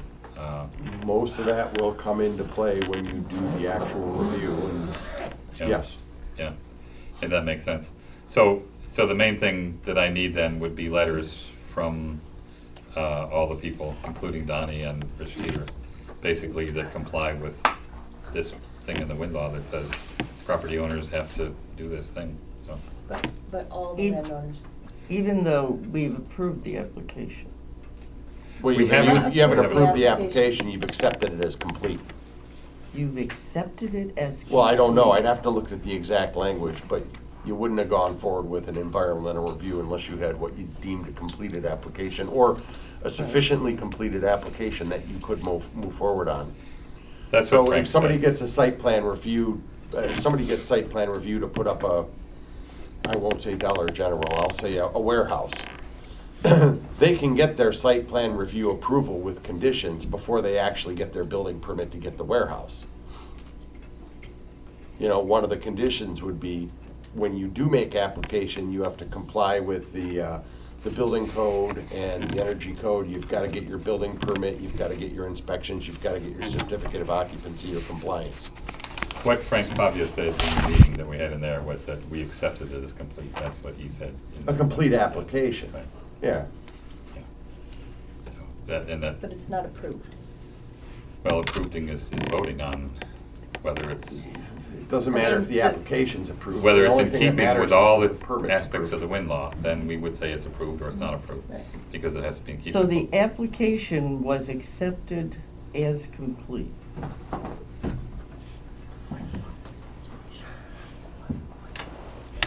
Well, since I don't you know went if through a I'd- full environmental impact statement, you would kind of indicate that you said you had enough information to scope an environmental impact statement for the project.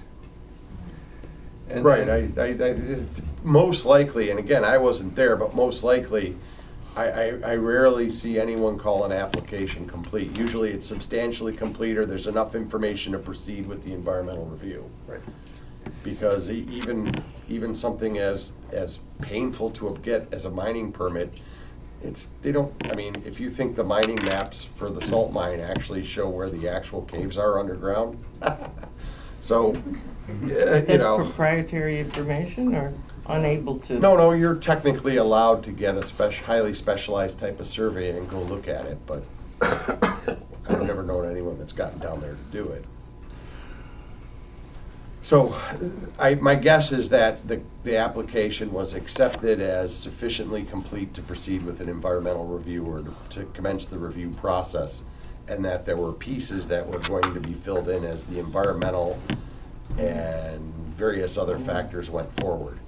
Eventually, it would all culminate, I would think, in a final permit submission that would either be accepted, rejected, whatever. I don't know what it would be. But even subdivisions are rarely complete applications. There's a process of feedback and exchanges of information and even There's the always environmental. some little detail that needs a condition. There always are, well, almost always are conditions. Well, that's all that I have in mind right now.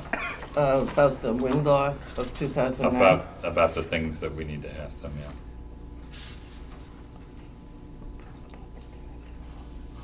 He's done. Are you done? Yeah. All right, so I will redo this and send it around for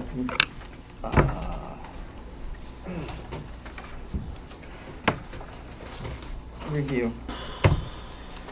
Okay, the next order of old business, and I do suggest that after this is over, I will ask for an adjournment.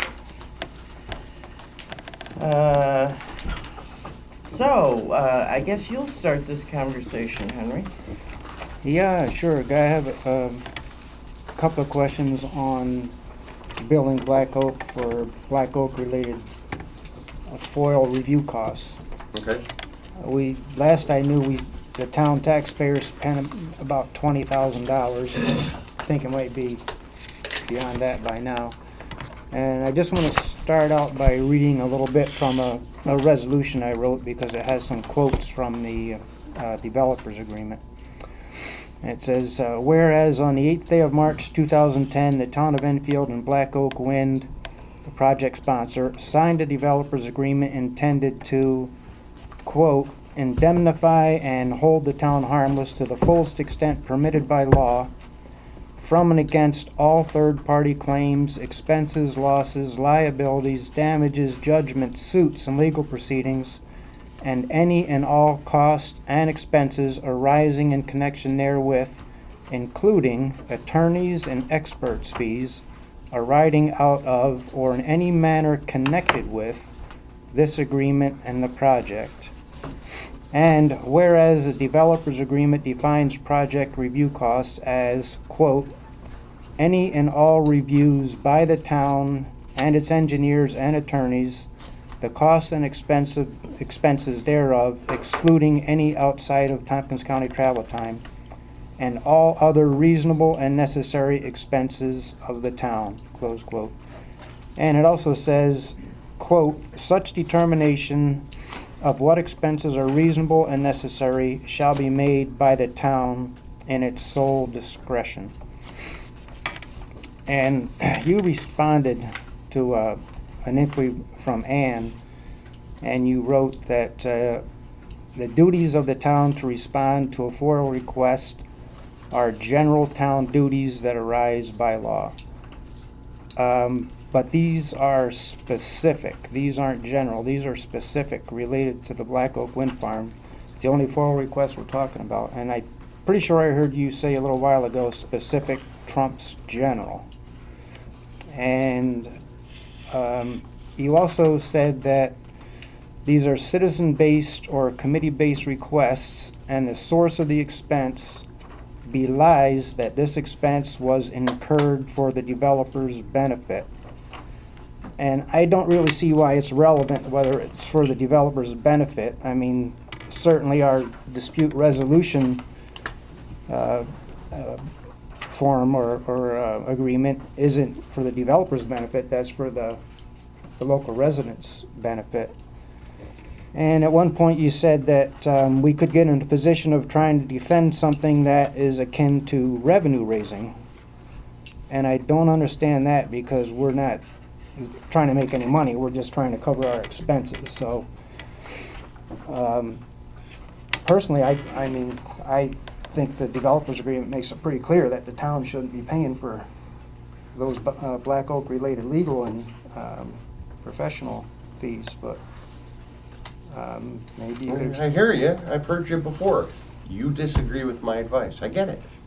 The first provision you quoted has to do with indemnity for claims. So the word costs in relation to that has to do with defense and the obligation to defend the town from lawsuits that arise from the operation of the Black Oak process. The reference to taxation has to do with the fact that the town is preempted from using fee and fee recovery systems to raise general revenue to support general town operations. There's something called the real property tax law that preempts the town in that respect, and there's a lot of rulings on that in relation to fees and charges like this, including the Reconstructionist case. I forget the exact name of it. It was a very famous case. So what I'm getting at is that if a subdivider is going to create a subdivision and someone submits a FOIL request to the town, the obligation to respond to the FOIL request is a general day-to-day duty that the town has. And that's not an obligation of the subdivider merely because the subdivider put in a subdivision request. Even if the subdivider signed an agreement that said they would pay for any and all legal Generally, reviews. that's true, yes. So specific doesn't trump general. Where you're talking apples and suspension bridges. Specific trumps general in the event of construing conflicts between statutes. That was the specific reference earlier. But as I said before, the language in there gives you a leg to stand on if you want to try it. I think the law is pretty clear that things like FOIL, things like there are general town expenses that you cannot use. But how is this a developers' agreements general and fee- expense when it's specific to Black Oak and we have an agreement with them that they'll cover any expenses like this? I guess I could give you a more detailed a memorandum of law with the Well, cases in it if you how want. about this? Tell me I what don't- you would tell the judge if you were defending us, I would try to stand on that agreement. the developers agreement. I would try to argue that it's broad enough to cover this and the developer voluntarily agreed to it and therefore waived its right to make contrary claims. Most likely, I'd have to do the research to see what their specific claims were. But I get involved in these types of fee analysis and permit analyses all the time.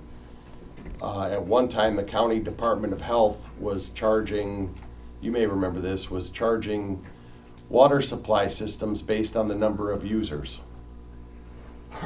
So they went down in flames on that because Bolton Point basically said that's absurd. What you're charging is not related to what you're doing. You're charging a per capita fee that's equivalent to raising a tax. You're subsidizing your general operations through this contract, through this process. And the court said, yep, that's not how you collect a fee. You can't support your general operations. Your general need to do department expenses on that basis. So there's a lot of law that surrounds this type of issue, and all I'm saying is that you're risking throwing the baby out with the bathwater on that one, but it's your risk to take. I mean, I don't think that FOIL expenses fall into the general scope of a developer's agreement. I think there's a lot of general town expenses that you can't charge off. There's a cost for running this room, and you could count the number of hours you've spent studying the wind farm. Could you charge the expense of building operations for the period of time you're talking about a wind farm? That's a general town expense too. If we had a developers agreement that said they were gonna pay Well, us then maybe for you our should be time. doing that. We should be doing, oh. Right, that's Yeah. my point, that you can go too far down that road, and once you cross a certain line, you go down in flames. My opinion was, and my opinion remains, that the obligation to respond to FOIL is completely independent of the fact that there's an application pending or not. The application may be the reason the request comes in, but that doesn't turn it into a cost of the developer. That agreement was written about as broadly as I think it could have been written. And you may or may not be able to collect that, and if you're challenged, you may or may not succeed in holding on to whatever you collected. But we couldn't be accused of revenue raising, could we? Just to recoup our expenses? But operating this building is an expense. But I'm not talking about that, I'm talking about the FOIL requests. There's not a difference, that's what I'm getting at. Well, There's we still don't have general any, there's no operational wording expenses of about the town. the building expense in the developer's agreement, but there is about legal and professional fees. Okay. It's the same issue, and maybe it would be better if you spoke directly with one of the auditors at the state comptroller's office to find out whether or not you're allowed to, or maybe talk to Bob Freeman at the Committee on Open Government. This is, I mean, I'm not making this up out of whole cloth. This is not new law. That agreement's broad enough for you to have a leg to stand on. The question is whether you want to try to stand on one leg. When people have chainsaws around. What's that? When there's people around with chainsaws, you put in here too. Yeah, well, that's the problem. There's more than one person standing around with a chainsaw. So Chainsaws are about out of gas, I think. What's that? I think their chainsaws are about out of fuel, I don't know, but. We're gonna miss you, Henry. Well, yeah, but you know, they might be able to put in a solar panel to recharge. Yeah. No, I like I said, we're not going to agree on this. We read it differently, we see it differently. That's okay. I give advice, you either accept it or reject it. It's perfectly fine if you want to reject it. You have a leg to stand on. I don't think that's going to pass muster. And I think if you talk to, for instance, other people that deal with this issue a lot, like planners, they would probably give you that same advice. But go talk to someone and get a second opinion if you want one. You could call the Committee on Open Government, you could call the Association of Towns Council office, you could call the Comptroller's office, though I usually try to avoid them unless I need to submit an application to them. But, you know, you lose nothing by asking for it. If they pay it and don't complain, I guess you're not hurt. Well, I just don't think we should be paying it, but it's, and there are a lot of people that feel the same way, but the law is important, that's why I'm asking you about it. I'm sure there's a lot of people that feel the same way, because I heard a number of people tonight say, at a certain point, this has got to come to an end, and I think Mike said that too. At a certain point, this has been going on for, how many years? 10? 12? More than that, too long. 09. Okay. Oh, wait. Yeah, it was before 09. 09 was when the second law came in. Right. Yeah. Yeah. So it's been a while, but But government bodies don't get to pick and choose the projects that come before them. generally true. And Yeah, I mean, you don't get to, I don't want to well, say I the don't Z like word, this, but so you can. So I'm not gonna talk about it anymore. I don't think elected bodies get to make that determination. Private industry can. Well, people have the right to make application. They have the right to petition their town board for any number of things, including the famous redress of grievances. If you, I mean, you could always just, that was one of the early options that I didn't understand, but people said, just don't have a wind law. Well, then they would put in the towers with just having building permits and interconnection agreements. You wouldn't have anything. Right. But there were people that believed that that was a solution. Okay. They're entitled to believe that. It's their opinion. But no, I mean, if you have an application pending and until it's granted, denied, or withdrawn, you do have an obligation to move forward with it. But if, Yes. but what I'm trying to avoid is it becoming, in the event of a war of attrition, usually that doesn't work out well for the municipality. In other words, if you're just gonna wait and wait and wait and wait and wait, eventually the municipality is the one that might be held to have waived its rights. And that's not a position I would let you get into. You Well. should be able to review this. Well, except for we made a resolution that we can't review it until they're paid up, and they're not paying up. So it's been months and months and months that they just don't pay. So, Well, then, payment in full by the drop dead date is gonna be one of the things on Well, the yes, list. that is on the Well, there you go. If it's not paid, then, list. yeah, I don't know what to tell you. I don't Yeah. have an answer for it. I don't know what the applicant's intent is. I don't know I what don't their either. plans are. I don't know yeah. whether they're upgrading these plans or whether they're gonna submit on what they have here. Would it be valid to make a resolution or whatever the right thing would be to tell them if they don't pay up, then their application becomes null and void because they're not complying with the conditions of it? That's what we're including in the list, though. We're including that in the list. Right, but, I mean, we could say, if you don't pay up by next month, then your application is in the junk heap. I don't know that that's enough time. But I think the thing on the It's thing been- that asks for payment says 10 days after they were served It's notice. been 4 months, yeah. Is that enough time? What's There enough was time? no, what are the consequences in the letter? Says they must pay up, so you could say, okay, your Or application. what? There was nothing in that letter. Or we'll ask you to pay again. Right. Well, I mean, it's sort of like getting a bill from a Consequences in the scammer. letter. There were no consequences. 10 days, if they don't pay, What? they're done. I'd have to see what they've been billed, but you'd have to determine what they've been billed and on what basis it's been billed. Well, Marguerite keeps saying the billing is wrong, and that she's going over it and correcting it. So she's trying to find a valid reason to put off paying, basically. And a valid reason may or may not exist, but at the end of the day, there's gonna be something that's gonna need to be paid. So whether it's X or X plus 1 or X minus 1, it's still there. So if they wanna do a final accounting on whatever has been paid or needs to be paid, fine.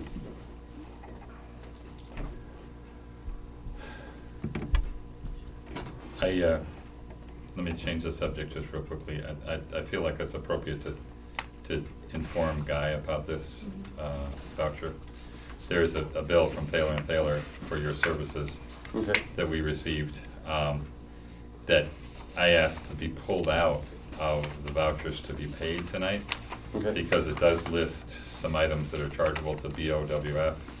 And my understanding is, according to the resolution that we made as a board, we were not supposed to spend any more money on BOWF bills until they were current. What kind of, does that put us in a difficult position with you in some way? I mean, how do we deal with that? I mean, that we obviously don't want to not pay you, but I'm feeling like legally we have this thing that says we can't pay you, so I don't know how to proceed. You guys will have to do whatever you want, but at a certain point, when you can introduce me to the person that at the end of the week signs the paycheck and hands it back to the boss and says, nah, this week's on me, let me know. Yeah, this is what I do to keep my daughter in college and pay for a living. If there's things that I shouldn't be doing, then you're gonna have to figure out a system that authorizes me to do or not do something. I'm actually not really sure why if there are things that are specifically about things that we need for our position and our Okay. side of this thing. then it would seem to me like those are appropriate things that are chargeable. But if there are things that have to do with review of, like, say, that road use agreement, perhaps that's not. Perhaps that's something that has to do with furthering their project that is benefit to Black Oak that should not be chargeable. Okay. Well, what Guy was saying here was that these are some chargeable items. It seems to me that there's a larger way, something we have to look at here, and that's basically that the fact that Black Oak is not paying is interfering with the business of the town, with our being able to pay our bills that are valid bills for us to pay. It's putting us in a bad position in relation to the people that we have made commitments to. So now we're gonna have to go back on commitments that we made because Black Oak won't pay us. It seems to me that that makes it all the more critical that we very soon say to Black Oak, you either have to pay us or your application will now be null and void because we're stuck. We just keep spending more money. It is a dilemma, and one of my concerns is that we don't appropriate money in our budget for these expenditures that are chargeable to them. So we would be then moving money and asking, taking taxpayer money to pay their bill. And I don't think that's appropriate either. Okay. So But we really can't do that stuck in under the resolution that we made. We can't legally do that right now. That's my understanding anyways. If we made a resolution that we won't spend any more money from the town on anything related to Black Oak, we have to change that resolution, rescind it or whatever, before we can make out a check for these items for Thaler and Thaler. That's my Well, understanding of the excuse law. me, who spent the money? Who spent the money? The town spent the money. Well, nobody spent it yet. We owe it to Guy. Who got billed for it? The town Who got, took the service to Thaler and Thaler? the town. The whole town, The town board. The town board. whatever he billed to him. Not one person. What he billed was services for the town board in relation to the wind farm. But who took it to him? Who gave him the information to do that? Yes. I would assume it was Ann. Maybe I'm wrong about that. Yeah, I'd have to figure out from each individual entry what it was. Some of it came from the meeting last time. Right. Some of it may have been direct emails. Right. Some of it may have been stuff to get ready for this meeting. I'd have to look And at if each you had a individual one. resolution not to spend any more money on that, and somebody took that to him knowing that, then legally, I believe, they could be held responsible for that bill. It's not that he doesn't get paid, it's who pays it. There's a difference. There are some things that are hard to distinguish. So there are things that this town needs to use our attorney for that specifically have to do with this situation. So we have to get advice. A couple of these things might be questionable, whether it's something that we really need advice on for our own position, or if it's something that further, or we need advice on. It could be both. But like specifically, like when I sent the information about the gunning lease to you. Now that helps us have you understand what's in that lease, and then you can help us, advise us as far as what our position is and that sort of thing. However, that also is, we gain some information from you about how that applies to the permit, or if we need to require anything more. So it's kind of a gray area as Yeah, far like as some right of now, those things. right now, we're talking about That Black lease Oak would with fall- Guy and paying him. Right. Right Right now, we are we're talking talking with about Guy. Black Oak with Guy, we are and talking we're about paying him Black to be Oak. here. Right, I mean, I it's assume you're sort gonna- of like saying, I mean, at one point in the meeting, we didn't want to talk about the road use agreement, but we did want to talk about the list we were going to give Black Oak. But the road use agreement is on that list. So it's. Thank you for pointing that out. No, I mean, at a certain point, there is not a clean division line between those two Right. things. I would totally agree. I Who would totally wrote in agree. here that they were chargeable to Black Oak? Was that? That's my writing. Okay, so On the bill, you don't. on the actual bill, it is my writing. Right, so you do feel like some of these are definitely chargeable to Black Oak. I'm sure some of it is. I don't think I would have taken the time to write with my own if I didn't believe it. Well, Hey, buddy, past 9, you know. well, and I see that. At the same time, I see when I read what he actually did in relation to these things, in lieu of the conversation you just had with Henry about things that are actually town issues that have to be dealt with, I could easily see these as town issues and not Black Oak issues, because we need advice. I don't know about what, things. yeah, I don't know what was written there. I know Yeah. some of it would be. Yeah. It's like I have to go through these things. I have municipalities that have developers agreements, and my office sends a bill and then they send me a PDF, and I have to Right. mark down what I think, and then they make a decision. Yeah. Sometimes I've they done don't that. agree with me. Yeah, I've you have done that before, and then that's a chargeable. Sometimes they don't agree with me. Sometimes they'll charge something that I say shouldn't be charged, and sometimes Yeah. they don't charge something that that's okay, that's their decision. I gave them advice and they took it or threw it out. But you're doing what I would do in a lot of cases. One entry, I might determine what portion of it is probably chargeable, yeah. Some of it's going to be split. And that's it's quite a lease too.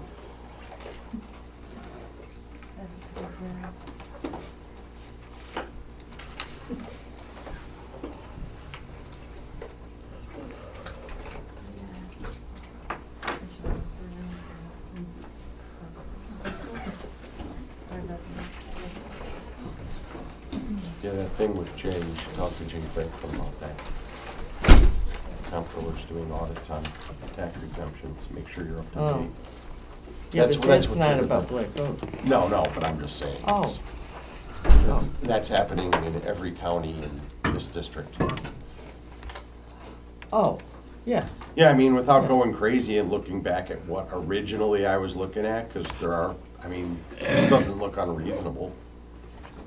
I mean, I might have bumped it up or bumped it down, but. Well, in about 5 more minutes, I'm not gonna do this on next month's bill, because all I do is get Well, Buggered in the I might face. make a different decision, and every person that reads it might make a different decision, but what I'm looking at doesn't look like unreasonable. But if you want me to tell you what I think is chargeable, I can do that. I'm actually more. I don't think that's the point you raised. It isn't the point. No, The I point don't is think how we that's- can pay this bill, which is a valid bill and I think should be paid, and I think it should be paid as timely as it can be, and do it in keeping with the resolution that we made, or figure out how to deal with the legal aspects of paying the bill and perhaps it being in conflict with the resolution that we made. Can anybody pop up the resolution from I can't, December or no. January I don't have it. to find the actual wording? Michael Miles made it. I think it was Michael. Well, then it Maybe must be it was November. December. I think it was No, it was November. October or November. Yeah. I do have a question for you, Guy. Do you think it might be helpful if you could assess when you're getting a question, whether you think this is something that if you know that we shouldn't be, or that it makes us in a bind to pay you for that, perhaps you could say, if you want this information, I need you to accept that this is something that you're gonna agree is to help you in your assessment of your own legal position, and I'm advising you as the town, rather than this, or choose not, and then I won't give you the advice on it. Does that make sense? So like if I ask you a question and I send you an email and I ask you a question and you kind of think, well, this is something that really would be normally a chargeable thing, but you could then let me know that and then say to me, if you want the answer to this, then I need you to know that this is something you need to make a decision. Is it something that you think is important enough to a position that you're trying to hold as far as our own legal position? Or is it only something that it's not important enough to you to pay for it? I think we need to I mean, I guess in theory I could do that, but I'm probably not the person that should be the gatekeeper of the public funds. Right. it's also not necessarily, we'll say wise for someone in my position to tell someone on the town board who wants to know something, nah. Okay, so it puts me in largely a lose-lose position, but I can certainly try to assess as to any question that comes to me, what the cost might be to the town versus to the developer, so that you know what amount you may be at risk, and you can do the risk-benefit calculation as to whether it's worth it. That's an interesting set of gymnastics to do at the beginning of any phone Sure. call or email, but Well, this it really, sounds- they've put us in a really big bind here, not paying this bill and not having the money available, because we do not appropriate money in our budget for this. And so we have to take taxpayer money and move it in order to pay this bill. So, Right. I'm ticked about that. I would like to actually have another board meeting before, it's 5 weeks to the next scheduled meeting in April. I would think we'd be to our advantage to have another board meeting in March sometime, to try and get this settled so we don't have to wait 5 more weeks to pay this bill. Try and find a solution to it before then. Well, my understanding is we are paying part of this bill. Is Um, that not your? we did not approve that. That's not what we He- approved, Dan. he- That's not what you approved? No, he removed this voucher from that balance.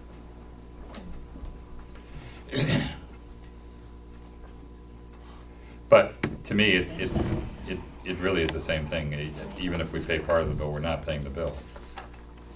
And if I was somebody at the I really believe there's a big difference from paying part of the bill rather than all of the bill. Yeah, I think there's a bigger difference though. If I'm sitting in the offices of Taylor and Taylor and I get a note back saying, we're only gonna pay part of this bill because we can't actually pay the other part because we have laws that say we can't pay it.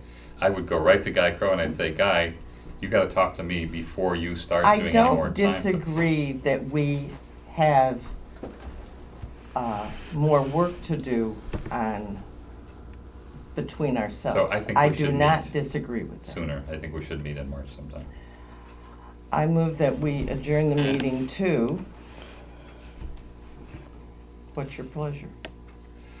Henry, when does your I can- resignation take? Is it like the 30th? I can tell you that. It's in 30 days from when you submitted it. 28 Yes. and then he submitted. 28. So I counted the calendar. It's the 30th of the month that there is a vacancy. So on the 31st of March, we can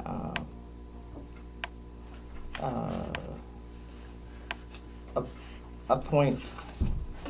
Would you like to be at this That's a next meeting, Friday. or would you prefer not to be? Okay. Okay. Well, I would like to schedule before then, and then I would say if we're gonna do Wednesdays, it's gonna be either the 22nd, would be 2 weeks, What about the 15th? would be 1 week. That's true, it would be 1 week. It would be prior to November 30th, and it would be prior to March 30th. What's going to be on the agenda? New business, plus Because this additional business. the land use moratorium issue, I would prefer to have Guy present for. That's why I wanted it on this week. He's busy next Wednesday. Wednesdays are like the difficult day for me. Yeah. I mean, well, if you think about what every town, probably in the entirety of New York State does, is either the first, second, or third Yeah. Monday, Tuesday, or Wednesday of the Right. meeting, their planning board, their town board, and their ZBA meets. That's why I Right. said it would be genius for a municipality to decide to meet on the fourth Thursday of every month, because they never have a conflict. So I know for a fact next Wednesday I have a meeting. What about Thursday? Why can't we meet on a different day? We I can, don't see any fine with reason me. why. No, I mean, just, next Thursday I appear open. And the Wednesday after that I'm open, because you're past the first 3 Wednesdays of the month. That's the big, that's the big ticket. And Mondays are generally bad too, because everybody does Mondays too. I don't know why. So either the I have 16th. no idea why. 16th or the 22nd. For me, it doesn't matter. Me either. I'm not I going move anywhere. that we adjourn this meeting to March 16. Can you do 16? That's Thursday? Yeah. Yeah. Okay. Second, Second. call the vote. Councilperson Carpenter? Aye. Councilperson Handstein? Aye. Councilperson McGee? Supervisor Ryder? Aye. And that would be 6:30, your usual kickoff? Yeah, we'll do 6:30. And Alice, do you think it would be possible for you to find that resolution that got made that said we would not be, I can find the rest. Oh, sure, I think it would be on, I believe was at the November meeting, if not the October 2016. I can that would be Towards great. the And end, maybe and we can find a resolution so we can get this bill paid at that meeting.